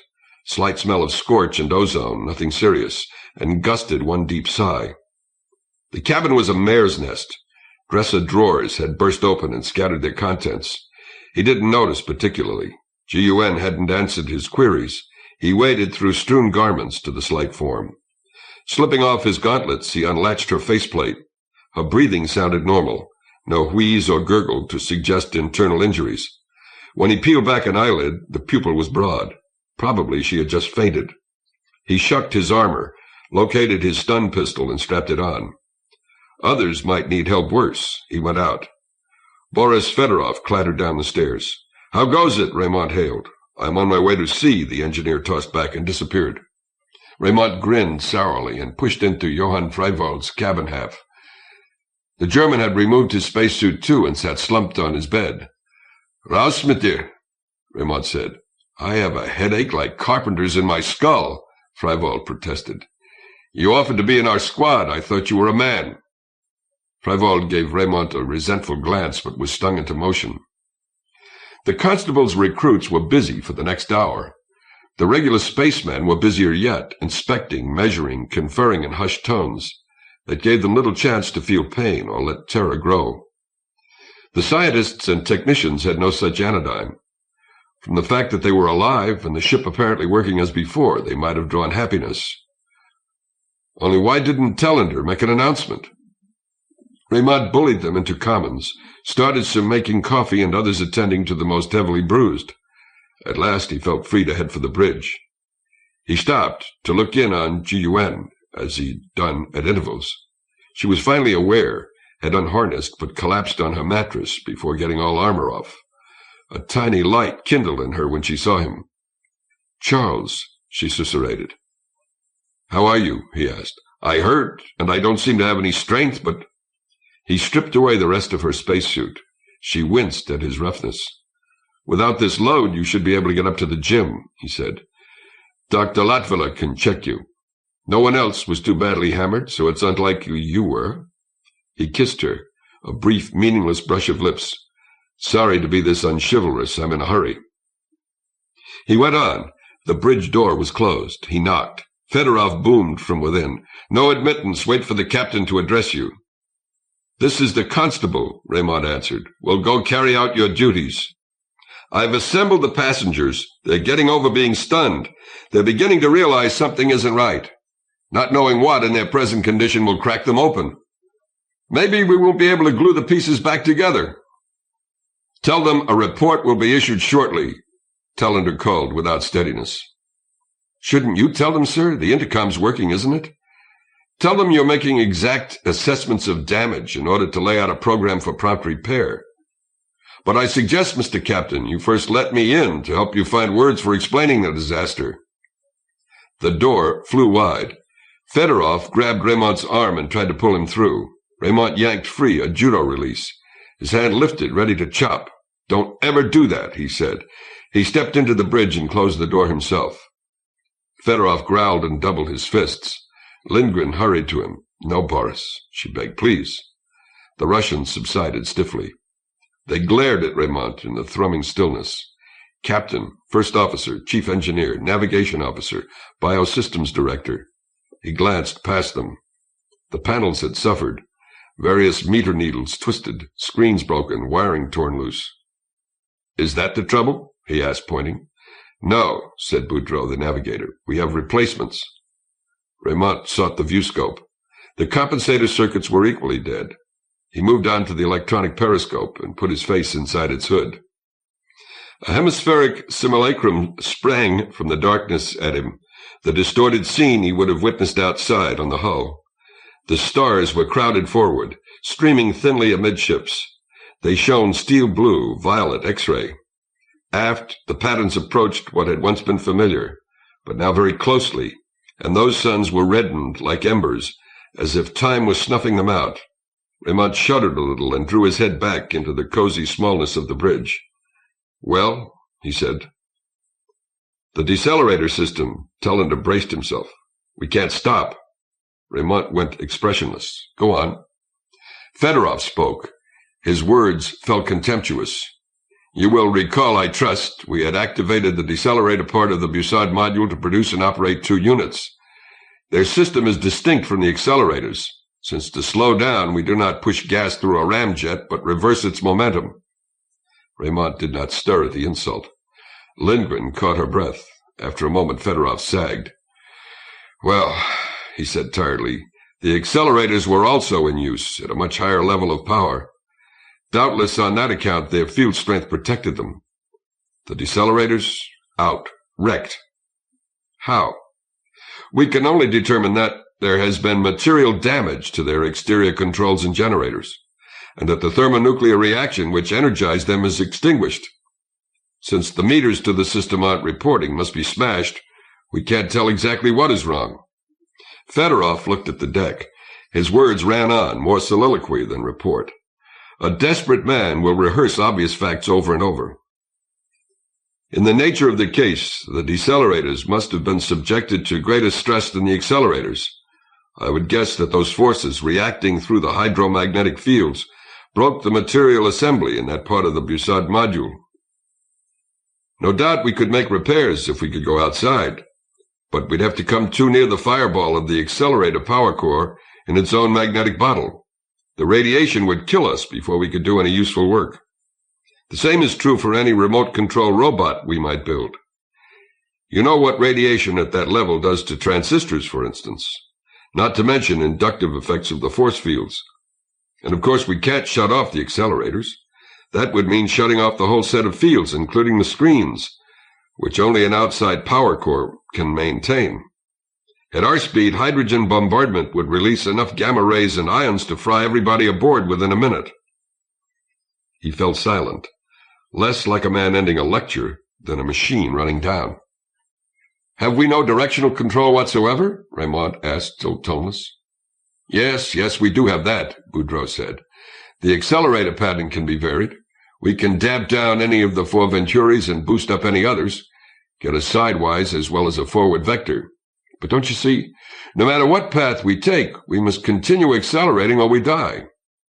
"Accelerating, forever," Tellender said. "At least," Lindgren whispered, "we can stay in the galaxy, swing around and around its heart." Her gaze went to the periscope, and they knew what she thought of. Behind that curtain of strange blue stars, blackness, intergalactic void, and ultimate exile. At least we can grow old with suns around us, even if we can't ever touch a planet again. Tellender's features writhed. "How do I tell our people?" he croaked. "We have no hope," Raymond said. It was hardly a question. "None," Fedorov replied. "Oh, we can live out our lives, reach a reasonable age, if not quite what antisenescence would normally permit," said Pereira. "The biosystems and organocycle apparatus are intact. We could actually increase their productivity. Do not fear immediate hunger or thirst or suffocation. True, the closed ecology, the reclamations, are not 100% efficient. They will suffer slow losses, slow degrading. A spaceship is not a world. Man is not quite the clever designer and large-scale builder that God is." His smile was ghastly. "I do not advise that we have children. They would be trying to breathe things like acetone, while getting along without things like phosphorus, and smothering in things like earwax and belly-button lint. But I imagine we can get 50 years out of our gadgets. Under the circumstances, that seems ample to me." Lindgren said from Nightmare, staring at a bulkhead as if she could see through, "When the last of us dies, we must put in an automatic cutoff. The ship must not keep on after our deaths. Let the radiation do what it will. Let cosmic friction break her to bits, and let the bits drift off yonder." "Why?" asked Raymond. "Isn't it obvious? If we throw ourselves into a circular path, consuming hydrogen, always traveling faster, running tar down and down as the thousands of years pass, we get more massive. We would end by devouring the galaxy." "No, not that," said Tellender. He retreated into pedantry. "I have seen calculations. Somebody did worry once about a Bussard craft getting out of control. But as Mr. Pereira remarked, any human work is insignificant out here. Tar would have to become something like, shall we say, 10 to the minus 20th power before the ship's mass was equal to that of a minor star. And the odds are always literally astronomical against her colliding with anything more important than a nebula. Besides, we know the universe is finite in time as well as space. It would stop expanding and collapse before our tar got that low.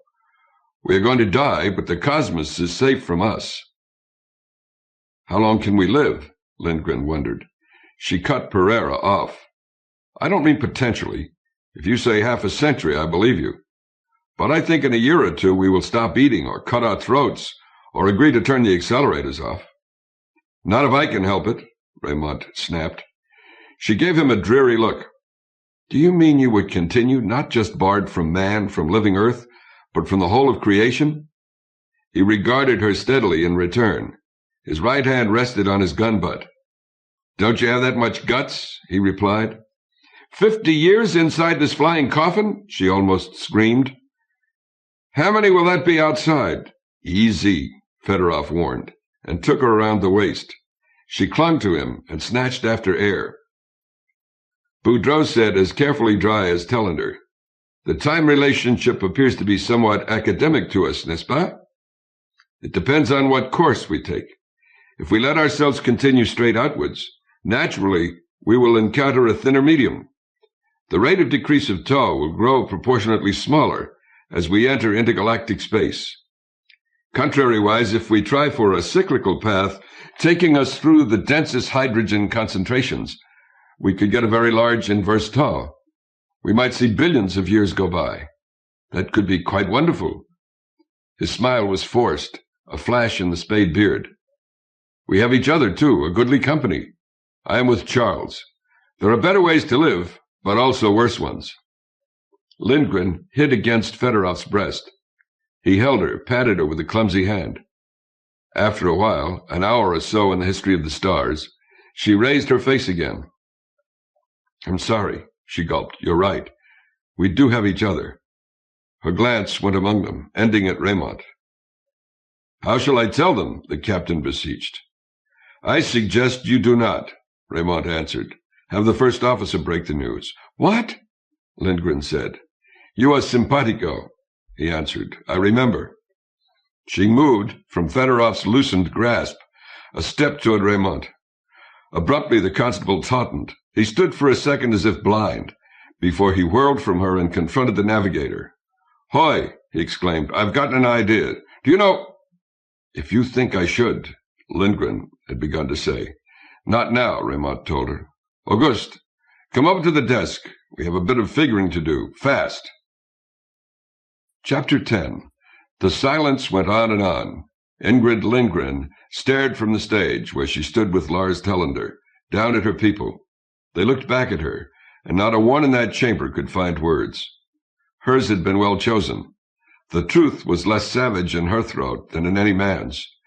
But when she came to her planned midpoint, we have lost Earth, lost Beta 3, lost the mankind we belonged to. We have left to us courage, love, and yes, hope. She could not continue. She stood with lip caught between teeth, fingers twisted together, and the slow tears flowed from her eyes. Telander stirred. If you will, he tried. Kindly pay attention. A means does exist.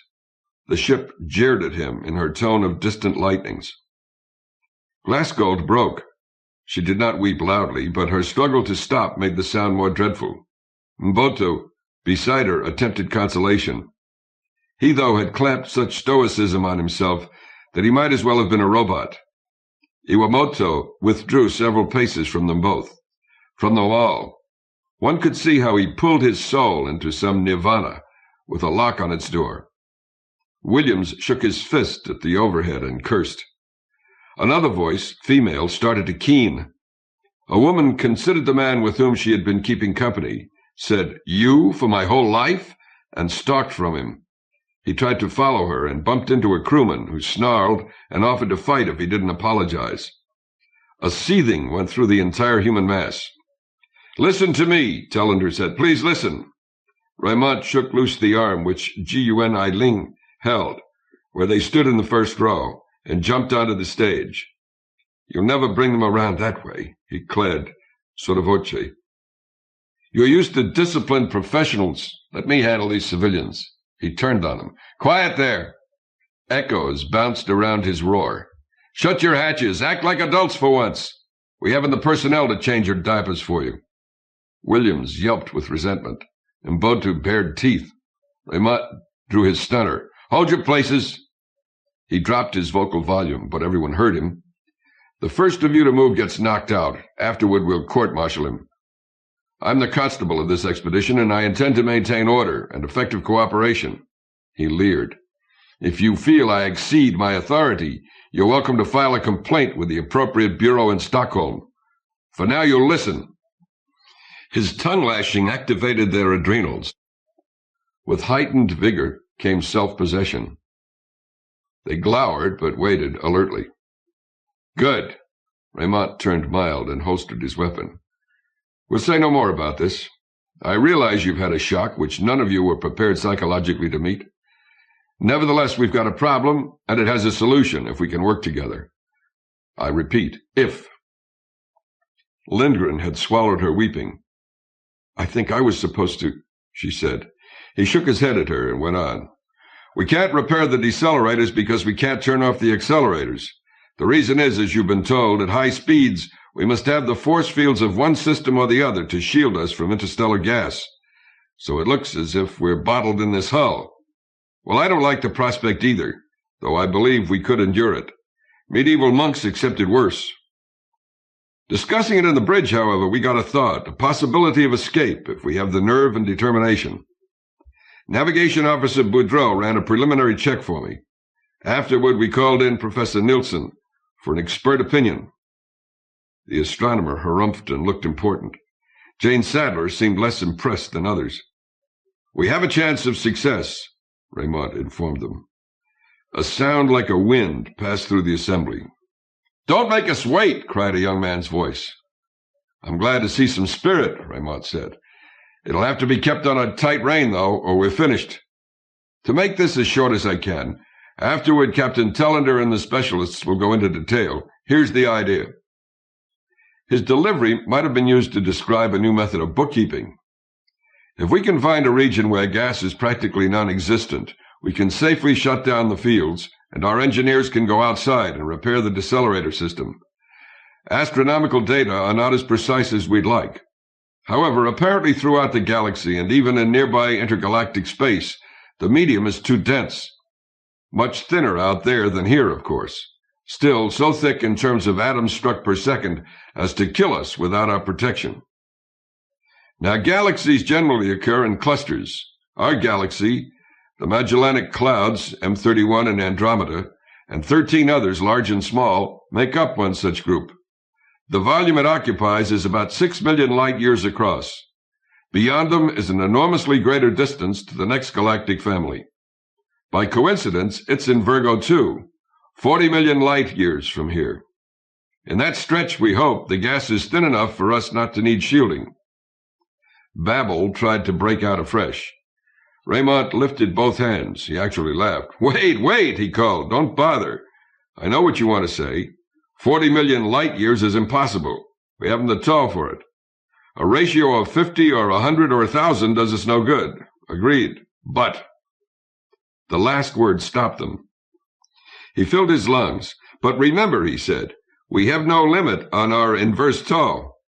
We can accelerate a lot more than 3G, too, if we widen our scoop fields and choose a path through sections of this galaxy where matter is dense. The exact parameters we've been using were determined by our course to Beta Virginis. The ship isn't restricted to them. Navigator Boudreau and Professor Nielsen estimate we can travel at an average of 10G, quite likely more. Engineer Fedorov is reasonably sure the accelerator system can stand that, after certain modifications he knows he can make. So, the gentlemen make rough calculations. Their results indicate we can swing halfway around the galaxy, spiraling inward till we plunge straight through its middle, and out again on this side. We'd be slow about any course change anyway. We can't turn on a 10 coin at our speed, and this will enable us to acquire that necessary tow. Don't forget, that'll decrease constantly. Our transit to Beta V would have been a lot quicker if we hadn't meant to stop there. If instead of braking at mid-passage, we'd simply kept cramming on velocity. Navigator Boudreau estimates, mind you. We'll have to gather data as we go, but a good informed guess, considering the speed we already have. He thinks we can finish with this galaxy and head out beyond it in a year or two. "How long cosmic time?" sounded from the gathering. "Who cares?" Raymond retorted. "You know the dimensions. The galactic disk is about 100,000 light-years across. At present, we're 30,000 from the center. 100 or 200 millennia altogether? Who can tell? It'll depend on what path we take, which in turn will depend on what long-range observation can show us." He stabbed a finger at them. "I know, you wonder, what if we hit a cloud such as got us into this miserable situation? I have two answers for that. First, we have to take some risks. But second, as our tow gets less and less, we'll be able to use regions which are denser and denser. We'll have too much mass to be affected as we were this time, you see? The more we have, the more we can get, and the faster we can get it in ship's time. We may conceivably leave the galaxy with an inverse tow on the order of 100 million. In that case, by our clocks, we'll be outside this entire galactic family in days." "How do we get back?" Glassgold said, but vigilant and interested.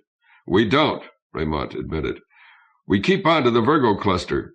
There we reverse the process, decelerate, enter one of the member galaxies, bring our tow up to something sensible, and start looking for a planet where we can live." Yes, yes, yes, he rapped into the renewed surf of their speech. Millions of years in the future. Millions of light years hence. The human race most likely extinct in this corner of the universe. Well, can't we start over in another place in time?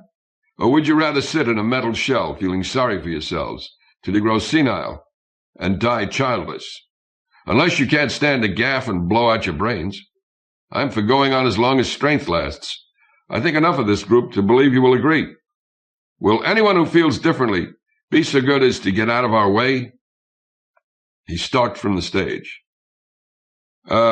Navigation Officer Boudreau, Chief Engineer Fedorov, Professor Nielsen, Tellender said. Will you come here? Ladies and gentlemen, the meeting is open for general discussions. GUN hugged Raymond. You were marvelous, she sobbed.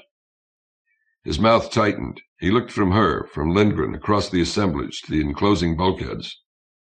Thanks, he replied curtly. It wasn't much. Oh, but it was. You gave us back hope.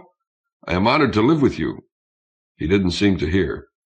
Anybody could have presented a shiny new idea, he said. They'll grasp at anything right now. I only expedited matters. When they accept the program, that's when the real trouble begins. Chapter 11. Force fields shifted about. They were not static tubes and walls. What formed them was the incessant interplay of electromagnetic pulses, whose production, propagation, and heterodyning must be under control at every nanosecond, from the quantum level to the cosmic. As exterior conditions, matter density, radiation, impinging field strengths, gravitational space curvature changed instant by instant, their reaction on the ship's immaterial web was registered. Data were fed into the computers, handling 1,000 simultaneous Fourier series as the smallest of their tasks. These machines sent back their answers. The generating and controlling devices, swimming after the hull in a vortex of their own output, made their supple adjustments. Into this homeostasis, this tightrope walk across the chance of a response that was improper or merely tardy, which would mean distortion and collapse of the fields, nova-like destruction of the ship, entered a human command. It became part of the data. A starboard intake widened. A port intake throttled back. Carefully, Leonora Christine swung around onto her new course. The stars saw the ponderous movement of a steadily larger and more flattened mass, taking months and years before the deviation from its original track was significant. Not that the object whereon they shone was slow. It was a planet-sized shell of incandescence, where atoms were seized by its outermost force fringes and excited into thermal fluorescent synchrotron radiation, and it came barely behind the wavefront which announced its march. But the ship's luminosity was soon lost across light years. Her passage crawled through abysses which seemingly had no end. In her own time, the story was another. She moved in a universe increasingly foreign, more rapidly aging, more massive, more compressed. Thus, the rate at which she could gulp down hydrogen, burn part of it to energy, and hurl the rest off in a 1,000,000-kilometer jet flame. That rate kept waxing for her.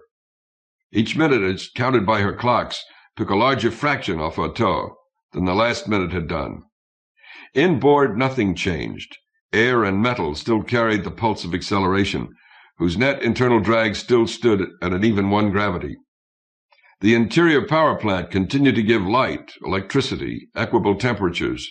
The biosystems and organocycles reclaimed oxygen and water. Processed waste, manufactured food, supported life.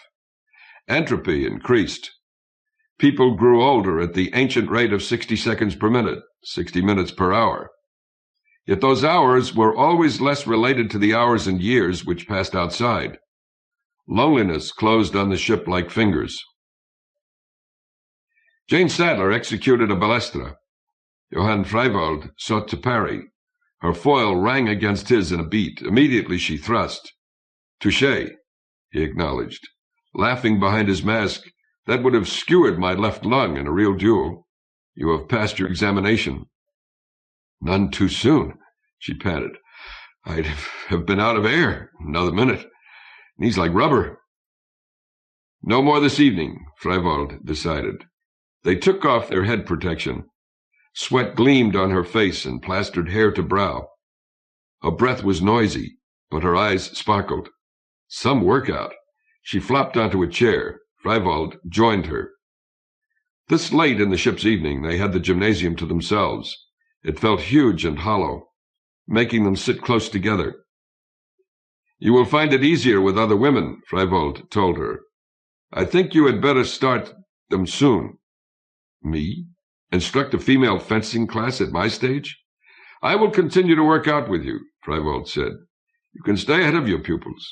Don't you see I must begin with the men? And if the sport draws as much interest as I would like, it will take time to make the equipment. Besides more masks and foils, we need épées and sabers. We cannot delay." Sadler's merriment faded. She gave him a studying look. "You didn't propose this of your own accord." "I'd assumed, you being the only person who'd fenced back on Earth, you wanted partners." "It was Constable Raymond's idea, when I happened to mention my wish. He arranged that Stockby issued me to produce the gear. You see, we must maintain physical fitness." "And distract ourselves from the bind we're in," she said harshly. "A sound physique helps keep a sound mind. If you go to bed tired, you don't lie awake brooding." "Yes, I know. Elaf." Sadler stopped. "Professor Nielsen is perhaps too engaged in his work," Freiwald dared say. His gaze left her, and he flexed the blade between his hands. "He'd better be. Unless he can develop improved astronomical instrumentation, we can't plot an extragalactic trajectory on anything except guesswork." True. I would suggest, Jane, your man might benefit, even in his profession, if he would take exercise." It was forced from her. "He's getting harder to live with every day." She took the offensive. "So Raymond's appointed you coach?" "Informally," Freiwald said. "He urged me to take leadership, develop new attractive sports. Well, I am one of his unofficial deputies." "Uh-huh. And he himself can't. They'd see his motives. They'd think of him as a drill master. The fun would be gone, and they'd stay away by dozens." Sadler smiled. "Okay, Johann. Count me in on your conspiracy." She offered her hand. He took it. The clasp continued. "Let's get out of this wet padding and into a wet swimming pool," she proposed. He replied scratchily, "No, thank you, not tonight. We would be alone." "I don't dare that any longer, Jane." Leonora Christine encountered another region of increased matter density. It was more tenuous than the nebulina which had caused her trouble, and she ran it without difficulty, but it reached for many parsecs. Her toes shrank at a pace which in her own chronology was stupefying. By the time she emerged, she was going so fast that the normal 1 atom per cubic centimeter counted for about as much as the cloud had done. Not only did she keep the speed she had gained, she kept the acceleration.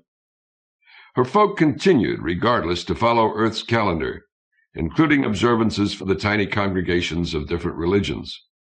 Each 7th morning, Captain Tellender led his handful of Protestants in divine service. On a particular Sunday, he had asked Ingrid Lindgren to meet him in his cabin afterward. She was waiting there when he entered. Her fairness and a short red gown cast her vivid against books, desk, papers. Though he rated a double section to himself, its austerity was relieved by little, except a few pictures of family and a half-built model of a clipper ship. "Good morning," he said with accustomed solemnity.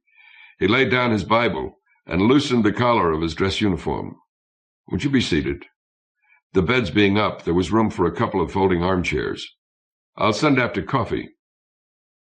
"How did it go?" she asked, sitting down opposite him, nervously trying to make conversation. "Did Malcolm attend?" "Not today. I suspect our friend Fox Jameson is not yet sure whether he wants to return to the faith of his fathers or stay a loyal agnostic." Tellender smiled a bit. "He'll come, though. He'll come. He simply needs to get it through his head that it's possible to be a Christian and an astrophysicist." "When are we going to lure you, Ingrid?" "Probably never. If there is any directing intelligence behind reality, and we've no scientific evidence in favor of that, why should it care about a chemical accident like man?" "You quote Charles Raymond almost precisely, did you know?" Tellender said. Her features tensed. He hurried on. A being that concerns itself with everything from quanta to quasars can spare attention for us. Rational proof, but I don't want to repeat stale arguments. We've something else on hand. He tuned his intercom to the galley. A pot of coffee, cream and sugar, 2 cups in the captain's cabin, please. Cream, Lindgren muttered. I don't think our food technicians fake it badly, Tellender said. By the way, Carducci is quite taken with Raymond's suggestion. What's that? Working with the food team to invent new dishes.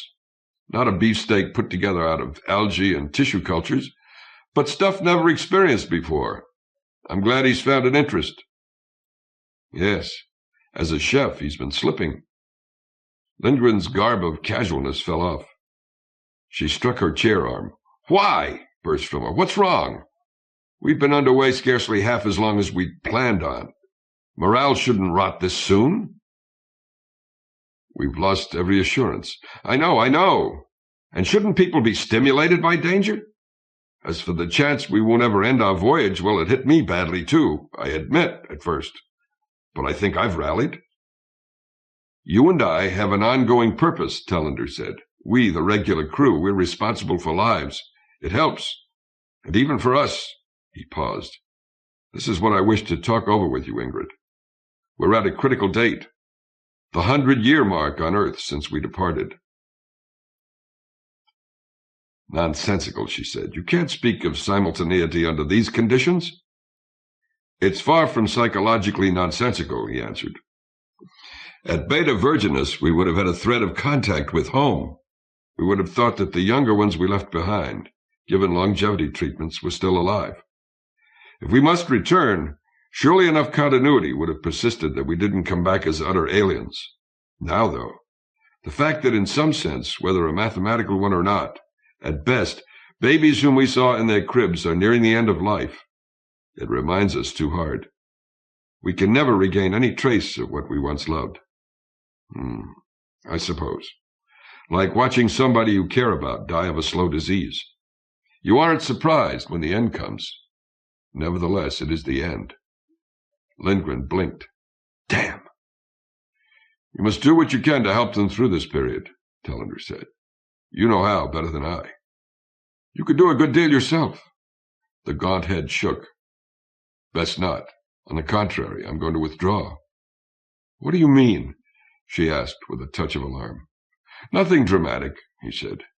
My work with the engineering and navigation departments in these unpredictable circumstances does take most of my waking hours.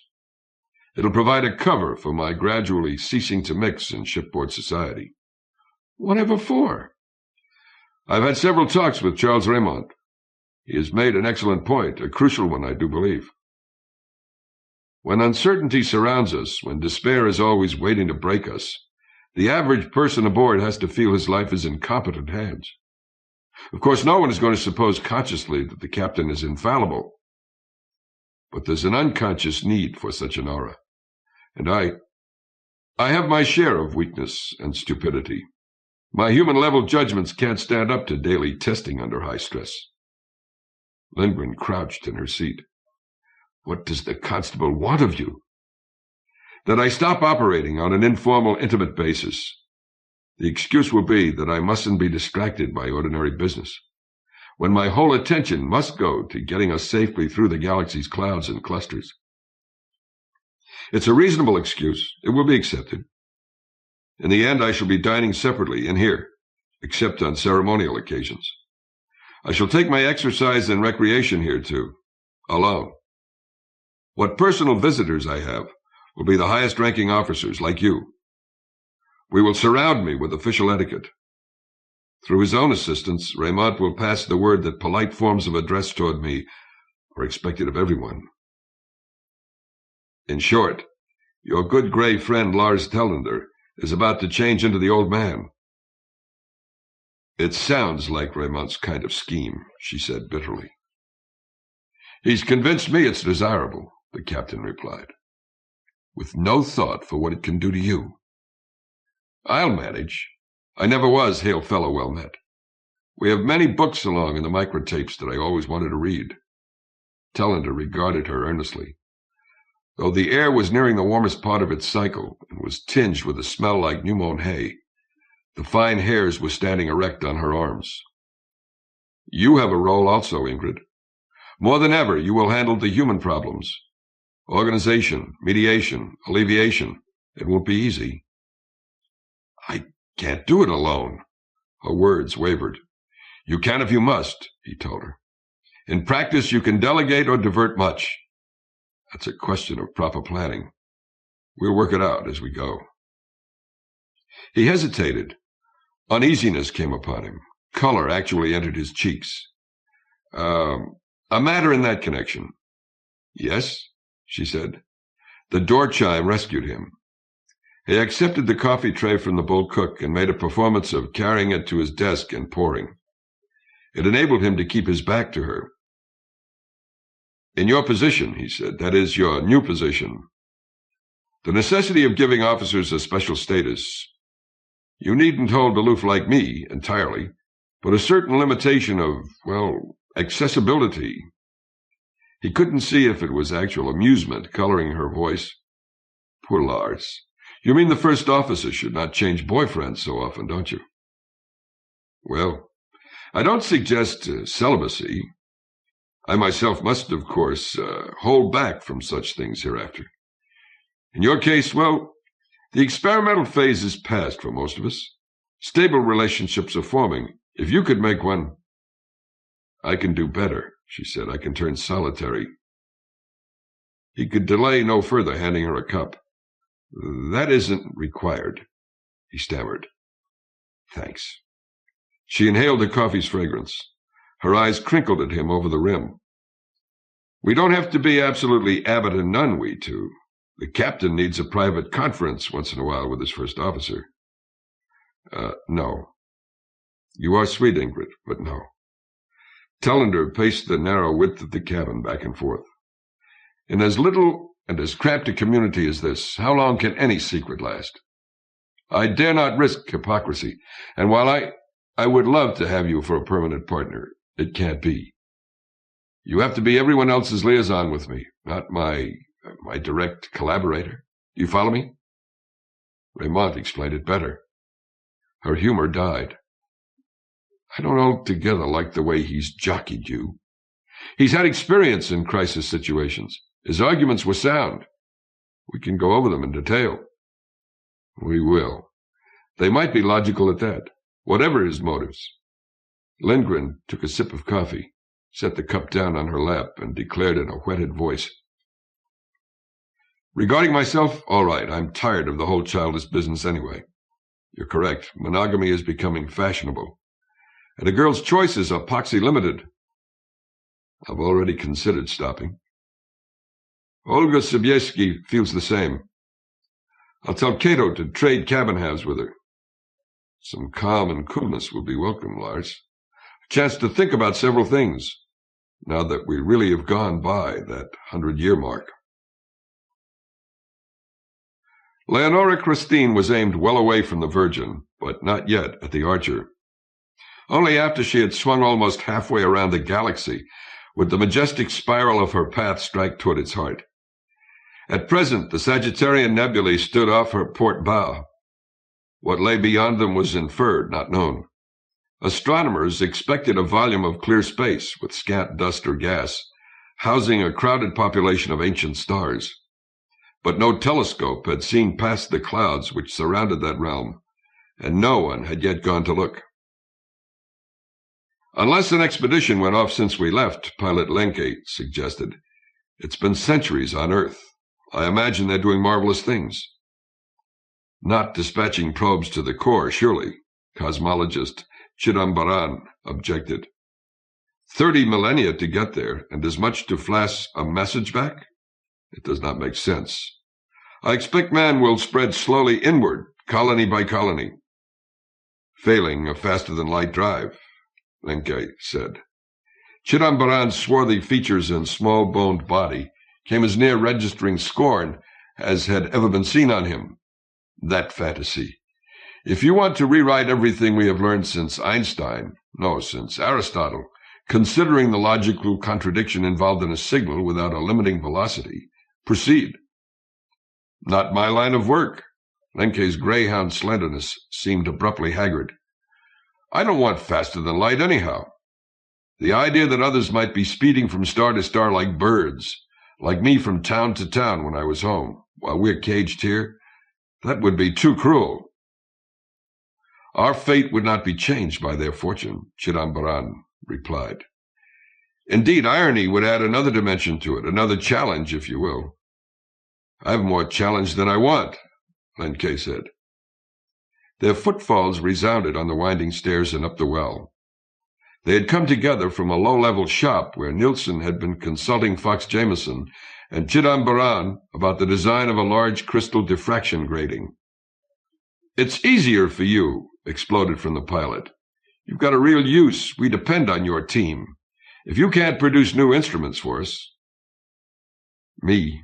Till we reach a planet where they need space ferries and aircraft, what am I? You are helping build those instruments, or will be when we have plans drawn up, Chidambaran said. Yes, I apprenticed myself to Sadek to pass this bloody empty time. Lenkei collected his wits. I'm sorry. An attitude we've got to steer clear of, I know. Mohandas, may I ask you something? Certainly. Why did you sign on? You're important today, but if we hadn't had the accident, couldn't you have gone further toward understanding the universe back on Earth? You're a theoretician, I'm told. Why not leave the fact-gathering to men like Nilsson? I would scarcely have lived to do much with reports from Beta Virginis. It seemed of possible value that a scientist of my sort expose himself to wholly new experiences and impressions. I might have gained insights that would never come otherwise. If I didn't, the loss would not be large, and at a minimum I would have continued thinking approximately as well as at home. Lenkei tugged his chin. Do you know, he said, I suspect you don't need Dreambox sessions. It may be. I confess I find the process undignified. And for heaven's sakes, why? Regulations. We must all receive the treatment. I did request exemption. Constable Raymond persuaded First Officer Lindgren that special privilege, albeit justified, would set a bad precedent. Raymond, that bastard again. He may be correct, Chidambaran said. It does me no harm, unless one counts the interruption of a train of thought, and that happens too seldom to be a major handicap. Huh. You're more patient than I'd be.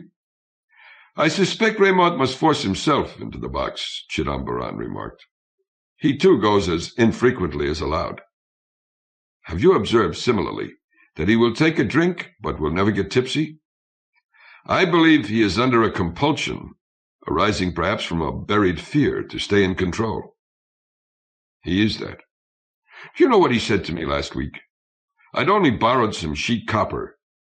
It'd have gone right back by way of the furnace in the rolling mill as soon as I was through with it, so I hadn't bothered to check it out. That bastard said, Forget it, Chidambaran advised. He had a point.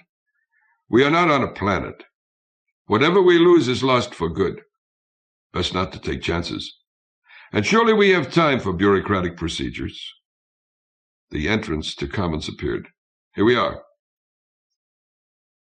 They headed toward the hypnotherapeutic room.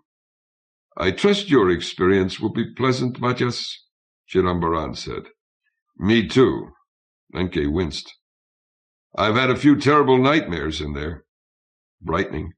And a wild lot of fun. Stars grew scattered. Leonora Christine was not crossing from one spiral arm of the galaxy to another. Not yet. She was just in a lane of comparative emptiness. For lack of much intake mass, her acceleration diminished. That condition was very temporary, so shrunken was her toe. A few hundred cosmic years. But for some time inboard, the view screens to starboard opened mainly on black night.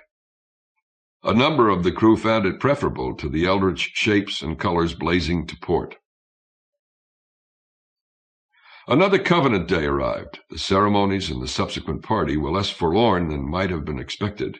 Shock and grief had gotten eroded by ordinariness, At present, the dominant mood was of defiance.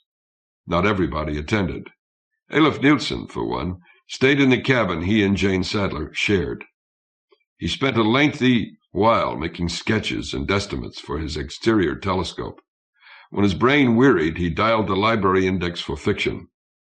The novel he selected, at random out of thousands, proved absorbing. He hadn't finished it when she returned. He raised eyes that were bloodshot with fatigue. Except for the scanner screen, the room was unlighted. She stood big, gaudy, not altogether steady, in shadow. "Good Lord," he exclaimed, "it's 5 a.m. "Have you finally noticed?" She grinned. The whiskey haze around her reached his nostrils, together with a muskiness.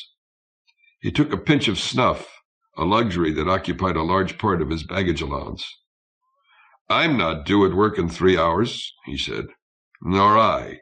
I told my boss I wanted a week's leave. He agreed. He'd better. Who else has he got?" "What attitude is that?" "Suppose others on whom the ship depends behaved thus." Tetsuo Iwamoto. Iwamoto Tetsuo, really. Japanese put last name first like Chinese. Like Hungarians, did you know? Except when they're being polite to us ignorant Westerners. Sadler captured her thought. "He's a nice man to work for. He can manage a spell without me. So why not?" Nevertheless, she lifted a finger. "I will not be scolded, Olaf, you hear? I've borne with that overcompensated inferiority complex of yours more than I should have. And a lot else. Thinking maybe the rest of you'd grow up to match that IQ of yours. Enough's enough. Gather your roses while you may." "You're drunk." "Sort of." Wistfully. "You should have come along." "What for?" "Why not confess how weary I am of the same faces, the same actions, the same inane conversations?" "I'm far from unique in that." Her voice dropped. "Are you tired of me?" "Why," Nielsen's Cupid-doll form clambered erect. "What's the matter, my dear?" "You haven't exactly bowled me over with attention these past months." "No?" "No, perhaps not." He drummed a dresser top. "I've been preoccupied." She drew a breath. "I'll say it straight. I was with Johann tonight." "Freiburg, the machinist?" Nielsen stood speechless for a humming minute. She waited. Soberness had come upon her. He said at length with difficulty, watching the tattoo of his fingers, "Well, you have the legal and doubtless the moral right. I am no handsome young animal. I was, more proud and happy than I knew how to express when you agreed to be my partner. I let you teach me a number of things I did not understand before. Probably I was not the most adept pupil anyone ever had." "Oh, love. You are leaving me, aren't you?" "We're in love, he and I." Her vision blurred. "I thought it'd be easier than this to tell you. I didn't figure you cared a lot." "You wouldn't consider a discreet—" "No, discretion isn't feasible. Besides, you couldn't bring yourself to it, and I have my own pride." Nielsen sat down again and reached for his snuff-box. "You had better go. You can remove your things later." "That quick?" "Get out!" he shrieked. She fled, weeping but on eager feet. Leonora Christine re-entered populated country. Passing within 50 light-years of a giant newborn sun, she transited the gas envelope that surrounded it. Being ionized, the atoms were seizable with maximum efficiency. Her tub plummeted close to asymptotic zero, and with it, her time rate.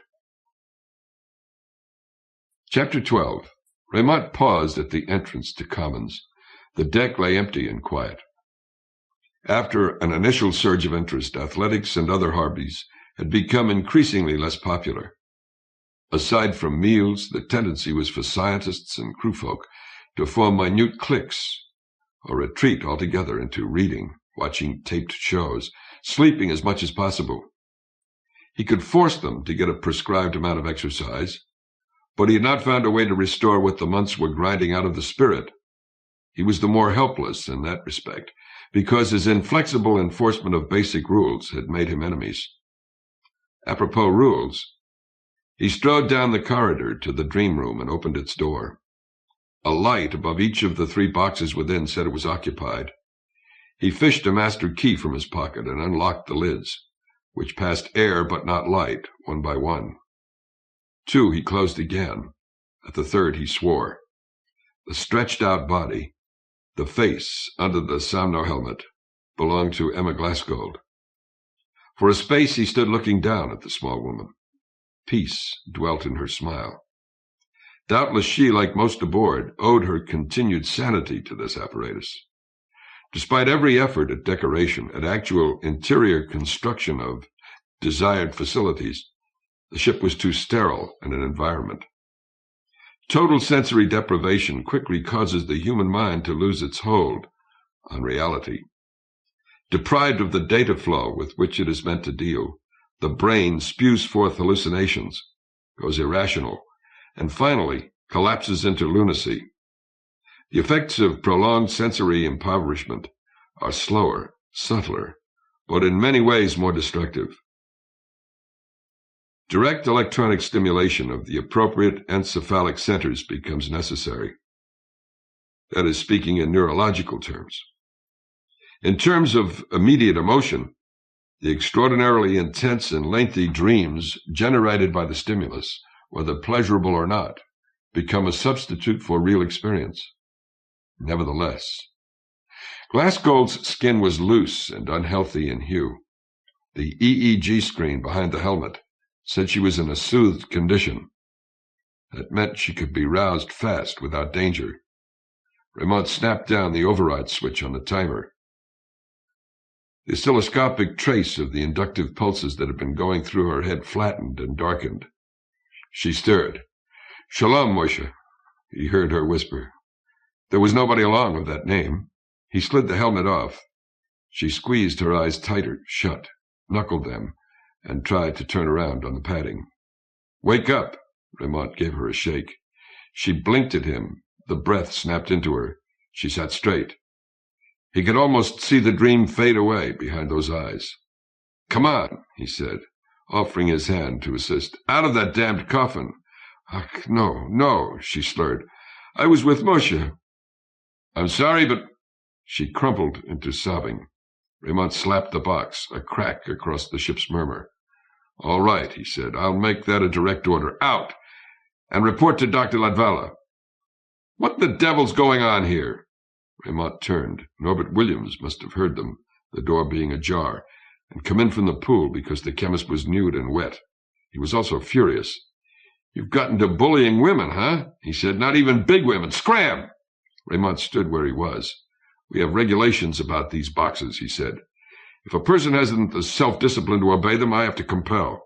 "Yeah, snooping, peering, shoving your nose up our privacy. By God, I'm not going to stand for it any longer." "Don't," Glassgold implored. "Don't fight. I'm sorry. I will go." "Like hell you will," the American answered. "Stay. Insist on your rights." His features burned crimson. "I've had a bellyful of this little tin Jesus, and now's the time to do something about him." Raymond said, spacing his words, "The regulation limiting use wasn't written for fun, Dr. Williams. Too much is worse than none. It becomes addictive. The end result is insanity." "Listen." The chemist made an obvious effort to curb his wrath. "People aren't identical. You may think we can be stretched and trimmed to fit your pattern. You and your dragooning us into calisthenics. Your arranging work details that a baby could see aren't for anything except to keep us busy a few hours a day. You're smashing the still that Pedro Barrios built. Your whole petty dictatorship, ever since we veered off on this Flying Dutchman chase." He lowered his volume. "Listen," he said, "those regulations, like here, they're written to make sure nobody gets an overdose, of course. But how do you know that some of us are getting enough? We've all got to spend time in the boxes. You too, Constable Iron Man, you too." "Certainly," Raymond was interrupted. "How can you tell how much another guy may need? You don't have the sensitivity God gave a cockroach. Do you know one mucking thing about Emma? I do. I know she's a fine, courageous woman, perfectly well able to judge her own necessities and guide herself. She doesn't need you to run her life for her." Williams pointed. There's the door. Use it. Norbert, don't. Glasgow climbed from the casket and tried to go between the men. Raymond eased her aside and answered Williams. If exceptions are to be made, the ship's physician is the person to determine them, not you. She has to see Dr. Latvala anyway after this. She can ask him for a medical authorization. I know how far she'll get with him. That louse won't even issue tranquilizers. We've years ahead of us, unforeseeable troubles to outlive. If we start getting dependent on pacifiers... Did you ever think without some such help we'll go crazy and die? We'll decide for ourselves, thank you. Get out, I said. Glasgow sought again to intervene. Raymond had to seize her by the arms to move her. Take your hands off her, you swine! Williams charged with both fists flailing. Raymond released Glasgow and drifted back into the hall, where room for maneuvering was available. Williams yelped and followed. Raymond guarded himself against the inexpert blows until after a minute he sprang. A karate flurry and 2 strokes sent Williams to the deck. He huddled, retching. Blood dripped from his nose. Glasgow wailed and ran to him. She knelt, pulled him close, glared up at Raymond. Aren't you brave? She spat.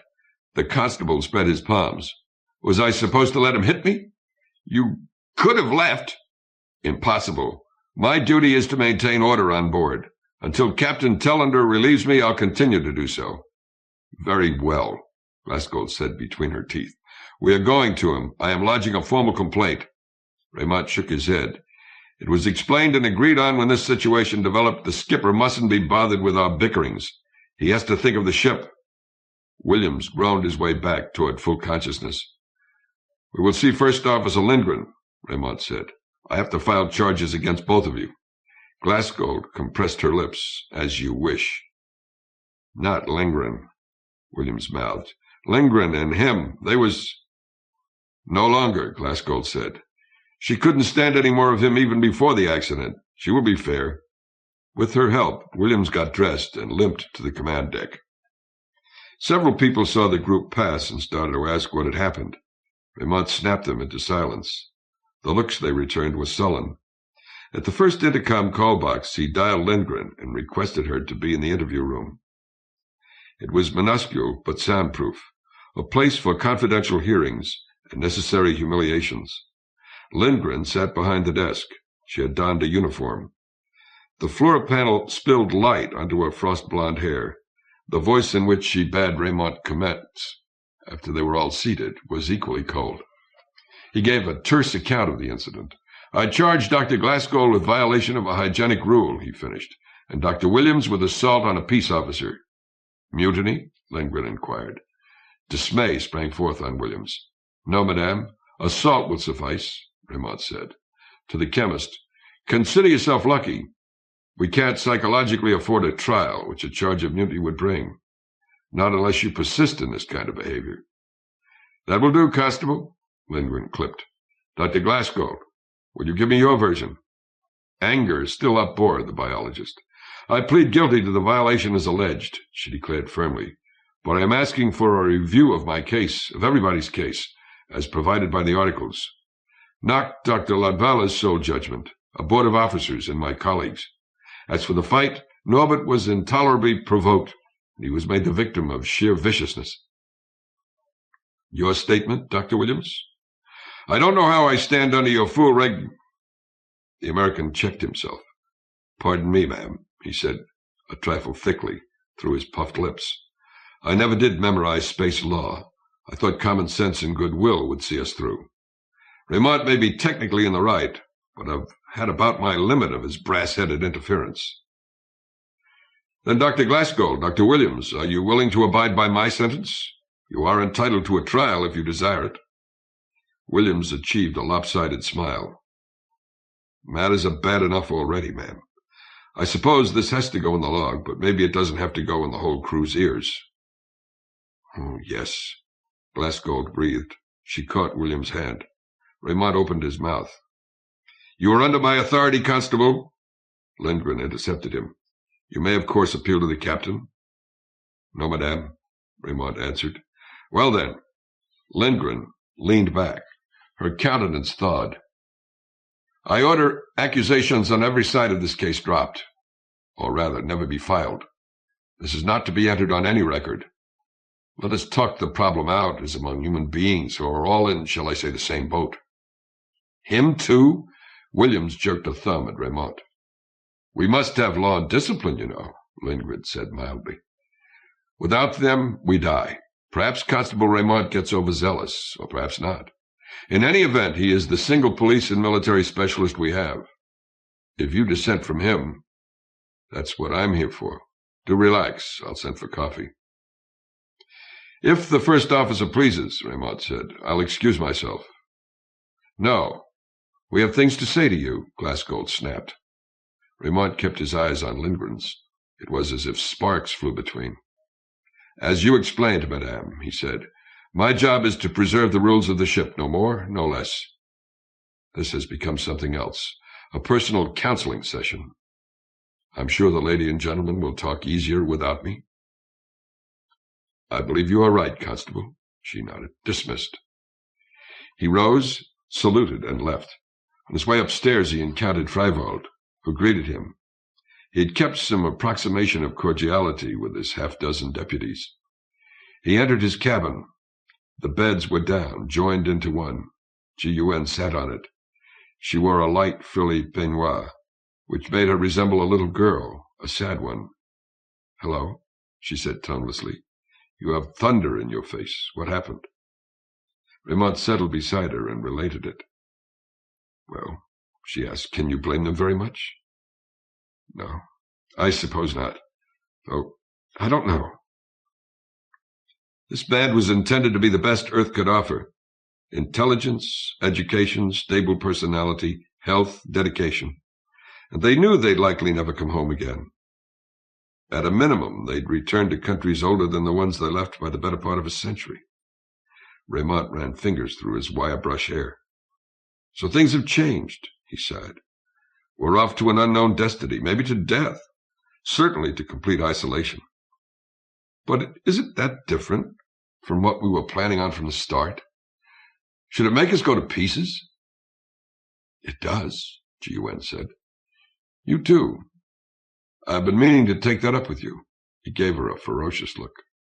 You were busy at first, your amusements, your theoretical work, your programming the studies you wanted to carry out in the Beta V system. And when the trouble hit us, you responded well. A ghostly smile crossed her. She patted his cheek. You inspired me. Since then, however, more and more you sit doing nothing. We had the beginnings of something real, you and I. But you don't often make meaningful contact with me of late. You're seldom interested in talk or sex or anything, including other people. No more work. No more big daydreams, not even crying into your pillow after lights out. Oh, yes, I'd lie awake and hear you. Why, Eileen? What's happening to you? To them? I imagine we have not quite your raw will to survive at any cost, she said, almost inaudibly. I'd consider some prices for life too high myself. Here, though, we have what we need, a certain amount of comfort to boot. An adventure like nothing ever before. What's wrong? Do you know what the year is on Earth? She countered. No. I was the one who got Captain Tellender to order that particular clock removed. Too morbid an attitude was developing around it. Most of us can make our own estimates anyway. She spoke in a level, indifferent voice. At present, I believe it is about Anno Domini 10,000 at home, give or take several centuries. And yes, I learned in school about the concept of simultaneity breaking down under relativistic conditions. And I remember that the century mark was expected to be the greatest psychological hurdle. In spite of that, these mounting dates have meaning.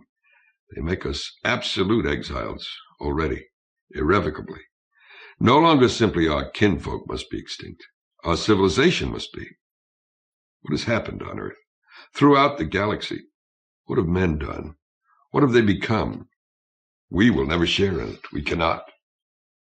He tried to break her apathy with sharpness. What of that? On Beta 3, the Mazer would have brought us words a generation old, nothing else. And our individual deaths would have closed us off from the universe. the common fate of man. Why should we whine if ours takes an unexpected shape? She regarded him gravely before she told him. You don't really want an answer for yourself. You want to pull one out of me. Startled, he said, Well, yes. You understand people better than you let on. Your business, no doubt. You tell me what our trouble is. Loss of control over life, he replied at once. The crew aren't in such bad condition yet. They have their jobs. But the scientists, like you, had vowed themselves to Beta Virginis. They had heroic, exciting work to look forward to, and meanwhile their preparations to make. Now they've no idea what will happen. They know just that it'll be something altogether unpredictable, that it may be death because we are taking frightful risks. And they can do nothing to help, only sit passive and be carried. Of course their morale cracks. What do you think we should do, Charles? Well, in your case, for instance, why not continue your work? Eventually, we'll be searching for a world to settle on. Planetology will be vital to us. You're aware what the odds are against that. We're going to keep on this devil's hunt until we die. Damnation, we can improve the odds. How? That's one of the things you ought to be working on. She smiled again, a little more alive. Charles, you make me want to, if for no other reason than to make you stop flogging at me. Is that why you are so tough with the others? He considered her. You've borne up better than most thus far, he said. It might help you get back your purpose if I share what I'm doing with you. Can you keep a trade secret? Her glance actually danced. You should know me that well by now. One bare foot rubbed across his thigh. He patted it and chuckled. An old principle, he said, works in military and paramilitary organizations. I've been applying it here. The human animal wants a father-mother image, but at the same time resents being disciplined. You can get stability like this. The ultimate authority source is kept remote, godlike, practically unapproachable. Your immediate superior is a mean son of a bitch who makes you toe the mark, and whom you therefore detest. But his own superior is as kind and sympathetic as rank allows. Do you follow me? She laid a finger to her temple. Not really. Take our present situation. You'd never guess how I juggled those first few months after we hit the nebulina. I don't claim credit for the whole development. A lot of it was natural, almost inevitable. The logic of our problem brought it about, given some nursing by me. The end result is that Captain Tellender's been isolated. His infallibility doesn't have to cope with essentially unfixable human messes like the one today. Poor man. G.N. looked closely at Remont. Lindgren is his surrogate for those? He nodded. I'm the traditional top sergeant. Hard, harsh, demanding, overbearing, inconsiderate, brutal. Not so bad as to start a petition for my removal, but enough to irritate, to be disliked, although respected. That's good for the troops. It's healthier to be mad at me than to dwell on personal woes, as you, my love, have been doing. Lindgren smooths things out. As first officer, she sustains my power, but she overrules me from time to time. She exercises her rank to bend regulations in favor of mercy. Therefore, she adds benignity to the attributes of ultimate authority. Remont frowned. The system's carried us this far, he finished. It's beginning to fail. We'll have to add a new factor. G.U.N. went on gazing at him until he shifted uncomfortably on the mattress. At last, she asked, Did you plan this with Ingrid? Eh? Oh, no. Her role demands she not be a Machiavelli type who'd play a part deliberately. You understand her so well. From past acquaintance? Yes, he reddened. What of it? These days we keep it purely formal, for obvious reasons. I think you find ways to continue rebuffing her, Charles. Blasted, leave me alone. What I'm trying to do is help you get back some real wish to live, so that I, in turn, can help you keep going? Well, yes. I'm no Superman. It's been too long since anybody lent me a shoulder to cry on. Are you saying that because you mean it, or because it serves your purpose? G.U.N. tossed back her locks. Never mind. Don't answer. We will do what we can for each other. Afterward, if we survive, We will settle that when we have survived." His dark, scarred features softened. "You are for a fact regaining your balance," he said. "Excellent." She laughed. Her arms went about his neck. "Come here, you." Chapter 13. The speed of light can be approached, but no body possessing rest mass can quite attain it. Smaller and smaller grew the increments of velocity by which Leonora Christine neared that impossible ultimate. Thus it might have seemed that the universe which her crew observed could not be distorted further. Aberration could at most displace a star 45 degrees. Doppler effect might infinitely redden the photons from astern, but only double the frequencies from ahead. However, there was no limit on inverse tau, and that was the measure of changes in perceived space and experienced time. Accordingly, there was no limit to optical changes either, and the cosmos fore and aft could shrink toward a zero thickness, wherein all the galaxies were crowded. Thus, as she made her great swing half around the Milky Way and turned for a plunge through its heart, the ship's periscope revealed a weird domain. The nearer stars streamed past ever faster, until at last the eye saw them marching across the field of view, because by that time years went by outside while minutes ticked away within. The sky was no longer black. It was a shimmering purple, which deepened and brightened as interior months went by, because the interaction of force fields and interstellar medium, eventually interstellar magnetism, was releasing quanta. The father stars were coalescing into two globes, fiery blue ahead, deep crimson aft. But gradually those globes contracted toward points and dimmed, because well-nigh the whole of their radiation had been shifted out of the visible spectrum, toward gamma rays and radio waves. The viewscope had been repaired, but was increasingly less able to compensate. The circuits simply could not distinguish individual suns any longer at more than a few parsecs remove.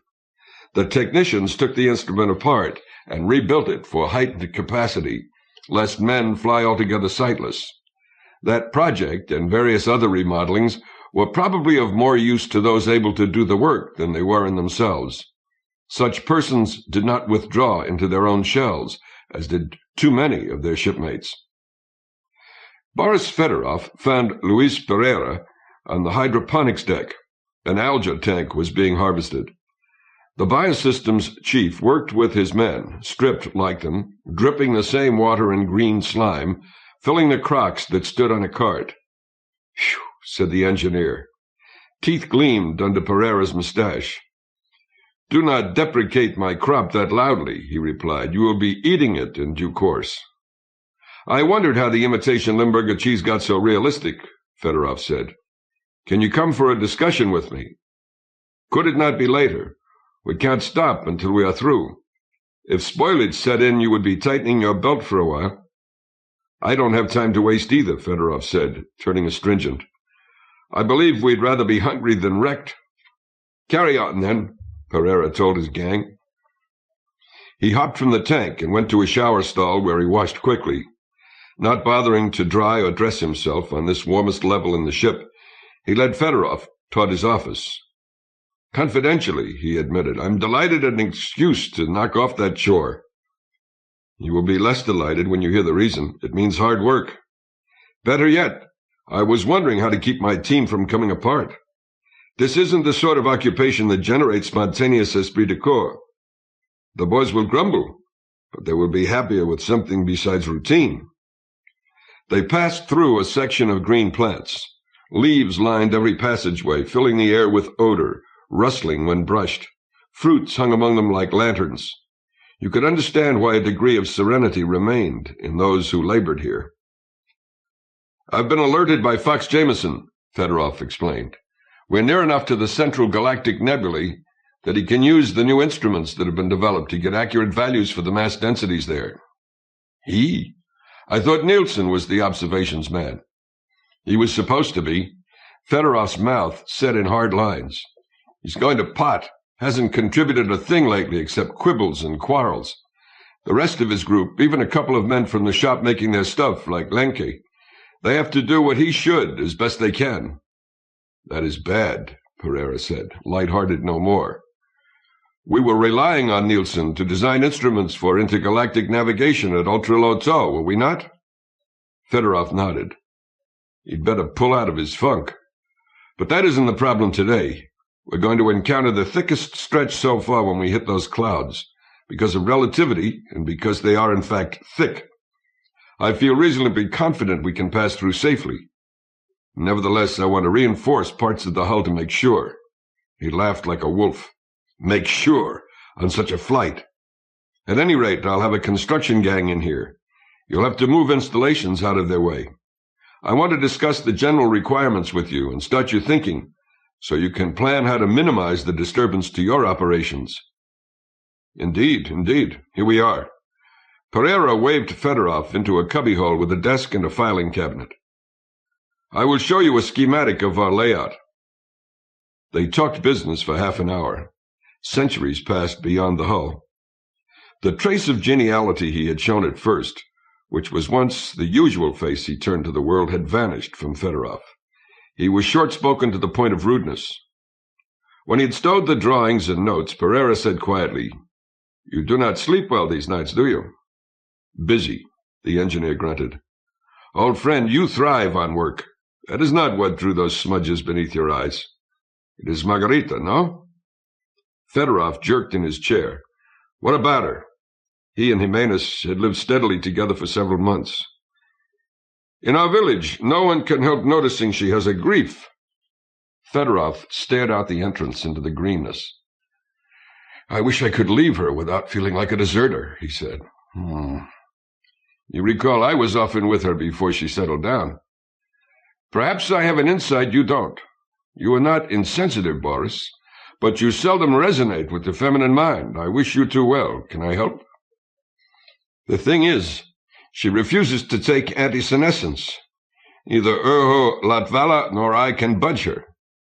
No doubt I tried too hard and made her think I was browbeating. She'll scarcely speak to me. Fedorov's tone harshened.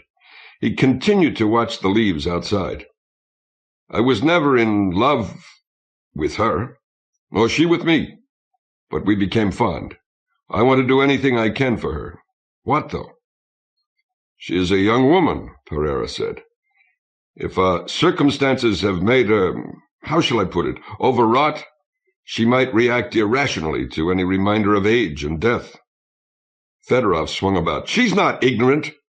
She's perfectly aware the treatment has to be periodic through a whole adulthood, or menopause will hit her 50 years before it needs to. She says that's what she wants. Why? She wants to be dead before the chemical and ecological systems break down. You predicted 5 decades for that, didn't you? Yes. A slow, nasty way to go out, if we haven't found a planet by then. She remains Christian. Prejudices about suicide. Fedorov winced. I don't like the prospect either. Who does? She won't believe it isn't inevitable. I suspect, Pereira said, the idea of dying childless is to her the true horror. She used to make a game of deciding on names for the large family she wants. Do you mean... Wait, let me think. Damn him, Nielsen was right the other day about the unlikelihood of our ever finding a home. I have to agree. Life in that case seems pretty futile. To her, especially. Facing that emptiness, she retreats, unconsciously no doubt, toward a permissible form of suicide. What can we do, Luis? Fedorov asked in anguish. If the captain was persuaded to make the treatments mandatory, he could justify that. Supposing we do reach a planet in spite of everything, the community will need each woman's childbearing span at a maximum. The engineer flared up. Another regulation? Raymond dragging her off the doctor? No. You should not hate Raymond, Pereira reproached. You two are alike. Neither is a quitter. Someday I'll kill him. Now you display your romantic streak, Pereira said, attempting to ease the atmosphere. He is pragmatism personified. What would he do about Margarita, then? Fedorov jibed. Oh, I don't know. Something unsentimental. For instance, he might co-opt the research and development team to improve the biosystems and organocycles, make the ship indefinitely habitable, so she could be allowed 2 children at least. His words trailed off. The men stared gape-mouthed at each other. It blazed between them. Why not? Maria Tomagian ran into the gym and found Johann Freiwald working out on the trapezes. "Deputy!" she cried. Dismay shivered in her. "At the game room, a fight!" He bounced to the deck and pelted down the corridor. The noise reached him first, an excited babble. A dozen off-duty persons crowded in a circle. Freiwald shoved through. At the middle, second pilot Pedro Barrios and bull cook Michael O'Donnell panted and threw bare-knuckled blows. Slight harm had been done, but the sight was ugly. "Stop that!" Freiwald bellowed. They did, glaring. Folk had seen ere now the tricks that Raymond had drilled into his recruits. "What is this farce?" Freiwald demanded. He turned his contempt on the watchers. "Why didn't any of you take action? Are you too stupid to understand what this kind of behavior can lead to?" "Nobody accuses me of cheating at cards," O'Donnell said. "You did," Barrios retorted. They lunged afresh. Freiwald's hands shot out. He got a grip on the collar of either tunic and twisted, pressing into the Adam's apples behind. The men flailed and kicked. He delivered a couple of fumakomi. They wheezed their pain and yielded. "You could have used boxing gloves or kendo sticks in the ring," Freiwald said. "Now you're going before the first officer." Pardon me." A slim, dapper newcomer eased past the embarrassed witnesses and tapped Freiwald's shoulder. "Cartographer Frau Tak." "I don't believe that's necessary." "Mind your own business," Freiwald growled. "It is my business," Tak said. "Our unity is essential to our very lives. It won't be helped by official penalties. I am a friend of both these men. I believe I can mediate their disagreement." "We must have respect for the law, or we're done," Freiwald replied. "I'm taking them in." Tak reached a decision. "May I talk privately with you first? For a minute?" His tone held urgency. "Well, all right," Freiwald agreed. "You two stay here." He entered the game room with Tak and shut the door. "I can't let them get away with resisting me," he said. "Ever since Captain Tellender gave us deputies official status, we've acted for the ship." Being clad in shorts, he lowered a sock to show the contusions on an ankle. "You could ignore that," Tak suggested.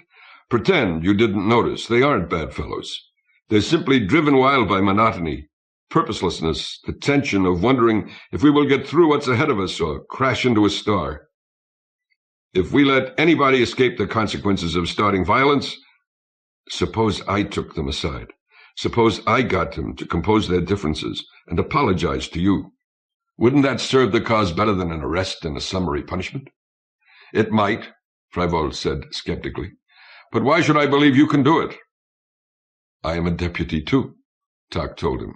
"What?" Freiwald goggled. "Ask Raymond, when you can get him alone. I am not supposed to reveal that he recruited me, except to a regular deputy in an emergency situation, which I judge this is." "Aber why?" "He meets a good deal of resentment, resistance, and evasion himself," Tak said. "His overt part-time agents like you have less trouble of that sort. You seldom have to do any dirty work. Still, a degree of opposition to you exists, and certainly no one will confide anything if he thinks Raymond might object. I am not a fink. We face no real crime problem. I am supposed to be a leaven to the best of what abilities I have, as in this case today." "I thought you didn't like Raymond," Freiwald said weakly. "I cannot say I do," Tak answered. "Even so, he took me aside and convinced me I could perform a service for the ship. I assume you won't let out the secret?" "Oh, no, certainly not even to Jane. What a surprise. Will you let me handle Pedro and Michael?" "Yes, do." Freiwald spoke absently. "How many more of your kind are there?" "I haven't the faintest idea," Tak said. "But I suspect that he hopes eventually to include everybody." He went out. Chapter 14. The nebular masses which walled in the galaxy's core loomed thunderhead black and betowered. Already Leonora Christine traversed their outer edge. No suns were visible forward. Elsewhere, each hour, they shone fewer and fainter. In this concentration of star stuff, she moved according to an eerie sort of aerodynamics.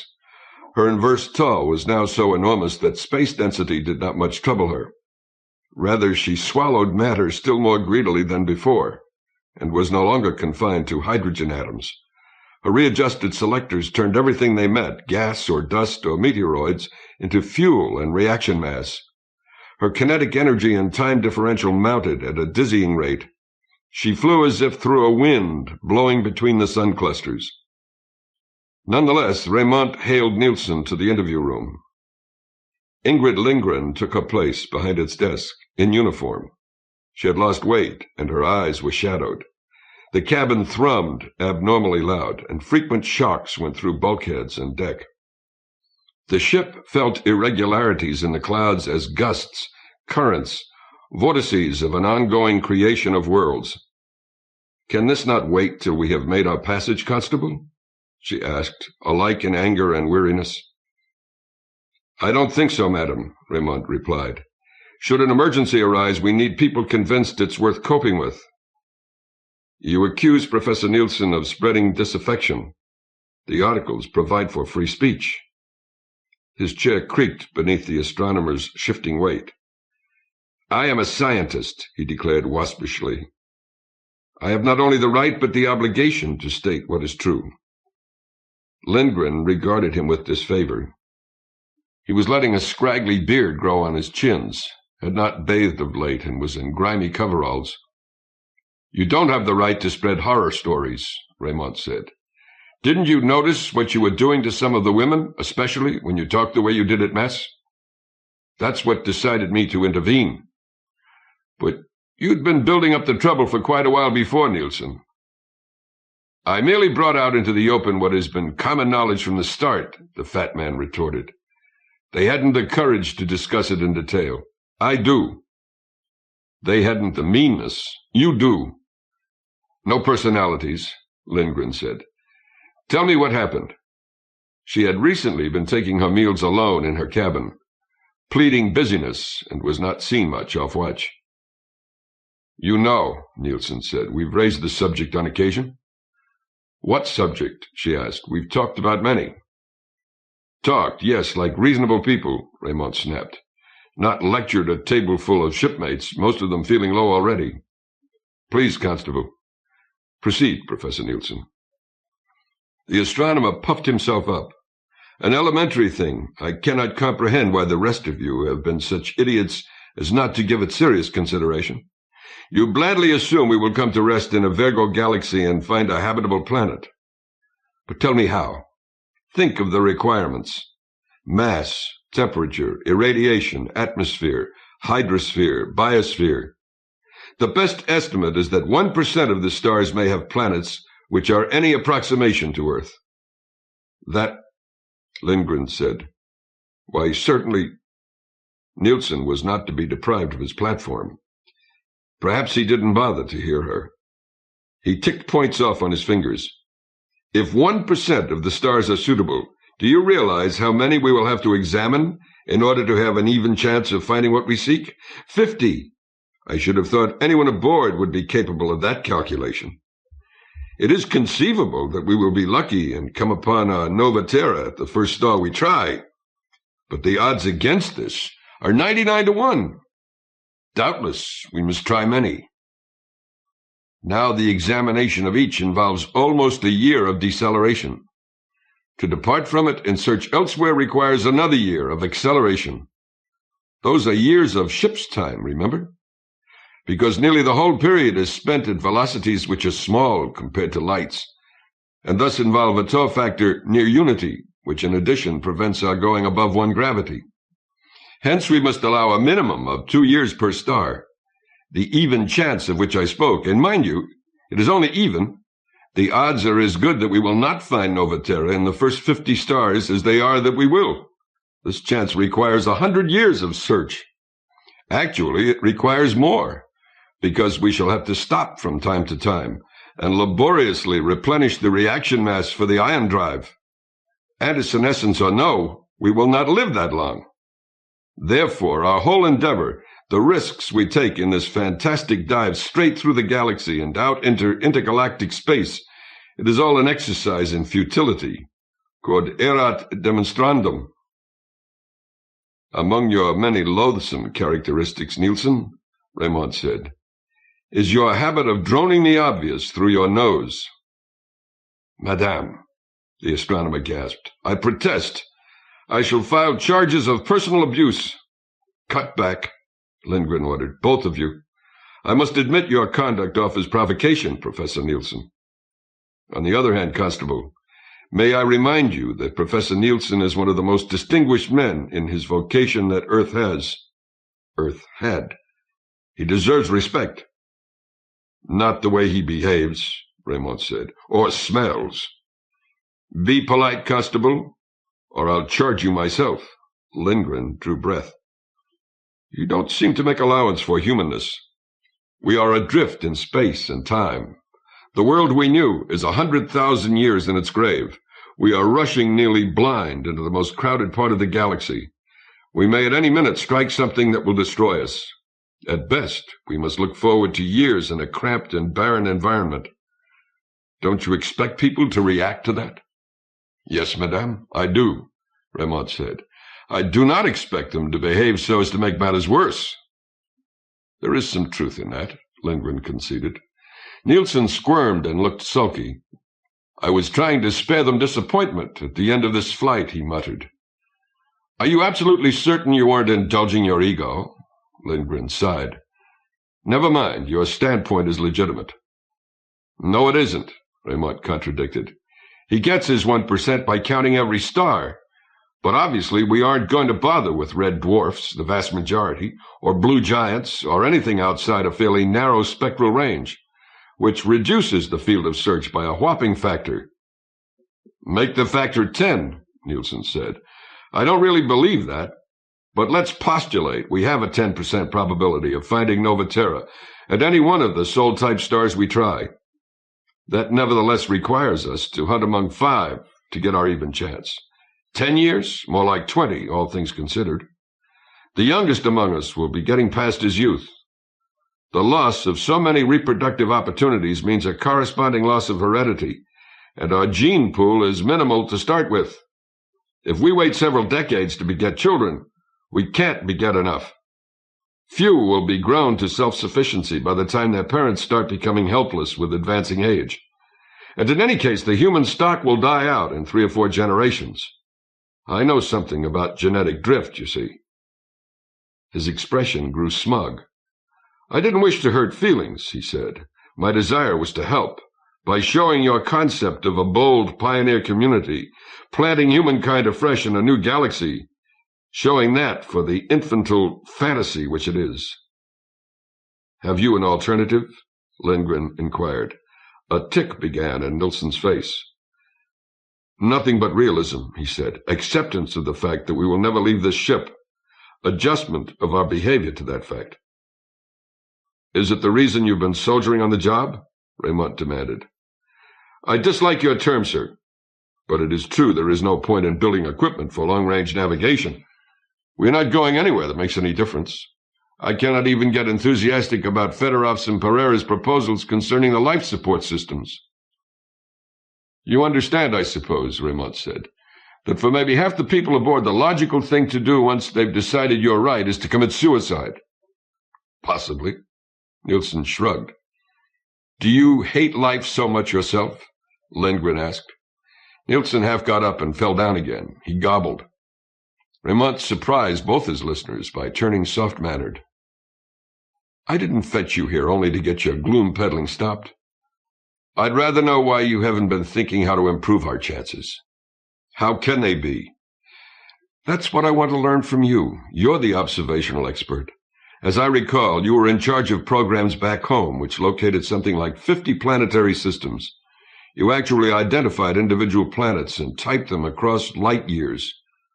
Why can't you do the same for us? Nielsen pounced. Ridiculous!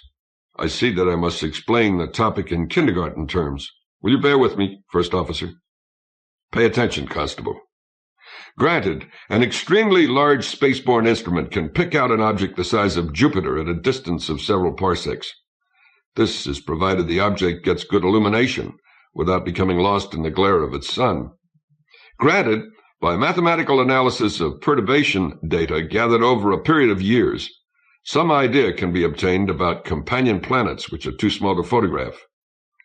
Ambiguities in the equations can, to a degree, be resolved by close interferometric study of flare-type phenomena on the star. Planets do exist a minor influence upon those cycles. But, his finger prodded Raymond's chest, you do not realize how uncertain those results are. Journalists delighted in trumpeting that another Earth-like world had been discovered. The fact always was, however, that this was one possible interpretation of our data. Only one among numerous possible size and orbit distributions, and subject to a gross probable error, and this, mind you, with the largest, finest instruments which could be constructed. Instruments such as we do not have with us here, nor have room for if we could somehow build them. Now, even at home, the sole way to get detailed information about extrasolar planets was to send a probe and later a manned expedition. In our case, the sole way is to decelerate for a close survey, and thereafter, I am convinced, to go on. Because you must be aware that a planet which otherwise seems ideal can be sterile, or can have a native biochemistry that is useless or outright deadly to us. I implore you, Constable, to learn a little science, a little logic, and a bare touch of realism, eh? Nielsen ended with a crow of triumph.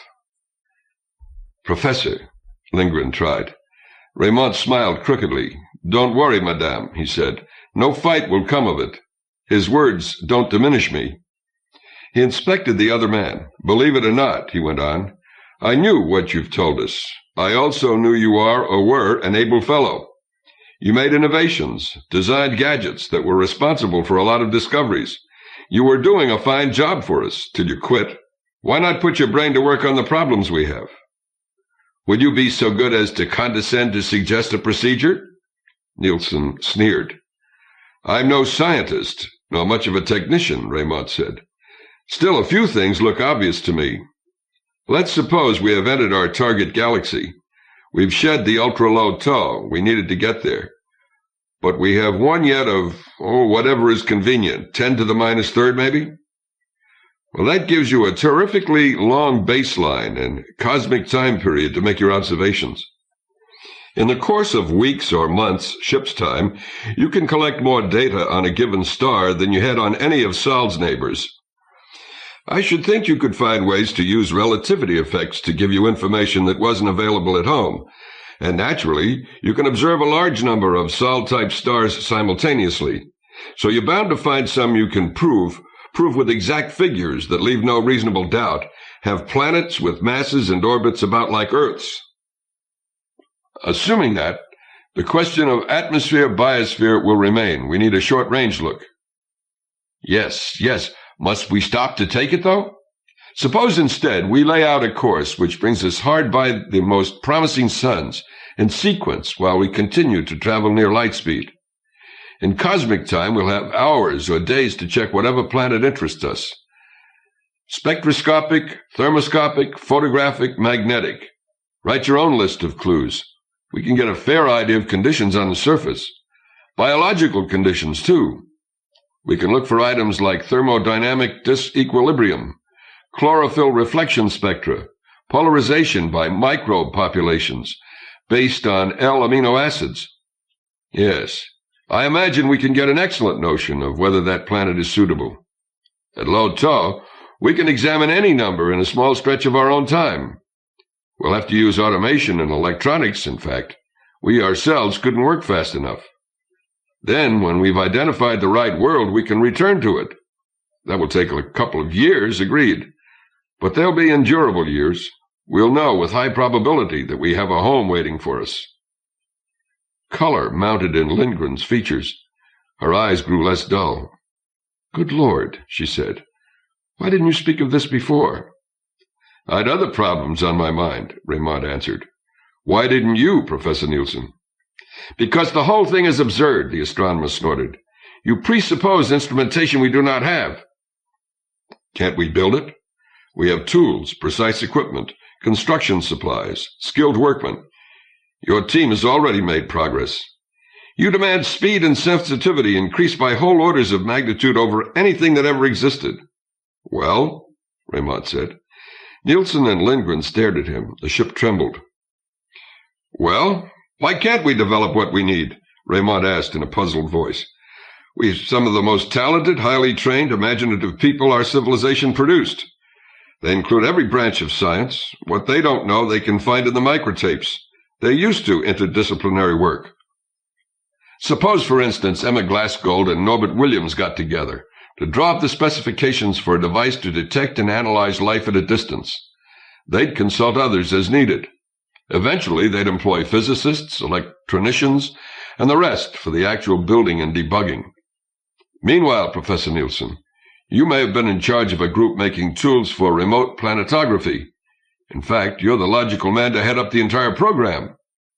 Hardness fell from him. He exclaimed, eager as a boy, "Why, this is precisely what we've needed, a fascinating, vital sort of job that demands everything everybody can give. Those whose specialties aren't called for, they'll be in it too, assistants, draftsmen, manual workers. I suppose we'll have to remodel a cargo deck to accommodate the gear. Ingrid, it's a way to save not just our lives, but our minds." He sprang to his feet. She did too, their hands clasped. Suddenly they became aware of Nielsen. He sat less than dwarfish, hunched, shivering, collapsed. Lindgren went to him in alarm. "What's wrong?" His head did not lift. "Impossible," he mumbled. "Impossible." "Surely not," she urged. "I mean, you wouldn't have to discover new laws of nature, would you? The basic principles are known." "They must be applied in unheard-of ways." Nielsen covered his face. "God better me, I haven't the brains any longer." Lindgren and Raymond exchanged a look above his bent back. She shaped unspoken words. Once he had taught her the rescue corps trick of lip-reading when spacesuit radios were unusable. They had practiced it as something that made them more private and more one. "Can we succeed without him?"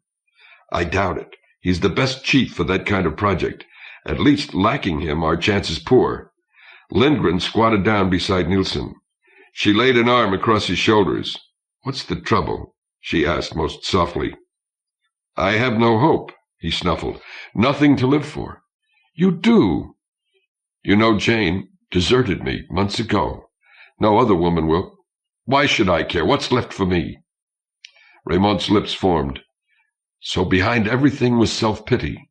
Lindgren frowned and shook her head. "No, you're mistaken, Alof," she murmured. "We do care for you. Would we ask for your help if we didn't honor you?" "My mind." He sat straight and glared at her out of swimming eyes. "You want my intelligence, right? My advice, my knowledge and talent to save yourselves. But do you want me? Do you think of me as a human being? No. Dirty old Nielsen. One is barely polite to him. When he starts to talk, one finds the earliest possible excuse to leave. One does not invite him to one's cabin parties. At most, if desperate, one asks him to be a fourth for bridge, or to start an instrument development effort. What do you expect him to do? Thank you?" "That isn't true." "Oh, I'm not as childish as some," he said. "I'd help if I were able, but my mind is blank, I tell you. I haven't had an original thought in weeks. Call it fear of death paralyzing me. Call it a sort of impotence. I don't care what you call it, because you don't care either. No one has offered me friendship, company, anything. I've been left alone in the dark and the cold. Do you wonder that my mind is frozen?" Lindgren looked away, hiding what expressions chased across her. When she confronted Nielsen again, she had put on calm. "I can't say how sorry I am, Alof," she told him. "You are partly to blame yourself. You acted so, self-sufficient. We assumed you didn't want to be bothered. The way Olga Sobieski, for instance, doesn't want to. That's why she moved in with me. When you joined Hussein Sadek—" "He keeps the panel closed between our halves," Nielsen shrilled. "He never raises it. But the soundproofing is imperfect. I hear him and his girls in there." "Now we understand," Lindgren smiled. To be quite honest, Adolf, I've grown bored with my current existence. Nielsen made a strangled noise. I believe we have some personal business to discuss, Lindgren said. Do you mind, Constable? No, said Raymond. Of course not. He left the cabin. Chapter 15. Leonora Christine stormed through the galactic nucleus in 20,000 years. To those aboard, the time was measured in hours. There were hours of dread while the hull shook and groaned from stress, and the outside view changed from total darkness to a fog made blinding and blazing by crowded star clusters. The chance of striking a sun was not negligible. Hidden in a dust cloud, it could be in front of the ship in one perceived instant. No one knew what would happen to the star. It might go nova, but certainly the vessel would be destroyed, too swiftly for her crew to know they were dead. On the other hand, this was the region where inverse tau amounted to values that could merely be estimated, not established with precision, absolutely not comprehended. She had a respite while she crossed the region of clear space at the center, like passing through the eye of a hurricane. Fox Jameson looked into the viewscope at thronged suns, red, white, and neutron dwarfs, 2- and 3-fold older than Sol or its neighbors. Others glimpsed unlike any ever seen or suspected in the outer galaxy, and came near weeping. Too bloody awful. The answers to 1,000,000 questions right here, and not a single instrument I can use. His shipmates grinned. Where would you publish? Somebody asked. Renascent hope was often expressing itself in a kind of gallows humor. But there was no joking when Boudreau called a conference with Telander and Raymond. That was soon after the ship had emerged from the nebulae on the far side of the nucleus and headed back through the spiral arm whence she came. The scene behind was of a dwindling fireball, ahead of a gathering darkness. Yet the reefs had been run. The journey to the Virgo galaxies would take only a few more months of human life. The program of research and development on planet-finding techniques had been announced with high optimism. A dance and slightly drunken brawl was held in Commons to celebrate.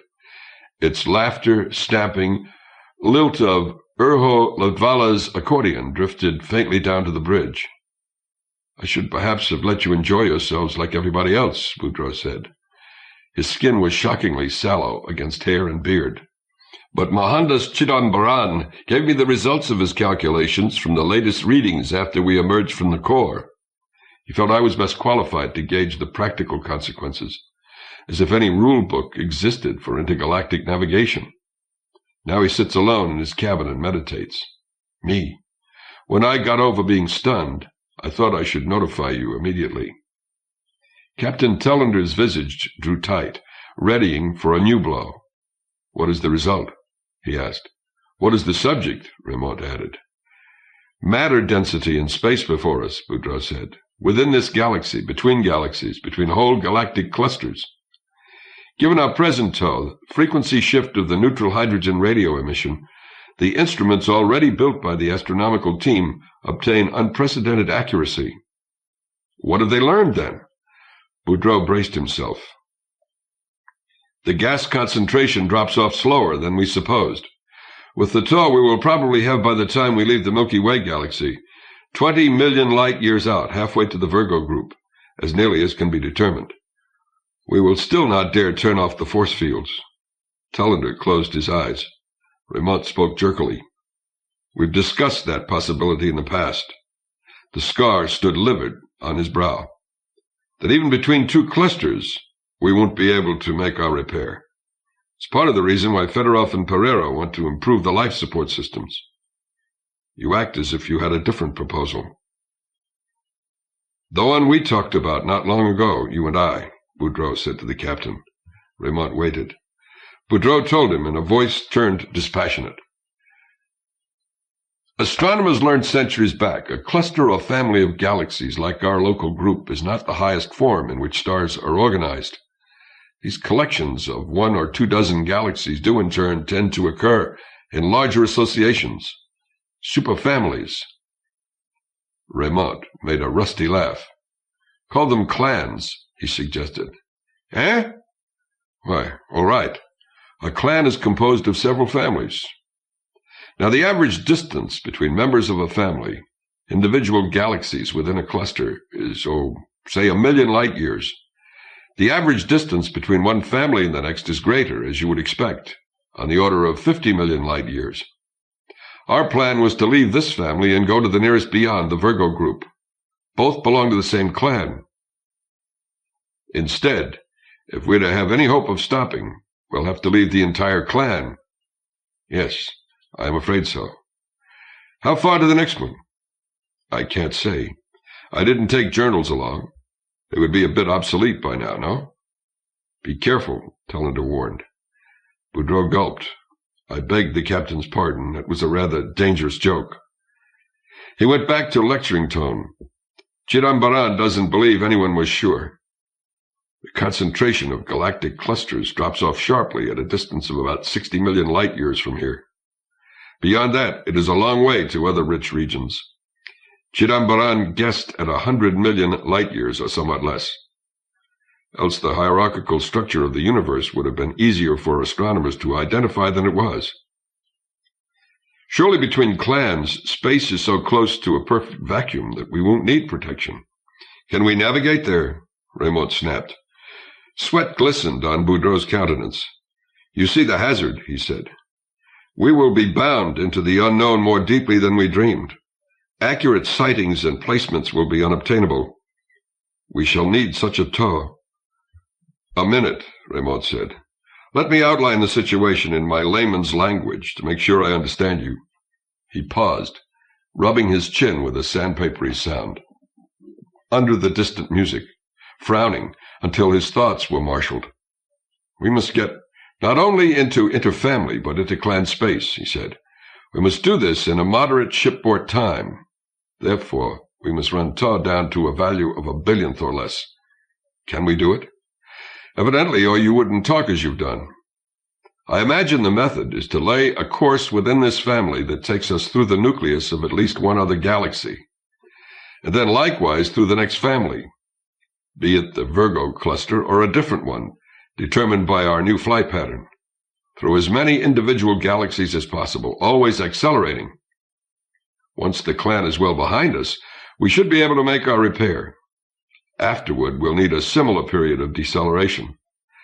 And because our tow will be so low and space so utterly empty, we'll be unable to steer. Not enough material will be there for the jets to work on, nor enough navigational data to guide us. We'll have to hope that we pass through another clan. We should do that, eventually, by sheer statistics. However, we may be out yonder a long while indeed. Correct, Tellender said. You do understand. They had begun to sing upstairs.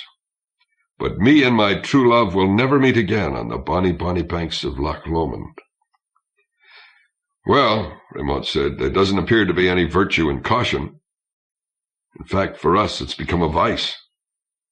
What do you mean? Boudreaux asked. Raymond shrugged. We need more than the tow for crossing space to the next clan. 100 million light years or however far off it is. We need the tow for a hunt which will take us past any number of them, maybe through billions of light years, until we find one we can enter. I trust you can plot a course within this first clan that will give us that kind of speed. Don't worry about possible collisions. We can't afford worries. Send us through the densest gas and dust you can find. You are taking this rather coolly, Tellender said. What am I supposed to do, burst into tears? That is why I thought you should also hear the news first, Boudreaux said. You can break it to the others. Raymond considered both men for a moment, but stretched. I'm not the captain, you know, he reminded them. Tellender's smile was a spasm. In certain respects, Constable, you are. Raymond went to the closest instrument panel. He stood before its goblin eyes with head bent and thumbs hooked in belt. Well, he mumbled, if you really want me to take charge, I think you had better. Well, in that case, they're good people. Morale is upward bound again. now that they see some genuine accomplishment of their own. I think they'll be able to realize, not just intellectually, but emotionally, that there's no human difference between 1,000,000 and 1,000,000,000 or 10 billion light years. The exile is the same. The time involved, though, Tallender said. Yes. Raymond looked at them again. I don't know how much more of our lifespans we can devote to this voyage. Not very much. The conditions are too unnatural. Some of us can adapt, but I've learned that others can't. So we absolutely have to push Daw down as low as may be, no matter what the dangers. Not simply to make the trip itself short enough for us to endure, but for the psychological need to do our utmost. How's that? Don't you see? It's our way of fighting back at the universe.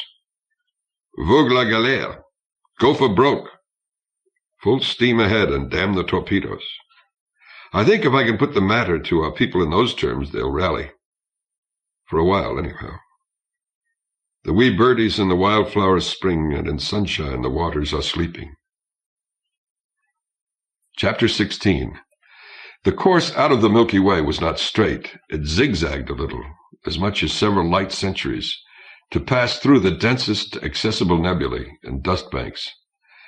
Nevertheless, the time aboard was counted in days until she was in the marches of the spiral arm, outward bound into a nearly starless night. Johann Freiwald brought Emma Glassgold a piece of equipment he had made to her order. As had been proposed, she was joining forces with Norbert Williams to devise long-range life detectors. The machinist found her trotting about in a laboratory, hands busy, humming to herself. The apparatus and glassware were esoteric, the smells chemically pungent, the background that endless murmur and quiver which told how the ship plunged forward. And somehow she might have been a new bride making her man a birthday cake. Thank you, she beamed as she accepted the article. You look happy, Freiwald said. Why? Why not? His arm swept in a violent gesture. Everything. Well, a disappointment about the Virgo cluster, naturally.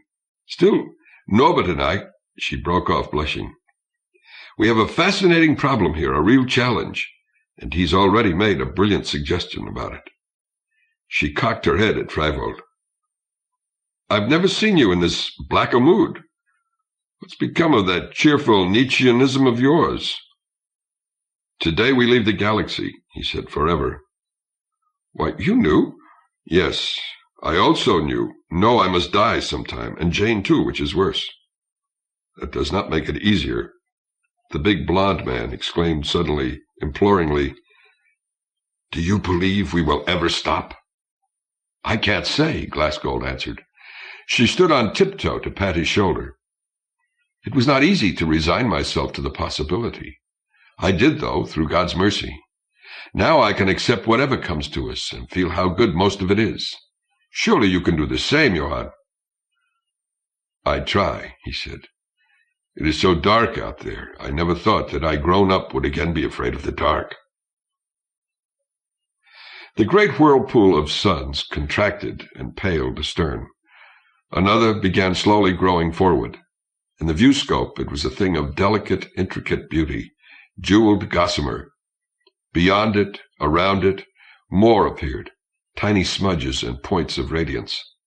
Despite the Einsteinian shrinkage of space at Leonore Christine's velocity, they showed monstrously remote and isolated.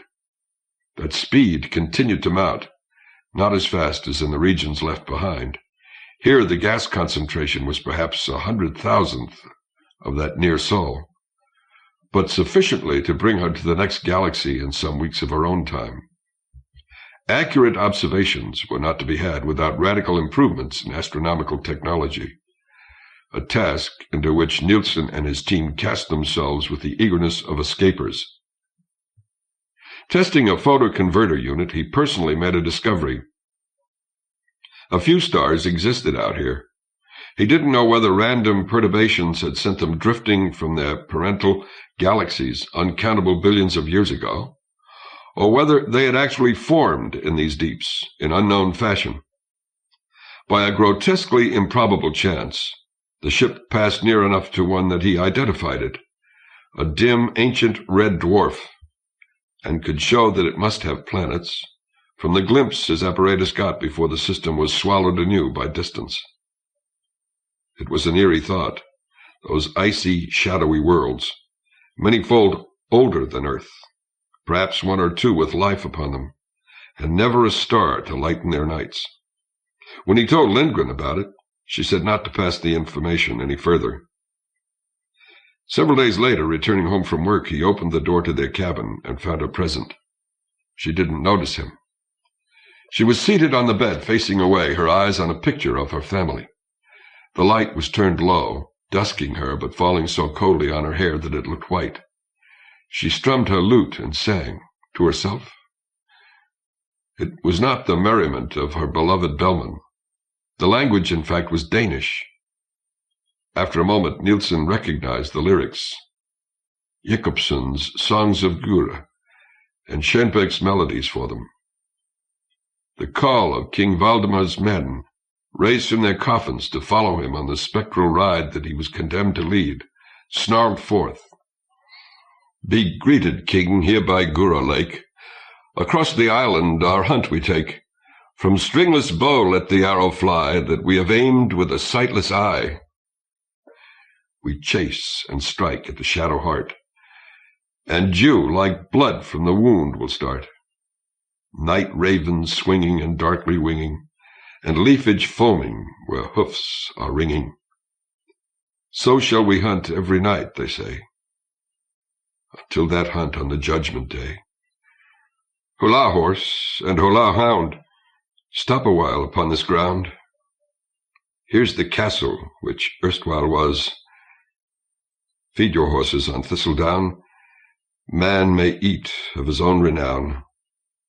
She started to go on with the next stanza, Valdemar's cry to his lost darling, but she faltered, and went directly to his men's words as dawn breaks over them. The cock lifts up his head to crow, has the day within him, and morning dew is running red with rust from off our swords. Past is the moment, graves are calling with open mouths, and earth sucks down every light shy horror. Sink ye, sink ye! Strong and radiant, life comes forth with deeds and hammering pulses, and we are death folk, sorrow and death folk, anguish and death folk. To graves, to graves, to dream bewildered sleep. Oh, could we but rest peaceful. For a little space there was silence. Nielsen said, That strikes too near home, my dear. She looked about. Weariness had laid a pallor on her face. I wouldn't sing it in public, she answered. Concerned, he went to her, sat down by her side, and asked, Do you really think of us as being on the wild hunt of the damned? I never knew. I try not to let on. She stared straight before her. Her fingers plucked shivering chords from the lute. Sometimes we're now at about the 1,000,000-year mark, you know. He laid an arm around her waist. What can I do to help, Ingrid? Anything? She shook her head the least bit. I owe you so much, he said. Your strength, your kindness, yourself. You made me back into a man. With difficulty. Not the best man alive, I admit. Not handsome or charming or witty. I often forget even to try to be a good partner to you, but I do want to. Of course, Alef. If you, have grown tired of our arrangement, or simply want more variety. No, none of that. She put the lute aside.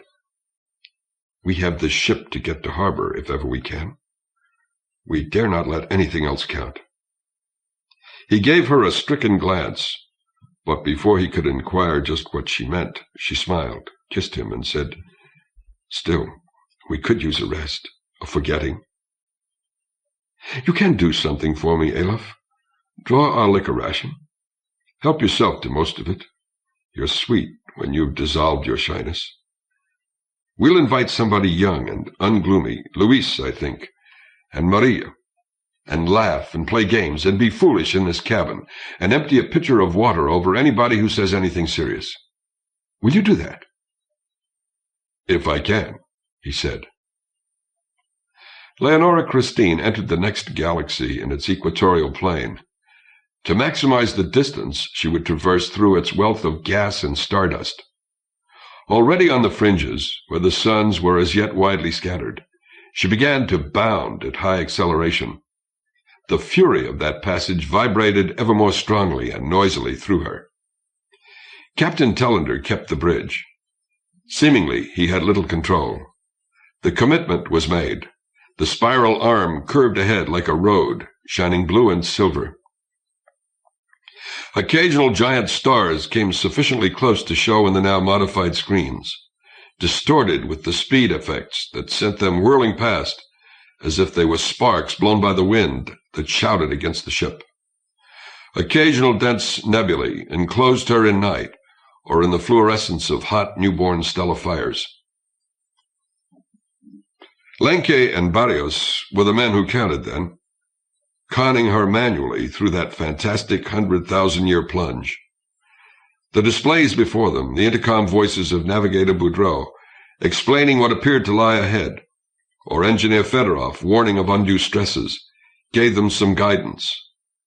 But the vessel had gotten too swift, too massive for much veering, and under these conditions, once reliable instruments were turned into Delphic oracles.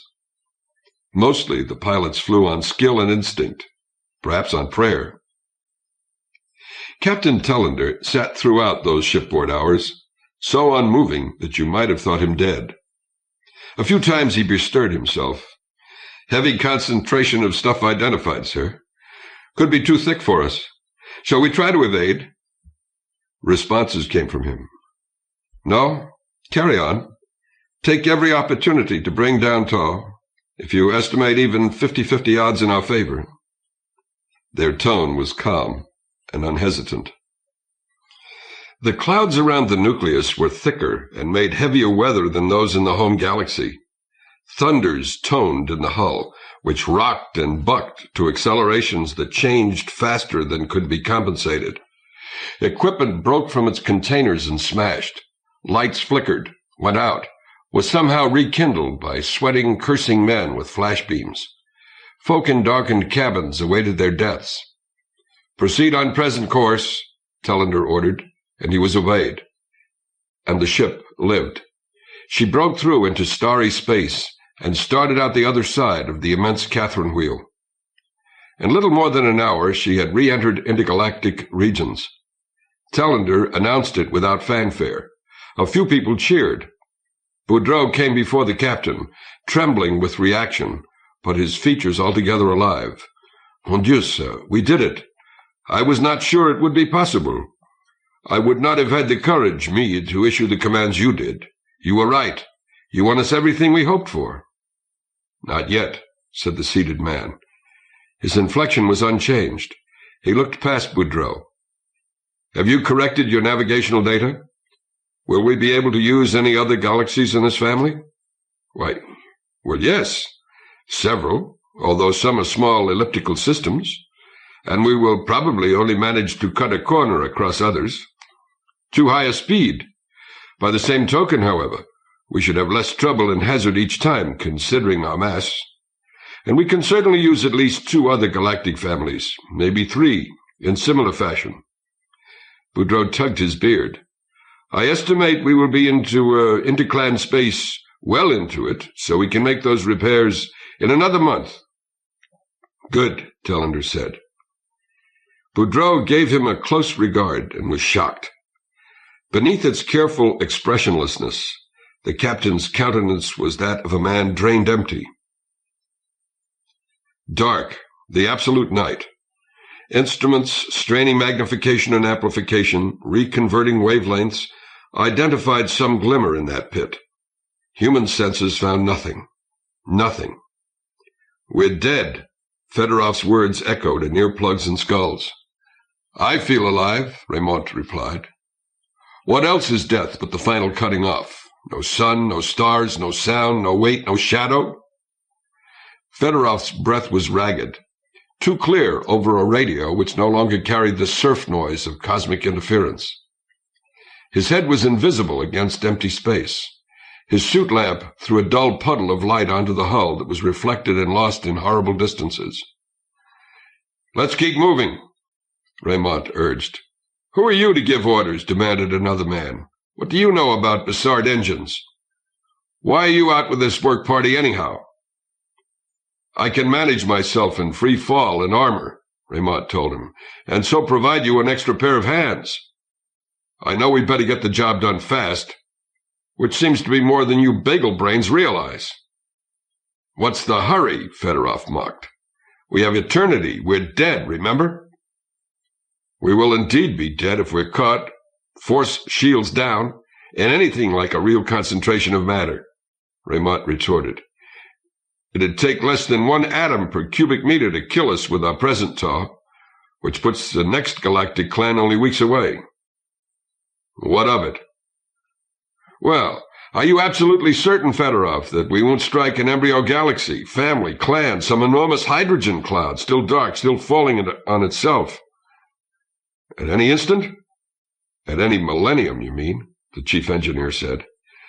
But evidently stung out of his dauntedness, he started aft from the main personnel lock. His gang followed. It was, in truth, a flitting of ghosts. No wonder he, never a coward, had briefly heard the wing beats of the Furies. One had thought of space as black, but now one remembered that it had been full of stars. Any shape had been silhouetted athwart suns, clusters, constellations, nebulae, sister galaxies. Or the cosmos was pervaded with light. The inner cosmos. Here was worse than a dark background. Here was no background, none whatsoever. The squat, unhuman forms of space-suited men, the long curve of the hull, was seen as gleams, disconnected and fugitive. With acceleration ended, weight was ended also. Not even the slight differential gravity effects of being in orbit existed. A man moved as if in an infinite dream of swimming, flying, falling, and yet he remembered that this weightless body of his bore the mass of a mountain. Was there a real heaviness in his floating, or had the constants of inertia subtly changed? Out here, where the metric of space-time was flattened to nearly a straight line, or was it an illusion, spawned in the tomb stillness which engulfed him? What was illusion? What was reality? Was reality? Roped together, clinging with frantic bond souls to the ship's metal, curious, the horror one felt of getting somehow pitched loose. Extinction would be the same as if that had happened in the lost little spaceways of the solar system. But the thought of blazing across giga-years as a stellar-scale meteor was peculiarly lonely. The engineer detail made their way along the hull, past the spidery framework of the hydromagnetic generators. Those ribs seemed terribly frail. "Suppose we can't fix the decelerator, half of the module," came a voice. "Do we go on? What happens to us? I mean, won't the laws be different on the edge of the universe? Won't we turn into something awful?" "Space is isotropic," Raymond barked into the blackness. "The edge of the universe is gibberish. And let's start by supposing we can fix the stupid machine." He heard a few oaths and grinned like a carnivore. When they halted and began to secure their lifelines individually to the ion drive girders, Fedorov laid his helmet against Raymond's for a private talk carried by conduction. "Thanks, Constable," he said. "What for? Being such a prosaic bastard?" "Well, we have a prosaic job of repair to do. We may have come a long way. We may by now have outlived the race that produced us. But we haven't changed from a variety of proboscis monkey. Why take ourselves so mucking seriously?" I see why Lindgren insisted I let you come along." Fedorov cleared his throat. "About her?" "Yes." I was angry at your treatment of her. It was mainly that. Of course, I was humiliated personally. But a man should be able to get over that. I cared for her, though, very much. Forget it, Raymond said. I cannot do that. But maybe I can understand a little better than I let myself do in the past. You must have hurt, too. And now, for her own reasons, she has gone from both of us. Shall we shake hands and be friends once more, Charles? Surely. I wanted this myself. Good men are hard to come by. Gauntlets groped to find each other in the murk and clasp. All right. Fedorov switched his transmitter back on and pushed clear of the ship. Let's get aft and have a look at the problem. Chapter 17. Light began to glimmer ahead, a scattering of star-like points which waxed in numbers and brightness toward glory. Their dominion widened. Presently the viewscope showed them occupying nearly half of heaven, and still that area grew and brightened. They were not stars forming these strange constellations. They were at first entire families of galaxies, making up a clan. Later, as the ship advanced, they broke into clusters and then into separate members. The viewscope's reconstruction of this stationary observer site was only approximate. From the spectra received, a computer estimated what the Doppler shift and thus the aberration must be, and made corresponding adjustments. But these were nothing except estimates. It was believed that the clan lay about 300 million light-years from home, but no charts existed for these deeps, no standards of measurement. The probable error in the derived value of tau was huge. Factors like absorption simply were not in any reference work aboard. Leonora Christine might have sought a less remote destination, for which more reliable data were tabulated. However, bearing in mind that at ultra-low tau she was not very steerable, that route would have taken her through less matter within the Milky Way Andromeda-Virgo clan. She would have gained less speed, and now she was running so close to C that every increment made a significant difference. Paradoxically, shipboard time to the nearest possible target would have been more than to this one, and it was not known either how long her people could endure. The cheer brought by the repair of the decelerator was short-lived, for neither half of the Bussard module could work in interclan space. Here the primordial gas had finally gotten too thin. For weeks, therefore, the ship must go powerless on a trajectory set by the eldritch ballistics of relativity. Within her hull was weightlessness. There was some talk of using lateral ion jets to put a spin on her and thus provide centrifugal pseudogravity. Despite her size, it would have generated radial and Coriolis effects that were too troublesome. She had not been designed, nor had her folk been trained for such. They must bear the weeks while the geological epochs passed by outside. Raymond opened the door to his cabin. Weariness made him careless. Bracing himself a trifle too hard against the bulkhead, he let go the handhold and was propelled away. For a moment he cartwheeled in midair. Then he bumped into the opposite side of the corridor, pushed and darted back across. Once within the cabin, he grabbed another bar before shutting the door behind him. At this hour, he had expected Gun Ling to be asleep.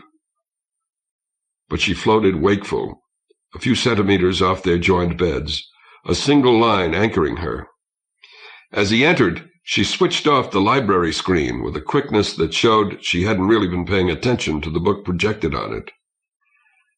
"Not you, too?" Raymond's question seemed loud.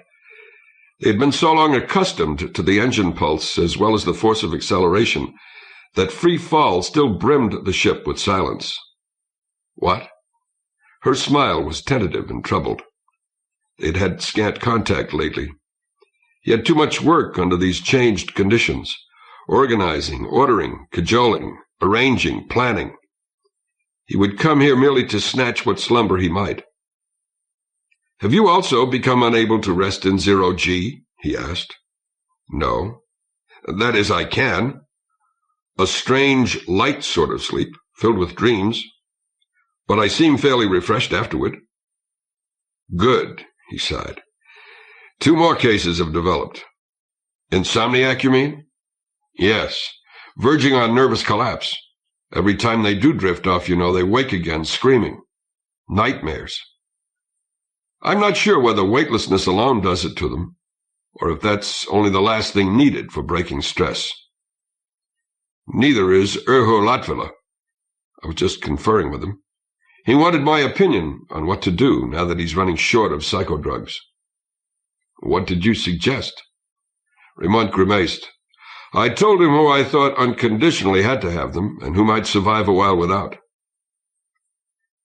The trouble isn't simply the psychological effect, you realize, G.U.N. said. It is the fatigue, pure physical tiredness from trying to do things in a gravityless environment. Of course, Raymond hooked one leg around the bar to hold himself in place and started to unfasten his coverall. Quite unnecessary. The regular spacemen know how to cope, and you and I and a few others. We don't get worn out trying to coordinate our muscles. It's those ground-lubber scientists who do. How much longer, Charles? Like this? Who knows? They plan to reactivate the force fields at minimum strength off the interior power plant tomorrow. A precaution in case we strike denser material sooner than expected. The last estimate I heard for when we'll reach the fringes of the clan is a week. She relaxed in relief. We can stand that. And then we will be making for our new home. Hope so, Raymond grunted. He stored his clothes, shivered a little though the air was warm, and took out a pair of pajamas. G.U.N. started. Her tether jerked her to a stop. What do you mean by that? Don't you know?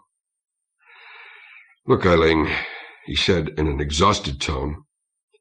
You've been briefed like everybody else on our instrumentation problems. How in hell's flaming name can you expect an exact answer to anything? I'm sorry. Are the officers to blame if the passengers don't listen to their reports, won't understand? Raymond's voice lifted in anger. Some of you are going to pieces again. Some of you have barricaded yourselves with apathy or religion or sex or whatever, till nothing registers on your memories. Most of you. Well, it was healthy to work on those R&D projects, but that's become a defense reaction in its own right. Another way of narrowing your attention till you exclude the big bad universe. And now, when free fall prevents you carrying on, you likewise crawl into your nice hidey holes. Lashingly, go ahead, do what you want, the whole wretched lot of you. Only don't come and peck at me any longer, do you hear? He yanked the pajamas on, soared to the bed, and clipped the safety line around his waist. G.U.N. moved to embrace him. Oh, love, she whispered, I'm sorry. You were so tired, are you not? Been hard on us all, he said. Most on you. Her fingers traced the cheekbones standing out under taut skin, the deep lines, the sunken and bloodshot eyes. Why don't you rest? I'd like to. She maneuvered his mass into a stretched-out position and drew herself closer yet. Her hair floated across his face, smelling of sunshine on earth. Do, she said, you can. For you, isn't it good not to be heavy? Yes, in a way. Eileen, you know Iwasaki pretty well. Do you think he can manage without tranquilizers? The doctor and I weren't sure. Hush. Her palm covered his mouth. None of that. But, oh, I will not have it. The ship isn't going to fall apart if you get one decent night's sleep.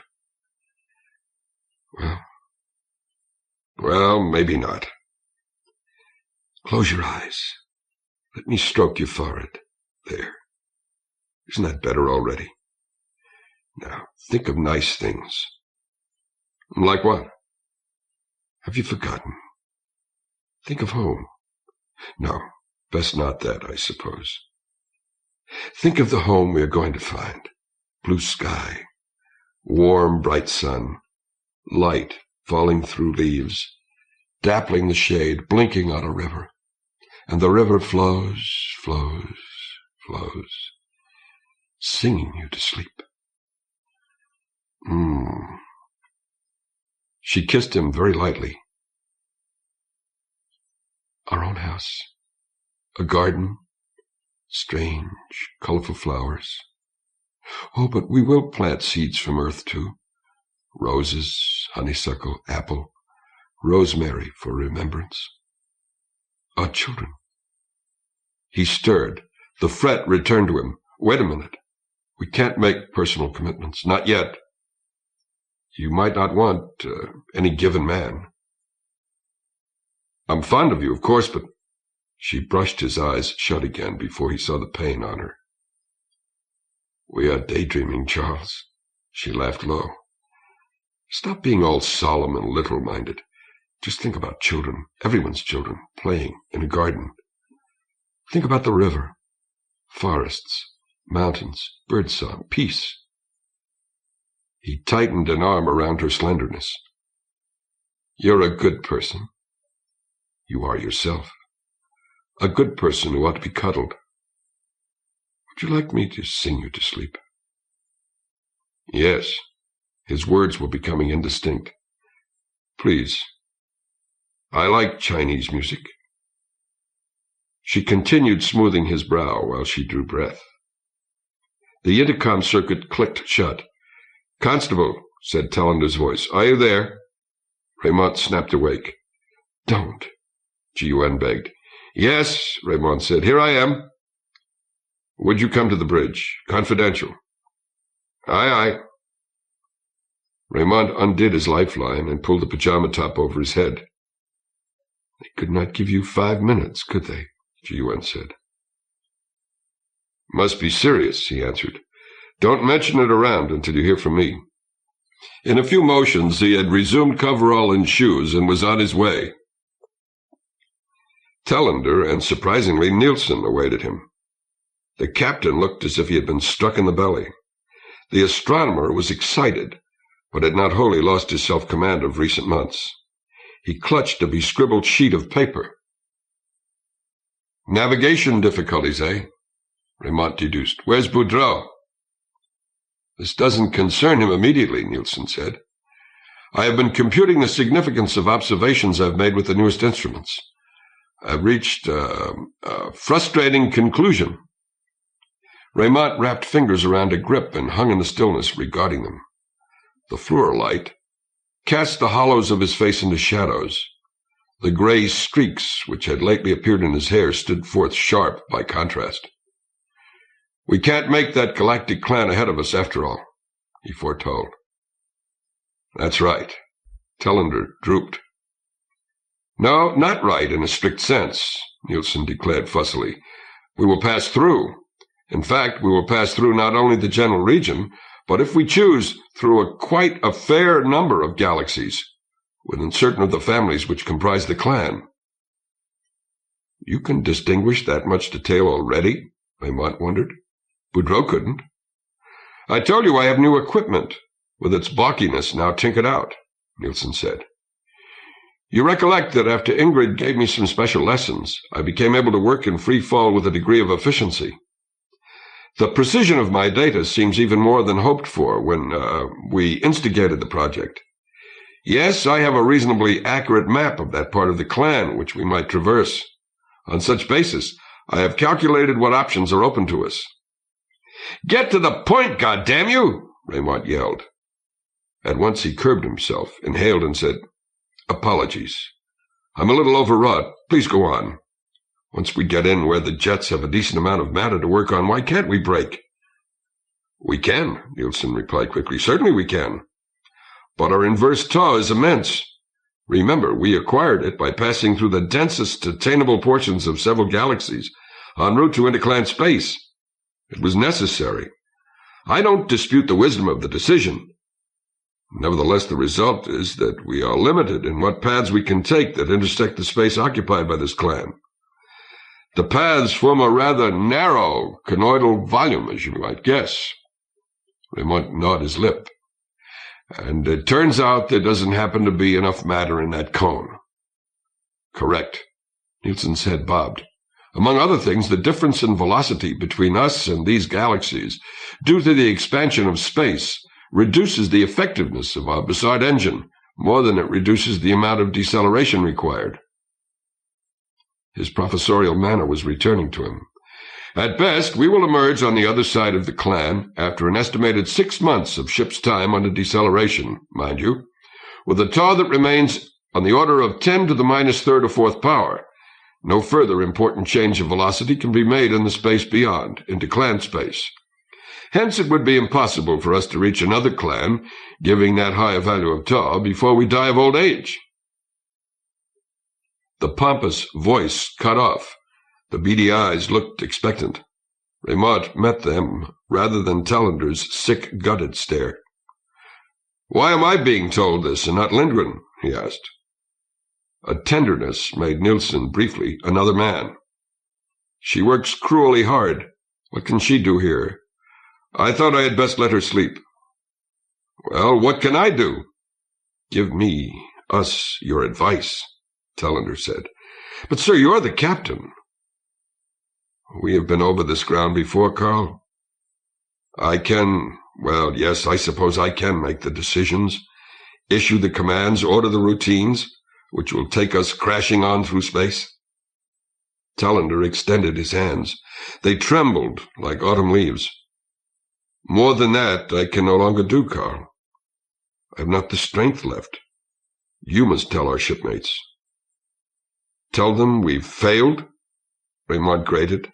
"Tell them, in spite of everything we did, we're damned to fly on till we go crazy and die? You don't want much of me, do you, Captain?"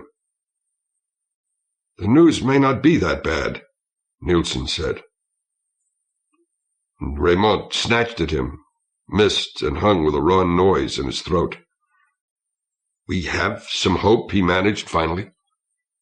The fat man spoke with a briskness that turned his pedantry into a sort of bugle call. "Perhaps.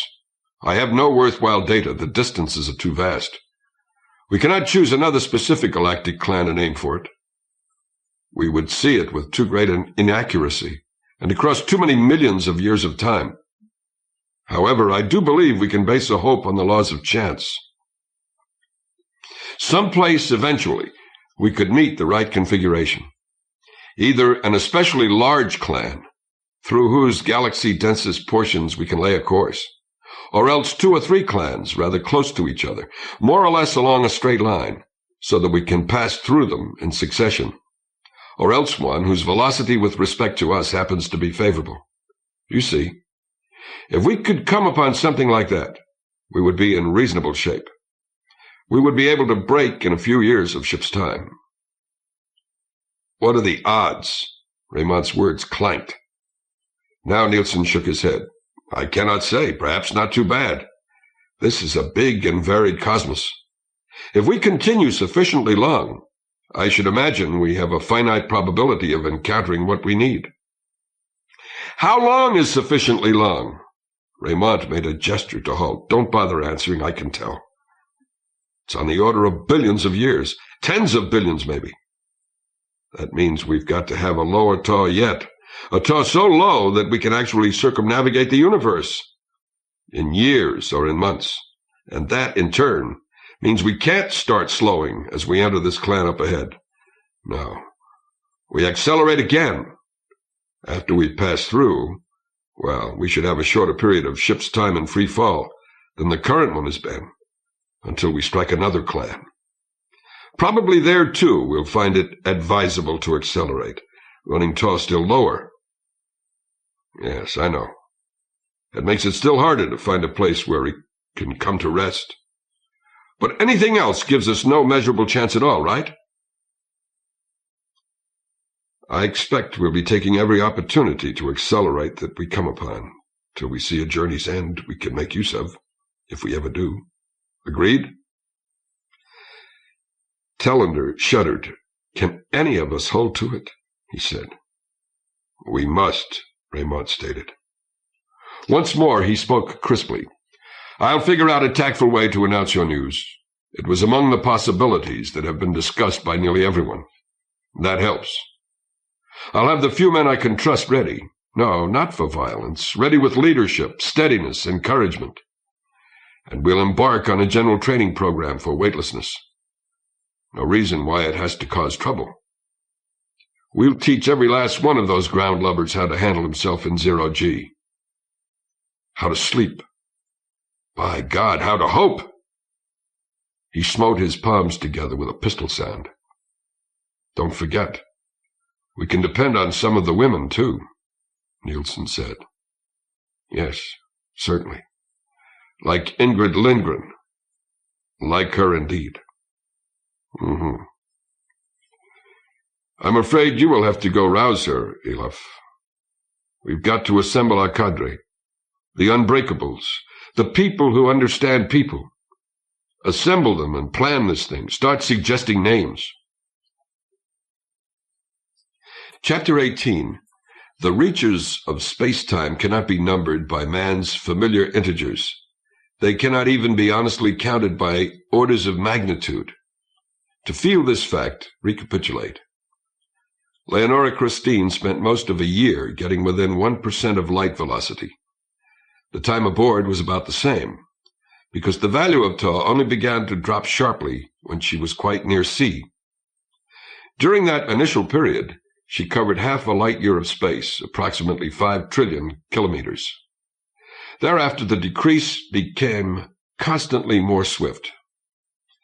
Aided by the higher acceleration now possible, she required somewhat under 2 more years, in her own measure, to get about 10 light-years from Earth.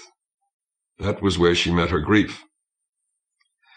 The decision being made to seek the Virgo cluster of galaxies, she must gain such a tau that she could bridge the distance in a tolerable shipboard time. At maximum acceleration, a maximum which increased as she traveled, she swung half around the Milky Way and into its heart in a little more than 1 year. According to the cosmos, it took better than 100 millennia. In the Sagittarian clouds, she won a tau which brought her out of her native galaxy in days. Then her people discovered that the vacuum between the family of star groups they were in and the Virgo assemblage at which their plans were aimed was not hard enough. They must go beyond the entire clan. In intergalactic space, Leonora Christine remained able to pile on speed. It took her weeks to fare a couple of million light-years to a chosen neighbor galaxy. Spanning this in hours, she filled herself so full of kinetic energy that she crossed a similar distance in days. And presently she used a week or so to depart from her original cluster and reach another one, through which she passed quite rapidly. She coasted across the almost total emptiness of interclan space. Meanwhile, her engineers fixed the damaged unit. Although without acceleration she needed only a pair of her own months to lay 200 or 300 million light-years behind her. The accessible mass of the whole galactic clan, that was her goal, proved inadequate to break that velocity. She did not try. Instead, she used what she swallowed to drive forward all the faster. She traversed the domain of this second clan with no attempt at manual control, simply spearing through a number of its member galaxies in 2 days. On the far side, again into holospace, she felt free. The stretch to the next attainable clan was on the order of another 100 million light-years. She made the passage in about a week. When she arrived there, of course, she spent the star stuff she found to force herself still closer to the ultimate speed. No, don't look out. Margarita Jimenez missed the handhold that would have checked her flight. Scrabbling for it, she struck the bulkhead, caromed and floundered in air. Adi Jordi, Boris Fedorov snorted. He gauged vectors and launched himself to intercept her. It was not a conscious calculation. That would have been impossibly cumbersome.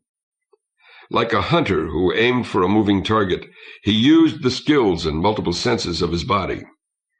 Angular diameters and shifts, muscle pressures and tensions, kinesthesia, the unseen but exactly known configuration of every joint, the several-time derivatives of each of these factors, and many more. His organism, a machine created with incomprehensible complexity and precision, and as it soared, beauty. He had a ways to fly. They were on number 2 deck, well aft, near the engine rooms. It was devoted to storage, but a major part of the materials it had held were now fashioned into objects. Where the cargo had been was a cavernous, echoing space, coldly lit, seldom visited. Fedorov had brought his woman there for some private instruction in free-fall techniques. She was doing miserably in the classes that Lindgren had decreed for ground lubbers. She spun before him, head lost among loose ringlets, arms and legs and breasts flopping. Sweat oiled her bare skin and broke off in globules that glittered around her like midges. "Relax, I tell you," Fedorov called. "The first damn thing you must learn is relax." He passed within reach and grabbed her at the waist. Linked, the two of them formed a new system that spun on a crazy axis as it drifted toward the opposite bulkhead. Vestibular processes registered their outrage in giddiness and nausea. He knew how to suppress that reaction, and he had given her an anti-space sickness pill before the lesson started. Nevertheless, she vomited. He could do nothing except hold her through their trajectory. The first upheaval caught him by surprise and struck him in the face. Thereafter, he clasped her back against belly. His free hand swatted at stinking yellow liquid in gobbets. Inhaled under these conditions, the stuff could choke a person.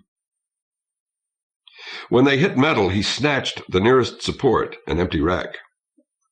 Hooking an elbow joint in it, he could use both arms to keep her and soothe her. Eventually, the dry phase passed, too. "Are you better?" he asked. She shivered and mumbled, "I want to be clean."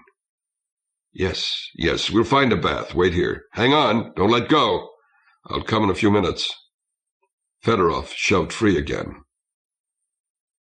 He must close the ventilators before the splashed foulness got drawn into the ship's general air system. Afterward, he could see about catching it with a vacuum cleaner. He would do that himself. If he detailed another man to this mess, the fellow might do more than resent it. He might start a rumor about... Fedorov's teeth slammed together. He finished his precautions and dove back to Jimenez. Though still white-faced, she appeared in command of her movements. "I'm dreadfully sorry, Boris."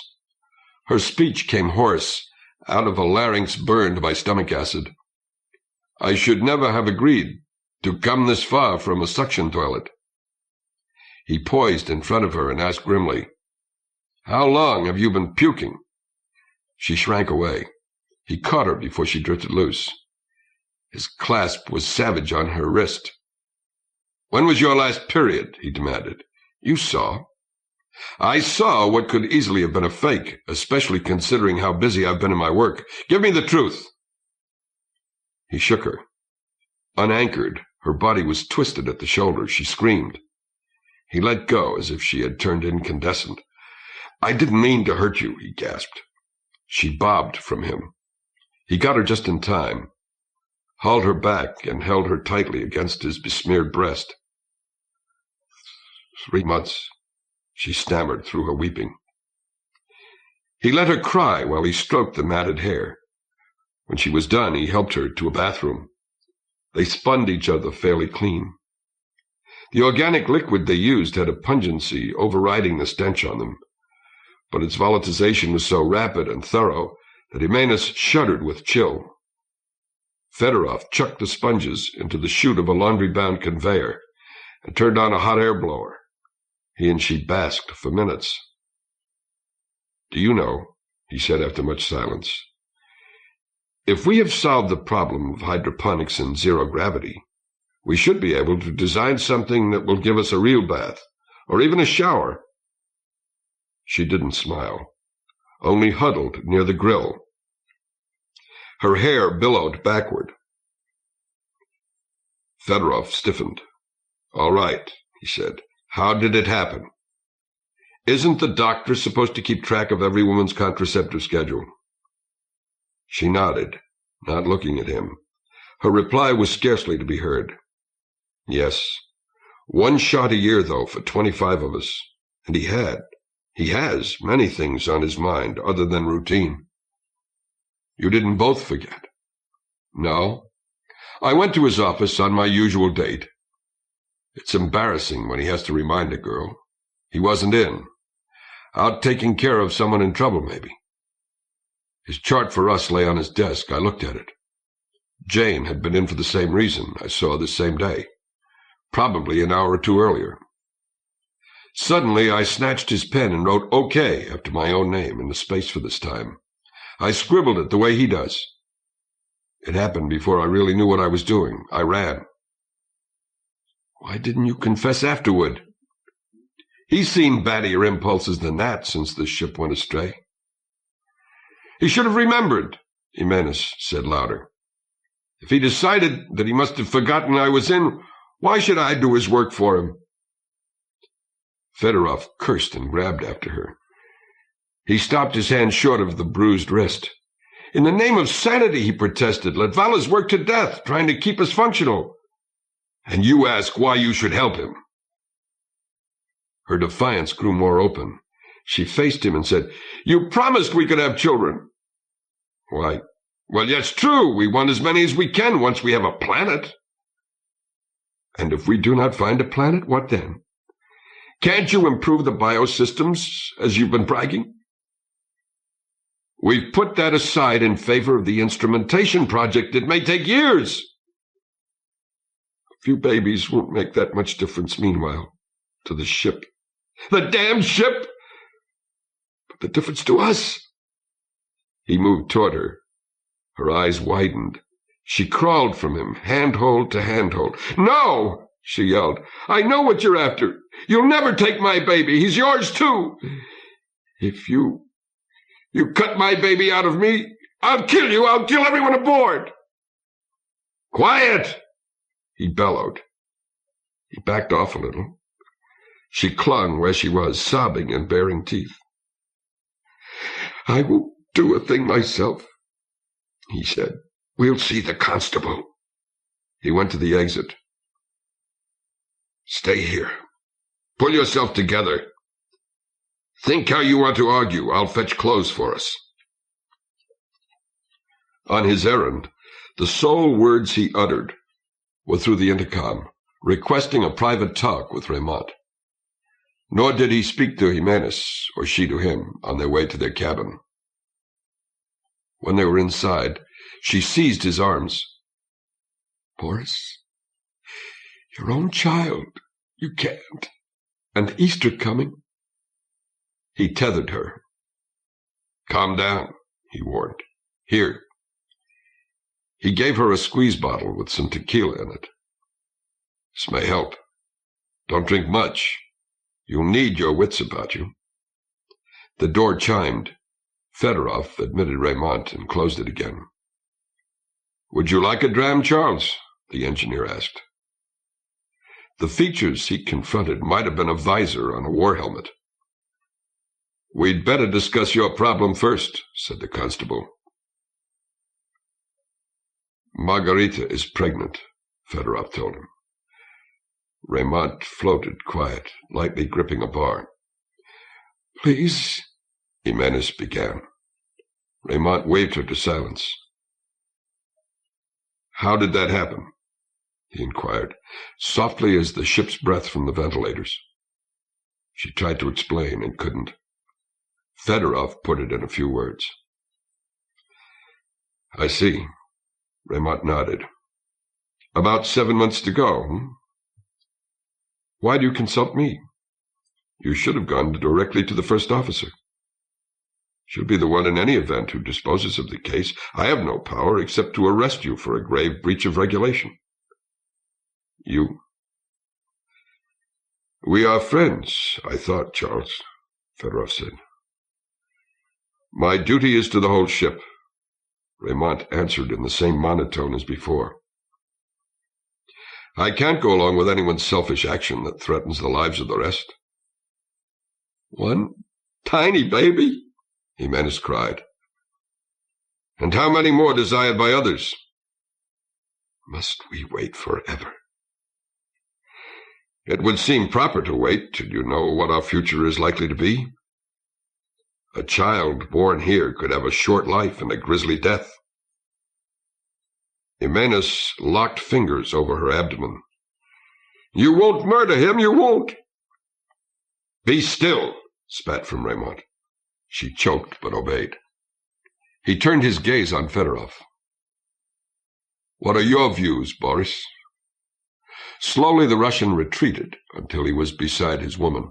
He drew her to him and said, "Abortion is murder. This should not have happened, maybe, but I cannot believe my shipmates are murderers. I will die before I permit it." "We'd be in bad shape without you." "Exactly." "Well," Raymond averted his eyes. "You haven't yet told me what you imagine I can do," he said. "I know what you can," Fedorov answered. "Ingrid will want to save this life. She may not be able without your advice and backing." So. Raymond drummed the bulkhead. "It isn't the worst thing for us, this," he said at length, thoughtfully. "There might even be some gains to make. If we can pass it off as an accident, an oversight, whatever, instead of a deliberate infraction." It was, at that, in a way. Margarita acted insanely. Still, how sane are any of us by now? Suppose we announce a consequent relaxation of the rules. A very limited number of births will be authorized. We'll compute how many the ecosystem can stand, and let the women who want draw lots. I doubt that many will, under present circumstances. The rivalry shouldn't be great. Having infants to coo over and help take care of, that might well relieve certain tensions. Briefly his voice rose. "Also, by God, they're a pledge of confidence and a fresh reason to survive. Yes!" Jimenez tried to reach him and embrace him. He warded her off. Above her weeping and laughter, he ordered the engineer, "Get her calmed. I'll discuss this with the first officer. In due course, we'll all confer together. Meanwhile, no word or sign to anybody." "You take the affair coolly," Fedorov said. "How else?" Raymond's answer was edged. "Been too bloody much emotion around." For another instant the visor lifted. This time a death's head looked out. "Too bloody clawing much," he shouted. He flung the door wide and whipped into the corridor. Boudreau peered through the viewscope. The galaxy toward which Leonora Christine rushed showed as a blue-white haze on a darkling visual field. When he had finished, a scowl bent his brow. He walked to the main console. His footfalls thudded in the restored weight of an intrafamilial passage. "It is not right," he said. "I have seen plenty of them, I know." "Do you mean the color?" Fox Jameson asked. The navigator had bidden the astrophysicist come to the bridge. "Frequency seemed too low for our speed?" "That's mainly due to simple space expansion, Auguste." "The Hubble constant." "We're overhauling galactic groups whose velocity gets higher and higher with respect to our starting point, the farther we travel." "Good thing, too. Otherwise the Doppler effect might present us with more gamma radiation than our material shielding can handle.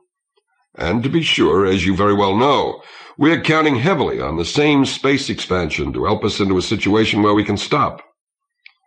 Eventually, the velocity changes in themselves ought to overbalance their reduction of Bussard efficiency." "That part is plain."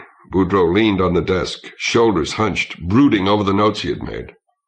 "I tell you, however, I have watched every single galaxy we pass through, or in observation distance of, these months. I have grown familiar with their types, and gradually those types are changing." He jerked his head at the viewscope. "That up ahead, for instance, it is of the irregular sort, like the Magellanic Clouds at home." "I dare say in these parts the Magellanic Clouds count as home," Fox Jameson murmured. Boudreau chose to ignore the aside. "It should have a high proportion of population 2 stars, he went on. "From here we should be able to see many individual blue giants. Instead, we see none. All the spectra I take, to the extent I can interpret them, they're becoming different from what is normal for the types, No kind of galaxy looks right anymore. He raised his eyes. Malcolm, what is happening? Fox Jameson appeared surprised. Why'd you pick me to query? He countered. I had only a vague impression at first, Boudreaux said. I am not a real astronomer. Besides, I could not get accurate navigational sights. To obtain a value of tau, for instance, requires such a cat's cradle of assumptions that, bien, when I finally felt sure the nature of space was altering, I approached Charles Raymond. You know how he puts down panic mongers, and he is correct in that.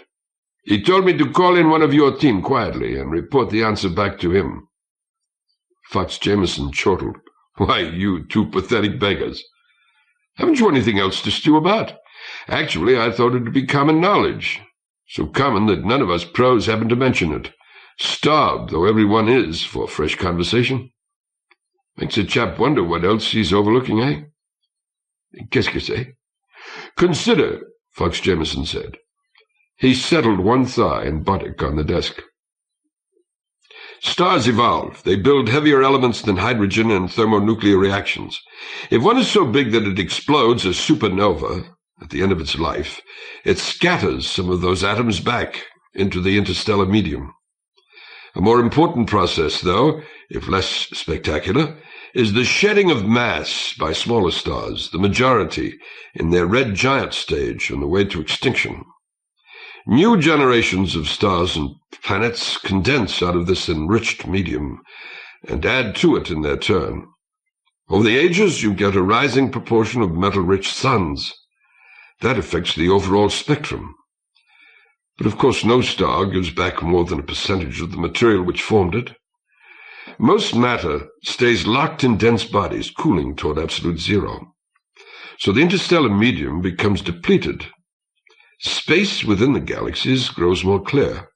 The rate of star formation declines. He gestured bowward. Finally, you reach a point where little or no further condensation is possible. The energetic, short-lived blue giants burn themselves out and have no successors. The galaxy's luminous members are entirely dwarfs, at last nothing except cool, red, miserly type M's. Those are good for almost 100 giga-years. I judge this galaxy we're aimed for isn't that far along yet, but it's getting there. It's getting there. Boudreaux pondered. Then we won't gain as much speed per galaxy as we did before, he said. Not if the interstellar gas and dust are being used up. True, Fox Jameson said. Don't fret. I'm sure ample will remain for our purposes. Every bit doesn't get collected in stars. Besides, we have the intergalactic medium, the intercluster, the interfamilial. Thin, that, but usable at our present hour. And eventually, we should be getting work out of the interclan gas itself. He clapped the navigator's back in friendly wise. We've come about 300 megaparsecs now, remember? He said. Which means about 1,000 million years of time. You've got to expect some changes. Boudreaux was less accustomed to astronomical concepts. You mean, he whispered, the whole universe is growing enough older for us to notice? It was the first time since his early youth that he had crossed himself. The door to the interview room was shut. Ji-Yuen hesitated before pressing the chime button. When Lindgren let her in, she said timidly, They told me you were here alone. Writing. The first officer stood somewhat slumped. Nonetheless, she topped the planetologist by a head. A private place. I hate to disturb you. What I'm for, Eiling. Sit down. Lindgren went back behind her desk, which was covered with scrawled-on papers. The cabin hummed and trembled to irregular acceleration. More than a day of wait remained. Leonora Christine was bound through a clan of unprecedented size and opulence. For a while hope had lived that this might be the one where the ship could reach a halt within some member galaxy. Closer observation showed otherwise, and Verstaw had gotten too immense. A faction had argued at General Assembly that there ought to be limited deceleration anyhow, in order that requirements for stopping inside the next clan be less rigorous. One could not prove the contention wrong, not that much cosmography was known. One could only use statistics, as Nielsen and Chidambaran did. to prove that the likelihood of finding a resting place seemed greater if acceleration continued.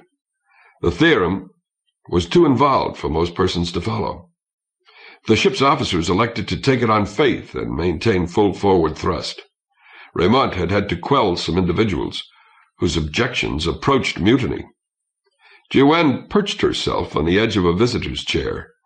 She was small and neat in high-collared red tunic, broad white slacks, hair brushed back with unwonted severity and held by an ivory comb. Lindgren contrasted in more than size. Her shirt was open at the neck, rolled up at the sleeves, smudged here and there. Her hair was tousled, her eyes haunted. "What are you writing, if I may ask?" Jiwen ventured. "A sermon," Lindgren said. "Not easy, I'm no writer." "You? A sermon?" The left corner of Lindgren's mouth twitched slightly upward. "Actually, the captain's address at our Midsummer Day festivities. He can still conduct divine service after a fashion. But for this he requested me to inspirit the troops in his name." "He is not a well man, is he?" Jiwen inquired, low. The humor flickered out in Lindgren. "No. I assume I can trust you not to blab that around, even if everybody does suspect it." She rested elbow on desk, forehead on hand. "His responsibility is destroying him. How can he blame himself? What choice has he except to let the robots move us onward?" "He cares." Lindgren sighed. "Also, this latest dispute. In his condition, that was more than he could take. He's not nervously prostrated, understand, not quite. But he's no longer able to buck people." "Are we wise to hold a ceremony?" Jiwen wondered. "I don't know," Lindgren said in a worn-out voice. "I simply don't. Now, we aren't announcing it, but we can't prevent computation and talk. When we're somewhere around the 5 or 6 billion year mark," her head lifted, her hand fell, "to celebrate something as purely Earth as Midsummer Day. Now, when we have to start thinking of Earth as gone." She seized both arms of her chair. For a moment the blue eyes were wild and blind. Then the straining body eased, muscle by muscle. She leaned into the seat until its swivel joint tilted with a creak. She said flatly, "The constable persuaded me to go ahead with our rituals. Defiance, reunification after the past quarrel, rededication, especially to that unborn baby. New Earth. We'll snatch it from God's grip yet, if God means anything, even emotionally, anymore. Maybe I should lay off religion altogether. Carl didn't give me any details, only the general idea. I'm supposed to be its best spokesman. Me! That tells you a good deal about our condition, doesn't it?" She blinked, returning to herself. "Apologies," she said. "I oughtn't to have dropped my problems on you." "They are everyone's problems, First Officer," Jiwen replied. "Please, my name is Ingrid. Thanks, though. If I haven't told you before, let me say now. In your quiet way, you're one of the key people aboard. A garden of calm. Well," Lindgren bridged her fingers, "what can I do for you?" Jiwen's glance fluttered to the desk. "It's about Charles." The ends of Lindgren's nails whitened. "He needs help," Jiwen said. "He has his deputies," Lindgren answered tonelessly. "Who keeps them going except him? Who keeps us all going? You too, Ingrid. You depend on him." "Certainly." Lindgren intertwined her fingers and strained them. "You must realize, perhaps he never mentioned it to you in words, any more than to me or I to him, but it's obvious there's no quarrel left between him and me. We eroded that away, working together. I wish him everything good." "Can you give him some of it, then?" Lindgren's gaze sharpened. "What do you mean?" "He's tired, more tired than you imagine, Ingrid, and more alone. His nature? Maybe. Still, that was never any of the inhuman things he's had to be. A fire, a whip, a weapon, an engine. I've come to know him a little. I've watched him lately, how he sleeps what few times he can. His defenses are used up. I hear him talk sometimes in his dreams. when they aren't simply nightmares. Lindgren closed her hands on emptiness. What can we do for him? Give him back a part of his strength? You can. Ji-Yuen raised her eyes. You see, he loves you. Lindgren got up, paced the narrow stretch behind her desk, struck fist into palm. I've assumed obligations, she said. The words wrenched her gullet. I know. Not to smash a man, especially when we need, and not to be promiscuous again. I have to be an officer in everything I do. So does Carl. Raw-voiced. He'd refuse. Ji-Yuen rose likewise. Can you spare this night? She asked. What? What? No, impossible, I tell you. Oh, I've the time, but impossible all the same. You'd better go. Come with me. Ji-Yuen took Lindgren by the hand. What scandal can there be if you visit the two of us in our cabin? The big woman stumbled after her. They went up the thrumming stairs to crew level. Ji-Yuen opened her door, led Lindgren through, closed it again. They stood alone amidst the ornaments and souvenirs of a country that died jigga years before and regarded each other. Lindgren breathed in deep, quick drafts. Red pursued white across her face, down throat and bosom. He should be back soon, Ji-Yuen said. He doesn't know. It is my gift to him. One night, at least, to tell him and show him how you've never stopped feeling. She had separated the beds. Now she lowered the dividing partition. She did not quite forestall her tears. Lindgren held her close for a moment, kissed her, and finished sealing her off. Then Lindgren waited. Chapter 19. Please, Jane Sadler had implored, come help him. You can't, Raymond asked. She shook her head. I've tried, and I think I make matters worse. In his present condition, I being a woman. She flushed. You savvy? Well, I'm no psychologist, Raymond said. However, I'll see what I can do. He left the bower where she had caught him at rest. The dwarfed trees, tumbling vines, moss, and blossoms made it a place of healing for him. But he noticed that comparatively few others went into these rooms any longer. Did such things remind them of too much? Certainly no plans were being made for celebration of the autumnal equinox which impended on the ship's calendar, or any other holidays for that matter.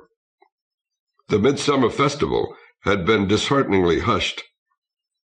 In the gymnasium, a zero-G handball game bounced from corner to corner. They were spacemen who played, though, and doggedly rather than gleefully. Most of the passengers came here for little except their compulsory exercises. They weren't showing great interest in meals either. Not that Carducci was doing an inspired job nowadays. One or two passers-by gave Raymond a listless hail. Farther down the corridor, a door stood open on a hobby shop. A lathe hummed. A cutting torch glowed blue in the hands of Kato Mboto and Yeshio Benzai. Apparently they were making something for the recently resumed Fedorov-Pereira ecological project and had been crowded out of the regular facilities on the lower decks. That was good as far as it went, but it didn't go any real distance. You had to be sure precisely what you were doing before you overhauled the systems on which life rested. As yet, and doubtless for years to come, matters were at the research stage. The undertaking could only engage the full attention of a few specialists until actual construction began. Nielsen's instrumental improvements had been an excellent workmaker. Now that was drawing to a close, unless the astronomers could think up new inventions. Most of the labor was finished. Cargo had been shifted. Number 2 deck converted to an electronic observatory, its haywire tangle trimmed. The experts might tinker and refine as well as lose themselves in their prodigious studies of the outer universe. For the bulk of the team, no task was left. Nothing was left, save to abide. At each crisis, the folk had rallied, yet each upsurge of hope peaked lower than the last. Each withdrawal to misery went deeper. You would offhand have expected more reaction to the change ruling on children, for instance. Exactly 2 women had applied for motherhood, and their last shots wouldn't wear off for months. The rest were interested, no doubt, in a fashion. The ship quivered. Weight grabbed at Raymond. He barely avoided falling to the deck. A metal noise toned through the hull like a basso profundo gong. It was soon over. Free flight resumed. Leonora Christine had gone through another galaxy. Those passages were becoming more frequent by the day. Would she never meet the right configuration to stop? Ought she to start deceleration, if only to be doing something different? Could Nielsen, Chidambaran, and Fox Jameson have miscalculated? Were they beginning to realize it? Was that why they'd worked late hours in the observatory these past few weeks, and been so worried-looking and taciturn when they came out for food or sleep? Well, no doubt Lindgren would get the information from Nielsen when it was confirmed, whatever it was.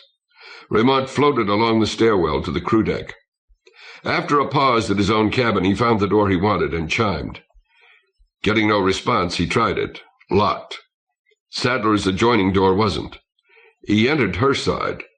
The partition was down between her and her man. Raymond swung it out of the way. Johann Freiwald floated at the end of his bedline. The husky shape was curled into an imitation of a fetus, but the eyes held awareness. Raymond grasped a handhold, encountered that stare, and said noncommittally, I wondered why you haven't been around. Then I heard you aren't feeling well. Anything I can do for you? Freiwald grunted. You could do considerable for me, Raymond went on. I need you pretty badly. You've been the best deputy, policeman, counselor, work party boss, idea man I've had through this whole thing. You can't be spared. Freiwald spoke with an effort. I shall have to be spared. Why, what's the matter? I can't go on anymore. It's that simple. I can't. Why not? Raymond persisted. What jobs we have aren't hard physically. Anyhow, you're tough. Weightlessness never bothered you. You're a machine-era boy, a practical chap, a lusty, earthy soul, not one of those self-appointed delegates who have to be coddled every minute because their tender spirits can't bear a long voyage. He sneered. Or are you one? Freiwald stirred. His unshaven cheeks darkened a trifle. I am a man, he said, not a robot. Eventually I start thinking. My friend, do you imagine we would have survived this far if the officers at any rate did not spend every waking hour thinking? I don't mean your damned measurements, computations, course adjustments, equipment modifications. That's from nothing but the instinct to stay alive. A lobster trying to climb out of a kettle has as much dignity. I ask myself, why? What are we really doing? What does it mean? Et tu, Brute, Raymond muttered. Freiwald twisted about until his gaze was straight into the constable's. Because you are so callous. Do you know what year this is? No, neither do you. The data are too uncertain. And if you wonder what the year would be at Sol, that's meaningless. Be quiet. I know the whole simultaneity quacking. We have come something like 50 billion light years. We are rounding the whole curve of space. If we returned this instant to the solar system, we would not find anything. Our sun died long ago. It swelled and brightened till Earth was devoured. It became a variable guttering like a candle in the wind. It sank away to a white dwarf, an ember, an ash. And the other stars followed. Nothing can be left in our galaxy but waning red dwarfs, if that. Otherwise, clinkers. The Milky Way has gone out. Everything we knew, everything that made us is dead, starting with the human race. Not necessarily. Then it's become something we could not comprehend. We are ghosts. Freiwald's lips trembled. We hunt on and on, monomaniacs. Again acceleration thundered through the ship. There, you heard? His eyes were white-rimmed as if with fear. We've passed through another galaxy. Another 100,000 years. To us, part of a second. Oh, not quite, Raymond said. Our toe can't be that far down, can it? We'd probably quartered a spiral arm. Destroying how many worlds? I know the figures. We're not as massive as this star, but our energy, I think we could pierce the heart of a sun and not notice. Perhaps. That's one section of our hell. Then we've become a menace to... Don't say it. Raymond spoke earnestly. Don't think it. Because it isn't true. We're interacting with dust and gas, nothing else. We do transit many galaxies. They lie comparatively close together in terms of their own size. Within a cluster, the members are about 10 diameters apart, often less. Single stars within a galaxy, that's another situation altogether. Their diameters are such a microscopic fraction of a light year. In a nuclear region, the most crowded part, well, the separation of two stars is still like the separation of two men, one at either end of a continent, a big continent like Asia. Freiwald looked away. There is no more Asia, he said, no more anything. There's us, Raymond answered. We're alive. We're real. We have hope. What else do you want? Some grandiose philosophical significance? Forget it. That's a luxury. Our descendants will invent it, along with tedious epics about our heroism. We have the sweat, tears, blood. In short, the unglamorous bodily excretions. And what's bad about that? Your trouble is you think a combination of acrophobia, sensory deprivation, and nervous strain is a metaphysical crisis. Myself, I don't despise our lobsterish instinct to survive. I'm glad we have one. Freiwald floated motionless. Raymond crossed to him and squeezed his shoulder. I'm not belittling your difficulties, he said. It is hard to keep going. Our worst enemy is despair, and it wrestles every one of us to the deck every now and then. Not you, Freiwald said. Oh, yes, Raymond told him. Me too. I get my feet back, though. So will you. If you'll only stop feeling worthless because of a disability that is a perfectly normal temporary result of psychic exhaustion. As Jane understands better than you, young fellow. The disability will soon go away of itself. Afterward, you'll see the rest of your problems in perspective and start coping once more. Well, Freiwald, who had tensed while Raymond spoke, relaxed the barest bit. Maybe. I know. Ask the doctor if you don't believe me. If you want, I'll have him issue you some psychodrugs to hasten your recovery. My reason is that I do need you, Johann. The muscles beneath Raymond's palm softened further. He smiled. However, he continued, I've got with me the only psychodrug I expect is called for. What? Freiwald looked up. Raymond reached under his tunic and extracted a squeeze bottle with twin drinking tubes. Here, he said, rank has its privileges. Scotch. The genuine article, not that witch's brew the Scandinavians think is an imitation. I prescribe a hefty dose for you, and for myself, too. I'd enjoy a leisurely talk. Haven't had any for longer than I can remember. They had been at it an hour, and life was coming back in Freiwald's manner, when the intercom said with Ingrid Lindgren's voice, Is the constable there? Yes, Freiwald replied. Sadler told me, the first officer explained. Could you come to the bridge, Carl? Urgent? Raymond asked. Not really, I guess. The latest observations seem to indicate further evolutionary changes in space. We may have to modify our cruising plan. I thought you might like to discuss it. All right. Raymond shrugged at Freiwald. Sorry. Me also. The other man considered the flask, shook his head sadly, and offered it back. No, you may as well finish it, Raymond said. Not alone. Bad drinking alone. I'll tell Jane. Well, now. Freiwald genuinely laughed. That's kind of you. Emerging, closing the door behind him, Raymond glanced the length of the corridor. No one else was in sight. He sagged then, eyes covered, body shaking. After a minute, he filled his lungs and started for the bridge. Norbert Williams happened to come the other way along the stairs. Hi, the chemist greeted. You're looking cheerier than most, Raymond remarked. Yeah, I guess I am. Emma and I, we got talking, and we may have hit on a new gimmick to check at a distance whether a planet has our type of life. A plankton-type population, you see, ought to impart certain thermal radiation characteristics to ocean surfaces, and given Doppler effect, making those frequencies something we can properly analyze. Good. Do work on it. And if you should co-opt others, I'll be glad. Sure, we thought of that. And would you pass the word that wherever she is, Jane Sadler's dismissed from work for the day? Her boyfriend has something to take up with her. William's guffaw followed Raymond through the stairwell. But the command deck was empty and still, and in the bridge Lindgren stood watch alone, her hands strained around the grips at the base of the viewscope. When she turned about at his entry, he saw that her face was quite without color. He closed the door. "What's wrong?" he said hushedly. "You didn't let on?" "No, of course not. When the business had to be fierce, what is it?" She tried to speak and could not.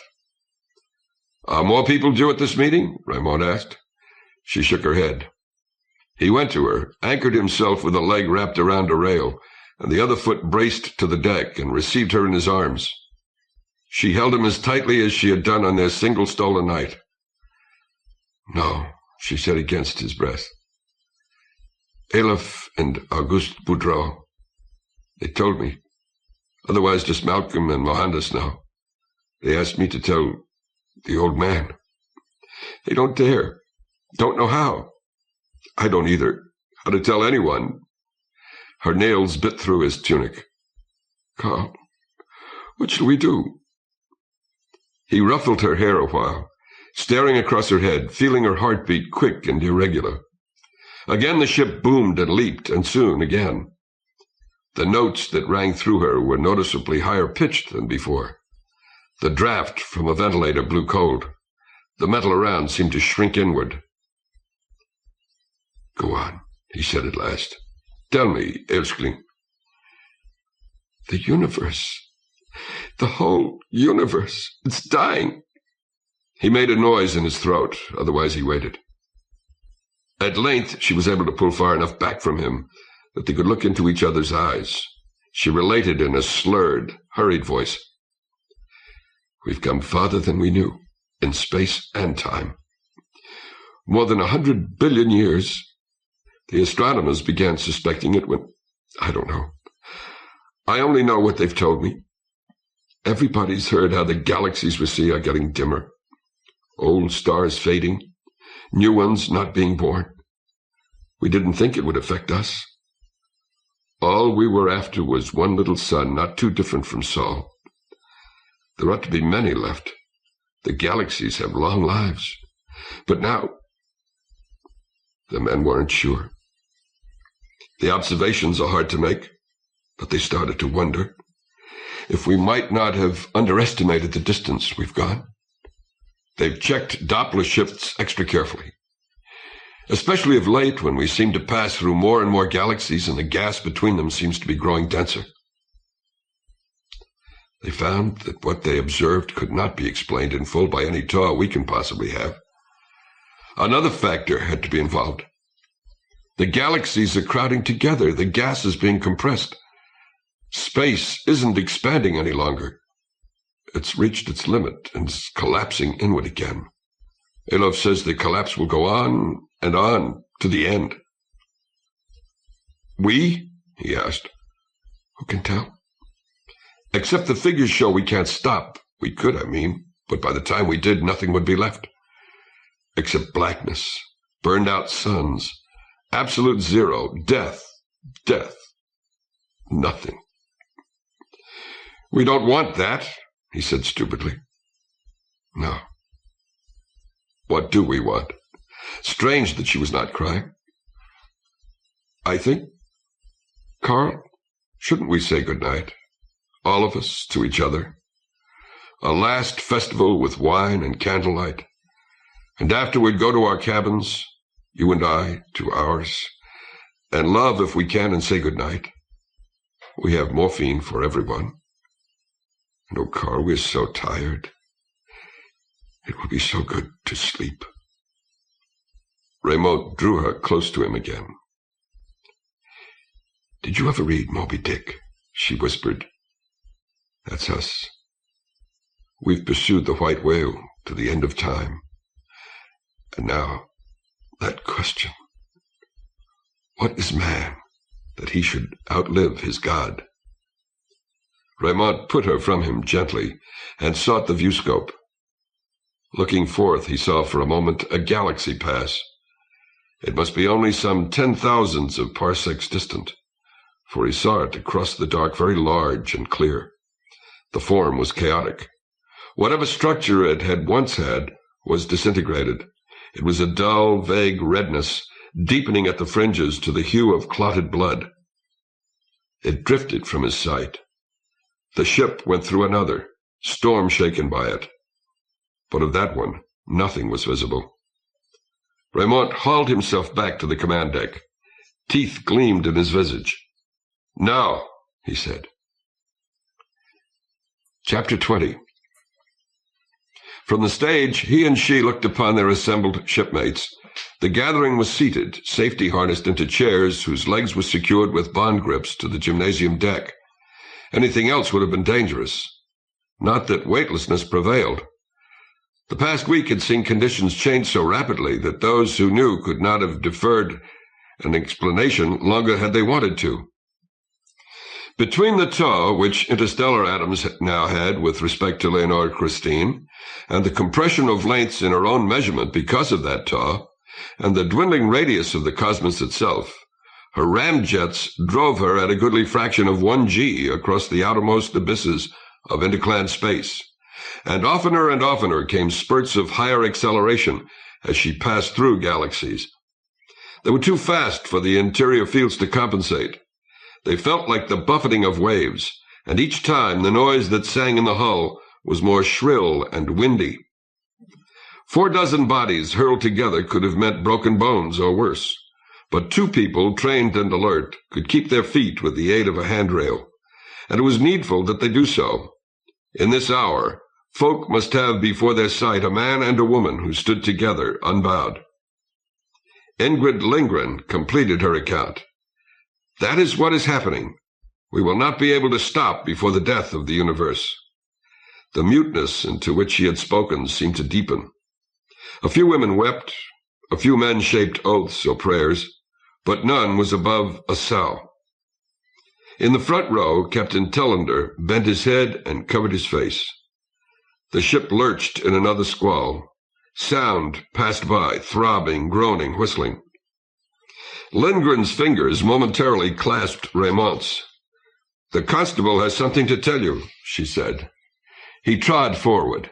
Sunken and reddened, his eyes appeared to regard them in such ferocity that GUN herself dared make no gesture. His tunic was wolf gray, and besides his badge he wore his automatic pistol, the ultimate emblem. He said quietly, though with none of the first officer's compassion, "I think you know this is the end. We've tried and failed, and you should be left alone to make your peace with yourselves or your God. Well, I don't say you shouldn't do that. I have no firm idea what is going to become of us. I don't believe anyone can predict any more. Nature is turning too alien for that. In honesty, I agree that our chances look poor. But I don't think they are zero either, and by this I don't mean survive in a dead universe. That's the obvious thing to attempt. Slow down till our time rate isn't extremely different from outside, while continuing to move fast enough that we can collect hydrogen for fuel. Then spend what years remain in our bodies aboard this ship, never glancing out into the dark around us, never thinking about the fate of the child who'll soon be born. Maybe that's physically possible, if the thermodynamics of a collapsing space doesn't play tricks on us. I don't imagine that it's psychologically possible, however." "Your expressions show you agree with me, correct?" "What can we do?" "I think we have a duty, to the race that begot us, to the children we might yet bring forth ourselves. A duty to keep trying right to the finish. For most of you, that won't involve more than continuing to live, continuing to stay sane. I'm well aware that that could be as hard a task as human beings ever undertook. The crew and the scientists who have relevant specialties will, in addition, Have to carry on the work of the ship and of preparing for what's to come. It will be difficult. So, make your peace. Interior peace. That's the only kind which ever existed anyway. The exterior fight goes on. I propose we wage it with no thought of surrender. Abruptly, his words rang loud. I propose we go on to the next cycle of the cosmos. That snatched them to attention. Above a collective gasp and inarticulate cries, a few stridencies could be made out. No! Lunacy! Great! Impossible! Blasphemy! Raymond drew his gun and fired. The shot shocked them into quiet. He grinned. Blank cartridge, he said. Better than a gavel. Naturally, I discussed this beforehand with the officers and the astronomical experts. The officers at least agree the gamble is worth taking, if only because we haven't much to lose. But equally naturally, we want general accord. Let's discuss this in regular fashion. Captain Tellender, will you preside? No, said the master faintly. You, please. Very well. Comments. Probably our senior physicist should begin. Ben Zwei declared in an almost indignant voice, The universe took between 1 and 200 billion years to complete its expansion. It won't collapse in less time. Do you seriously believe we can acquire a tour that lets us outlive the cycle? I seriously believe we should try, Raymond answered. The ship trembled and belled. We gained a few percent right there in that galactic cluster. As matter gets more dense, we accelerate faster. Space itself is being pulled into a tighter and tighter curve. We couldn't circumnavigate the universe before because it didn't last that long, in the form we knew it. But we should be able to circle the shrinking universe repeatedly. That's the opinion of Professor Chidambaran. Would you like to explain, Mohandas? If you wish, the cosmologist said. Time as well as space must be taken into reckoning. The characteristics of the whole continuum will change quite radically. Conservative assumptions lead me to the conclusion that, in effect, our present exponential decrease of the Tau factor with respect to ship's time should itself increase to a higher order. He paused. At a rough estimate, I would say that the time we experience under those circumstances from now to the ultimate collapse will be 3 months.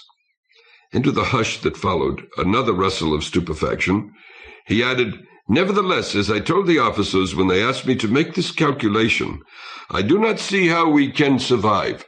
Our present observations vindicate the empirical proofs that Elof Nielsen found, these many eons ago in the solar system, that the universe does indeed oscillate. It will be reborn. But first, all matter and energy must be collected in a monoblock of the highest possible density and temperature. We might pass through a star at our current velocity and not be harmed. We can scarcely pass through the primordial nucleon. My personal suggestion is that we cultivate serenity. He folded his hands in his lap. Not a bad idea, Raymond said, but I don't think that's the sole thing we should do. We should keep flying also. Let me tell you what I told the original discussion group. Nobody disputed it. The fact is, nobody knows for sure what's going to happen. My guess is that everything will not get squeezed into a single 0 point something. That's the kind of oversimplification which helps our math along, but never does tell a whole story. I think the central core of mass is bound to have an enormous hydrogen envelope even before the explosion. The outer parts of that envelope may not be too hot or radiant or dense for us. Space will be small enough, though, that we can circle around and around the monoblock as a kind of satellite. When it blows up and space starts to expand again, we'll spiral out ourselves. I know this is a sloppy way of phrasing, but it hints at what we can perhaps do. Norbert. I never thought of myself as a religious man, Williams said. It was odd and disturbing to see him humbled. But this is too much. Well, what are we? Animals. My God, very literally, my God. We can't go on having regular bowel movements while creation happens. Beside him, Emma Glassgold looked startled, then determined. Her hand shot aloft. Raymond recognized her. Speaking as a believer myself, she announced, I must say that is sheer nonsense. I'm sorry, Norbert, dear, but it is.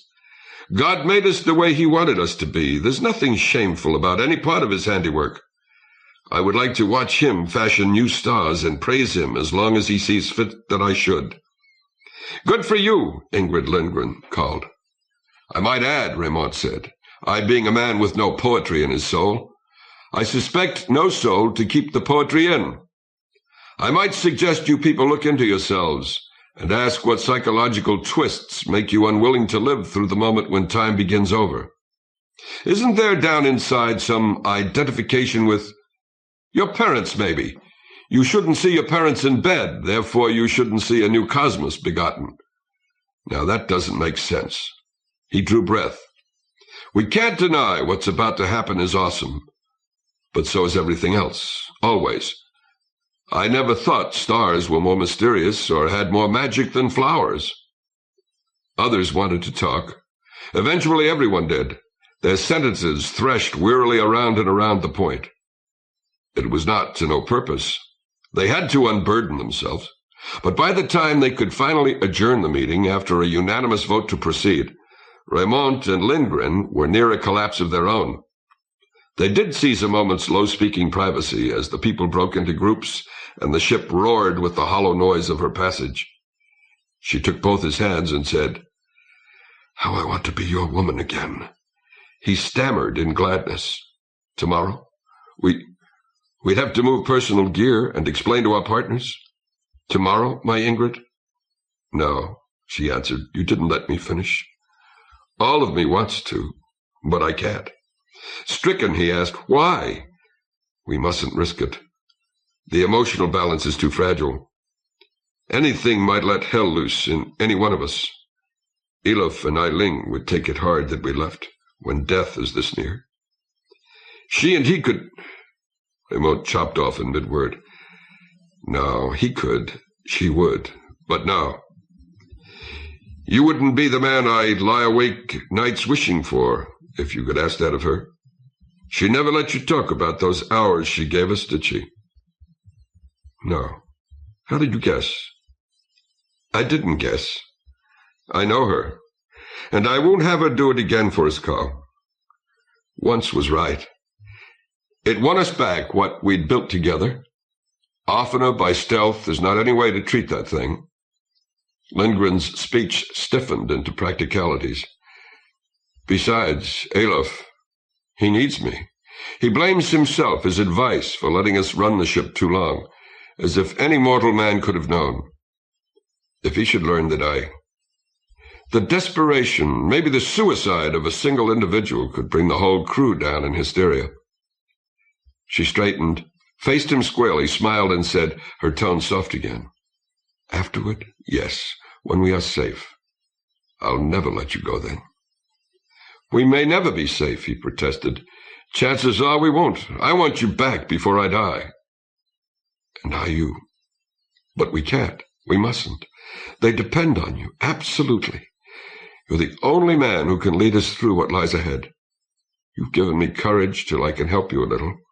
Nevertheless—" "Carl, it was never easy to be a king." She wheeled and walked from him. He stood for a space, alone. Somebody approached the stage with a question.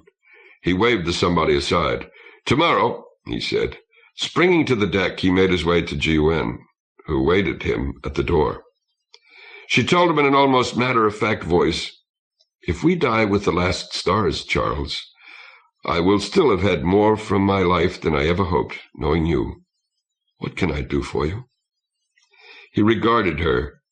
The ship's wild singing closed them off from the rest of humanity. "Come back to our cabin with me," he said. "Nothing else?" "No, except to be what you are." He ran fingers through his gray-shot hair. Awkward and puzzled, he said, "I can't make fine phrases, Eiling, and I'm not experienced in fine emotions.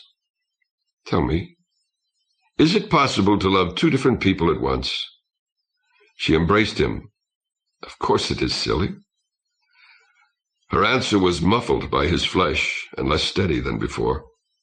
But when she took his arm and they started for their quarters, she was smiling.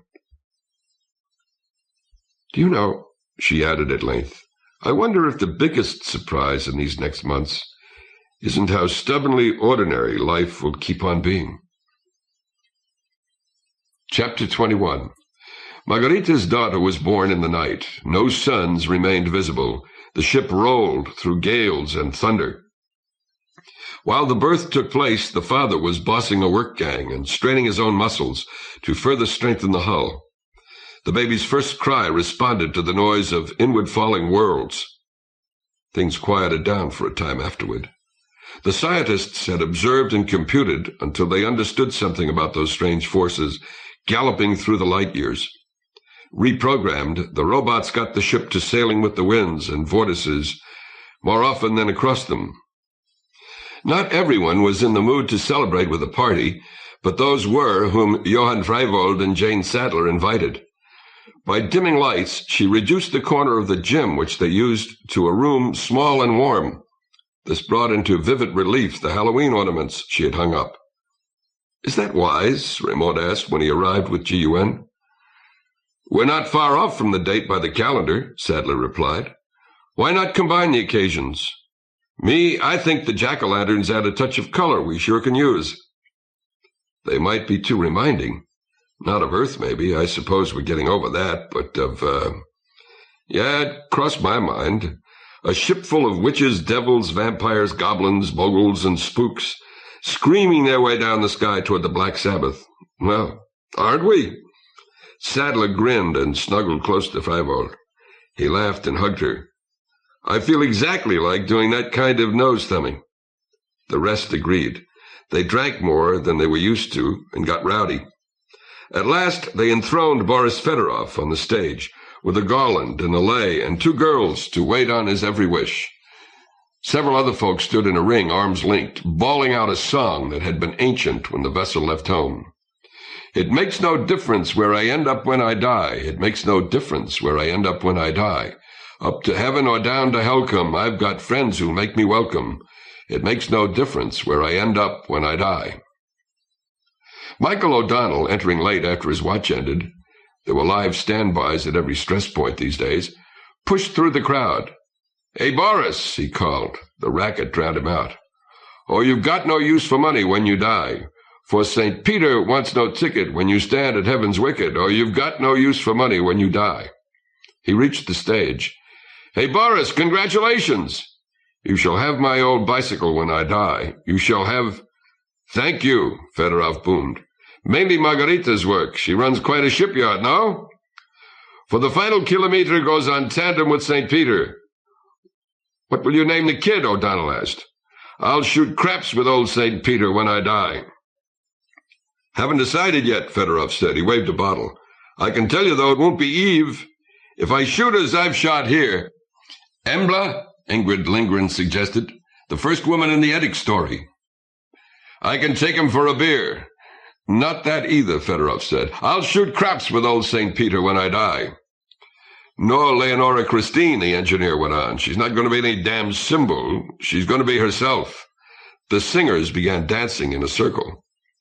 "It's not certain we'll get liquor when we die. It's not certain we'll get liquor when we die. Let us then drink hell for leather. Now tonight when we're together, it's not certain we'll get liquor when we die." Chidambaran and Fox Jameson seemed dwarfed by the sprawling masses of the observatory apparatus, and artless amidst its meters and controls and flickering indicator lights, and loud and clumsy in the humming stillness that pervaded this deck. They rose when Captain Tellender appeared. "You asked me to come," he said pointlessly, his wasted features set. "What news? We've had calm this past month." "That won't last." Fox Jameson spoke half in exultation. "Elof's gone in person to fetch Ingrid. We couldn't do that for you, sir. The image is still very faint. Might get lost if we don't ride herd. You should be the first to know." He returned to his chair before an electronic console. A screen above it showed darkness. Tellender shuffled close. "What have you found?" Chidambaran took him by the elbow and pointed at the screen. "There. Do you see?" On the edge of perception gleamed the dimmest and tiniest of sparks.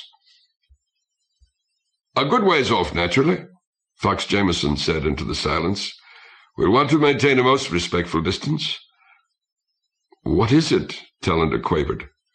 The germ of the monoblock, Chidambaran answered. The new beginning.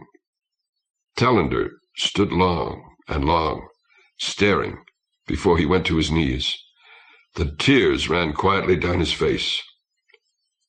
Father, I thank thee, he said, rising, and I thank you, gentlemen. Whatever happens next, we have come this far, we have done this much. I think I can carry on again, after what you have just shown me. When he finally left to return to the bridge, he walked with the stride of a commander.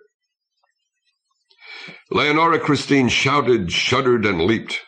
Space flamed around her, a firestorm, hydrogen aglow from that supernal sun which was forming at the heart of existence, which burned brighter and brighter as the galaxies rained down into it. The gas hid the central travail behind sheets, banners, and spears of radiance, aurora, flame, lightning. Forces unmeasurably vast tore through and through the atmosphere. Electric, magnetic, gravitational, nuclear fields, shock waves bursting across megaparsecs, tides and currents and cataracts. On the fringes of creation, through billion-year cycles which passed as moments, the ship of man flew. Flew. There was no other word. As far as humanity was concerned, or the most swiftly computing and reacting of machines, she fought a hurricane, but such a hurricane as had not been known since last the stars were melted together and hammered afresh. "Yah!" screamed Lenke, and rode the ship down the trough of a wave whose crest shook loose a foam of supernovae. The haggard men on the steering bridge with him stared into the screen that had been built for this hour. What raged in it was not reality. Present reality transcended any picturing or understanding, but a display of exterior force fields. It burned and roiled and spewed great sparks and globes. It bellowed in the metal of the ship, in flesh and skulls. "Can't you stand any more?" Raymond shouted from his own seat. "Barrios, relieve him!" The other jetman shook his head. He was too stunned, too beaten from his previous watch.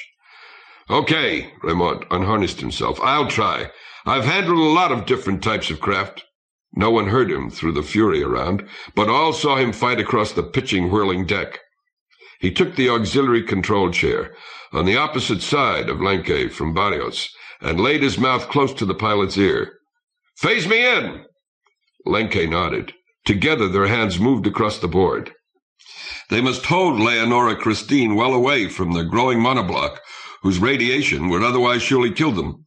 At the same time, they must stay where the gas was so dense that tau could continue to decrease for them, turning these final Phoenix giga-years into hours. And they must keep the ship riding safely through a chaos that, did it ever strike her full on, would rip her into nuclear particles. No computers, no instruments, no precedents might guide them. It must be done on instinct and trained reflex. Gradually, Raymond entered the pattern until he could steer alone. The rhythms of rebirth were wild, but they were there. Ease on starboard. Vector at 9 o'clock low. Now push that thrust. Brake a little here. Don't let it broach. Swing wide of that flame cloud if you can. Thunder brawled. The air was sharp with ozone and cold. The screen blanked. An instant later, every fluoropanel in the ship turned simultaneously ultraviolet and infrared, and blackness plunged down. Those who lay harnessed alone throughout the hull heard invisible lightnings walk the corridors. Those in command bridge, pilot bridge, engine room, who manned the ship, felt a heaviness greater than planets. They could not move, nor stop a movement once begun, and then felt a lightness such that their bodies began to shake asunder. And this was a change in inertia itself, in every constant of nature, as space, time, matter, energy underwent its ultimate convulsion. For a moment, infinitesimal and infinite, men, women, child, ship, and death were one.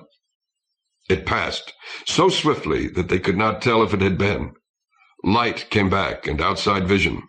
The storm grew fiercer, but now through it, seemed distorted so that they flew, fountaining off in two huge curving sheets, Now came the nascent galaxies. The monoblock had exploded. Creation had begun. Raymond went over to full deceleration. Leonora Christine started slowly to slow, and she flew out into a reborn light. Chapter 22. Boudreau and Nielsen nodded at each other. They grinned. Yes, indeed, the astronomer said. Raymond looked restlessly around the observatory. Yes, what? He demanded. He jerked one thumb at a visual screen. Space swarmed with little dancing incandescences. I can see for myself the galactic groups are still close together. Most of them are still nothing but hydrogen nebulae, and hydrogen atoms are still thick between them, comparatively speaking. What of it? Computation on the basis of data, Boudreau said. I have been consulting with the team leaders here. We felt you deserved as well as needed to hear in confidence what we have learned, so that you might make the decision. Raymond stiffened. Lars Tellender is the captain. Yes. Nobody wants to go behind his back, especially when he is once more doing a superb job with the ship. The folk within the ship, though, they are another matter. Be realistic, Charles. You know what you are to them. Raymond folded his arms. Well, proceed then. Nielsen went into lecture gear. Never mind details, he said. This result came out of the problem you set us, to find in which directions the matter was headed, and which the antimatter. You recall, we were able to do this by tracing the paths of plasma masses through the magnetic fields of the universe as a whole while its radius was small, and thereby the officers were enabled to bring this vessel safely into the matter half of the plenum.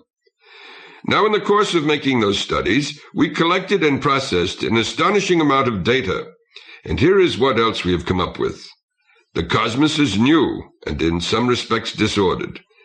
Things have not yet sorted themselves out. Within a short range of us, compared to distances we have already traversed, are material complexes, galaxies and protogalaxies with every possible velocity.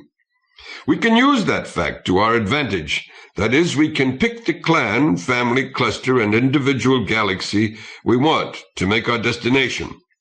Pick one at which we can arrive with zero relative speed at any point of its evolution that we choose. Within fairly wide limits, anyhow.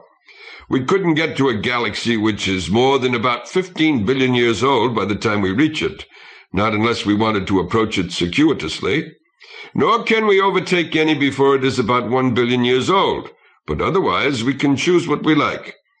And whatever we elect, the maximum shipboard time required to come there braked will be no longer than weeks. Raymond said in amazed obscenity. You see, Nielsen explained, we can select a target whose velocity will be almost identical with ours when we fetch it. Oh, yes, Raymond mumbled, I can see that. I'm just not used to having luck in our favor. Not luck, Nielsen said. Given an oscillating universe, this development was inevitable, or so we perceive by hindsight. We need merely use the fact. Best you decide on our goal, Boudreau urged. Now, those other idiots, they would wrangle for hours if you put it to a vote, and every hour means untold cosmic time lost, which reduces our options. If you will tell us what you want, I'll plot an appropriate course, and the ship can start off on it very shortly. The captain will take your recommendation. The rest of our people will accept any fait accompli you hand them, and thank you for it. You know that. Raymond paced for some turns. His boots clacked on the deck. He rubbed his brow, where the wrinkles lay deep. Finally, he confronted his interlocutors. We want more than a galaxy, he said. We want a planet to live on. Understood, Nielsen agreed. May I speak for a planet, a system of the same approximate age as Earth had, say 5 billion years? It seems to take about that long for a fair probability of the kind of biosphere we like having evolved. We could live in a Mesozoic type of environment, I imagine, but we would rather not. Seems reasonable, Raymond nodded. How about metals, though? Ah, yes, we want a planet as rich in heavy elements as Earth was, not too much less, or an industrial civilization would be hard to establish. Not too much more, or we could find numerous areas where the soil is poisonous.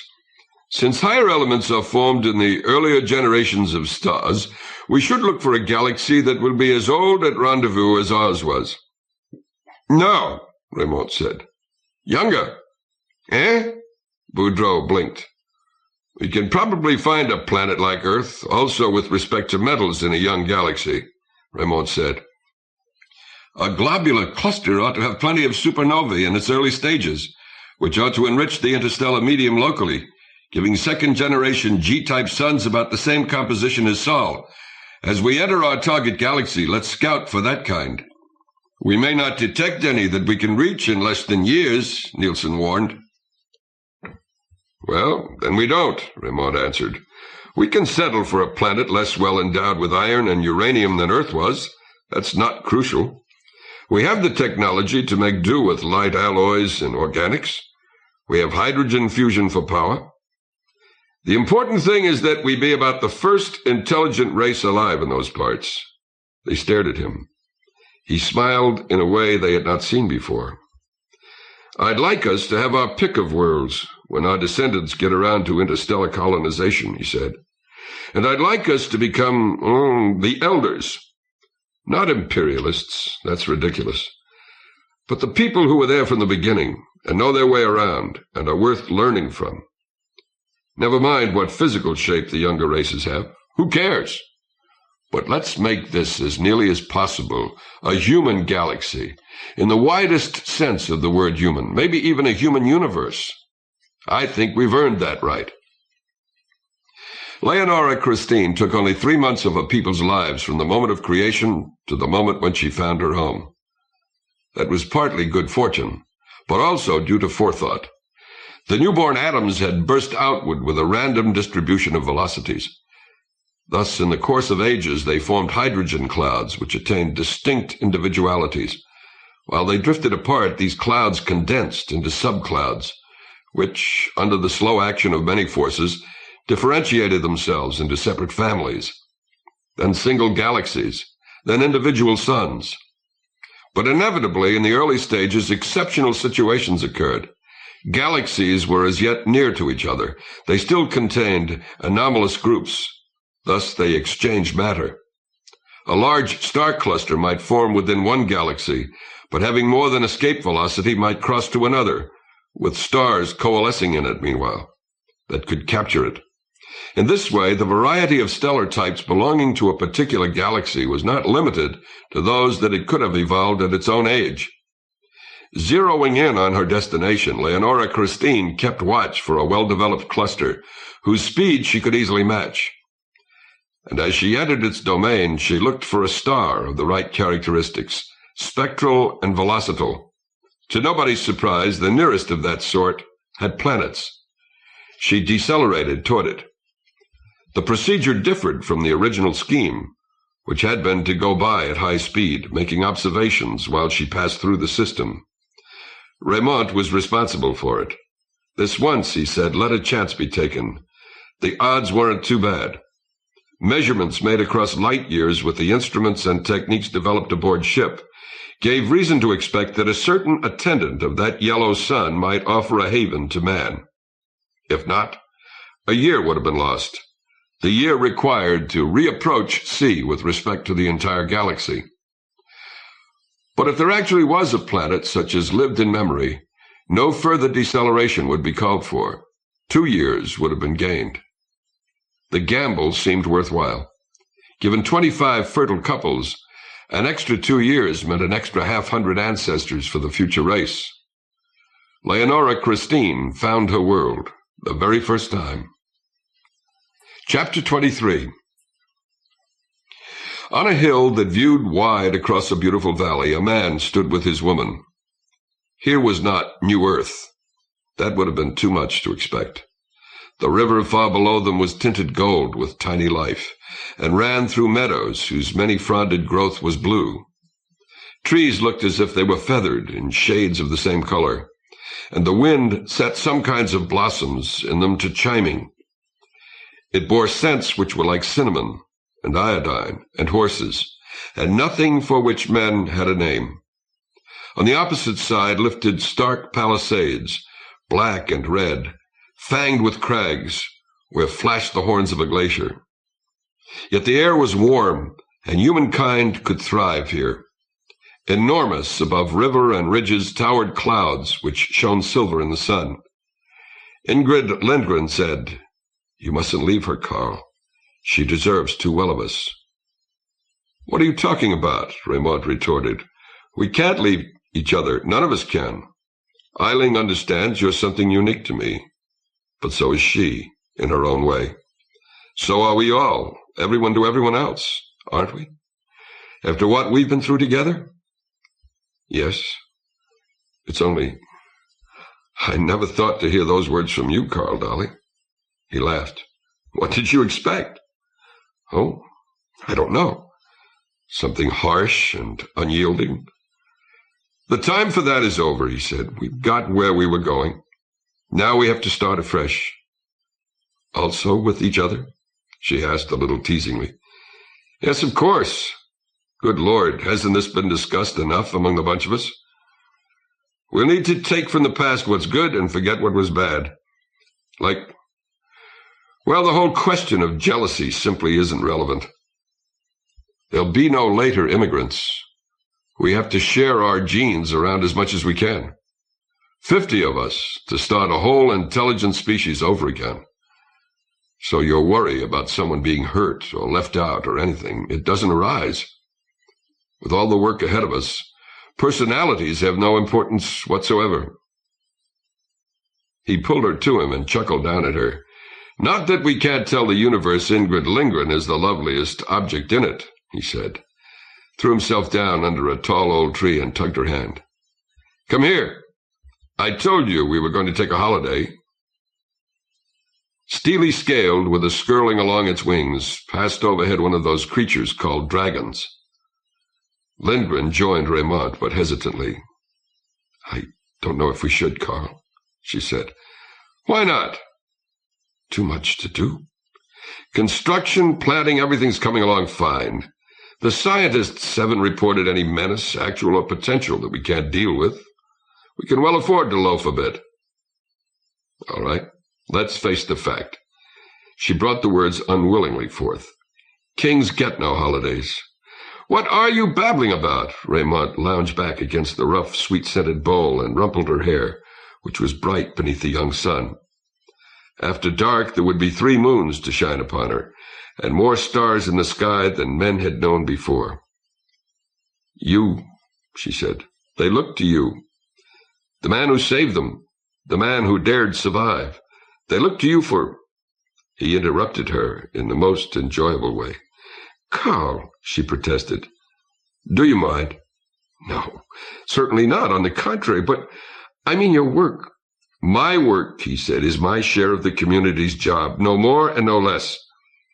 As for any other position, they had a proverb in America which went, 'If nominated, I will not run. If elected, I will not serve.'" She looked at him with a kind of terror. "Carl, you can't mean that." "I sure as hell can," he answered. For a moment he turned serious again. "Once a crisis is past, once people can manage for themselves, what better can a king do for them than take off his crown?" Then he laughed and made her laugh with him, and they were merely human. End of Tor Zero by Poul Anderson. Narrated by Hal Tenny in the studios of the American Printing House for the Blind, Louisville, Kentucky, for the Library of Congress, September 1978. For special distribution as authorized by Act of Congress under Public Law 89-522, with permission of the copyright holder and the publisher, Doubleday and Company, Incorporated, Berkeley Publishing Corporation. End of book.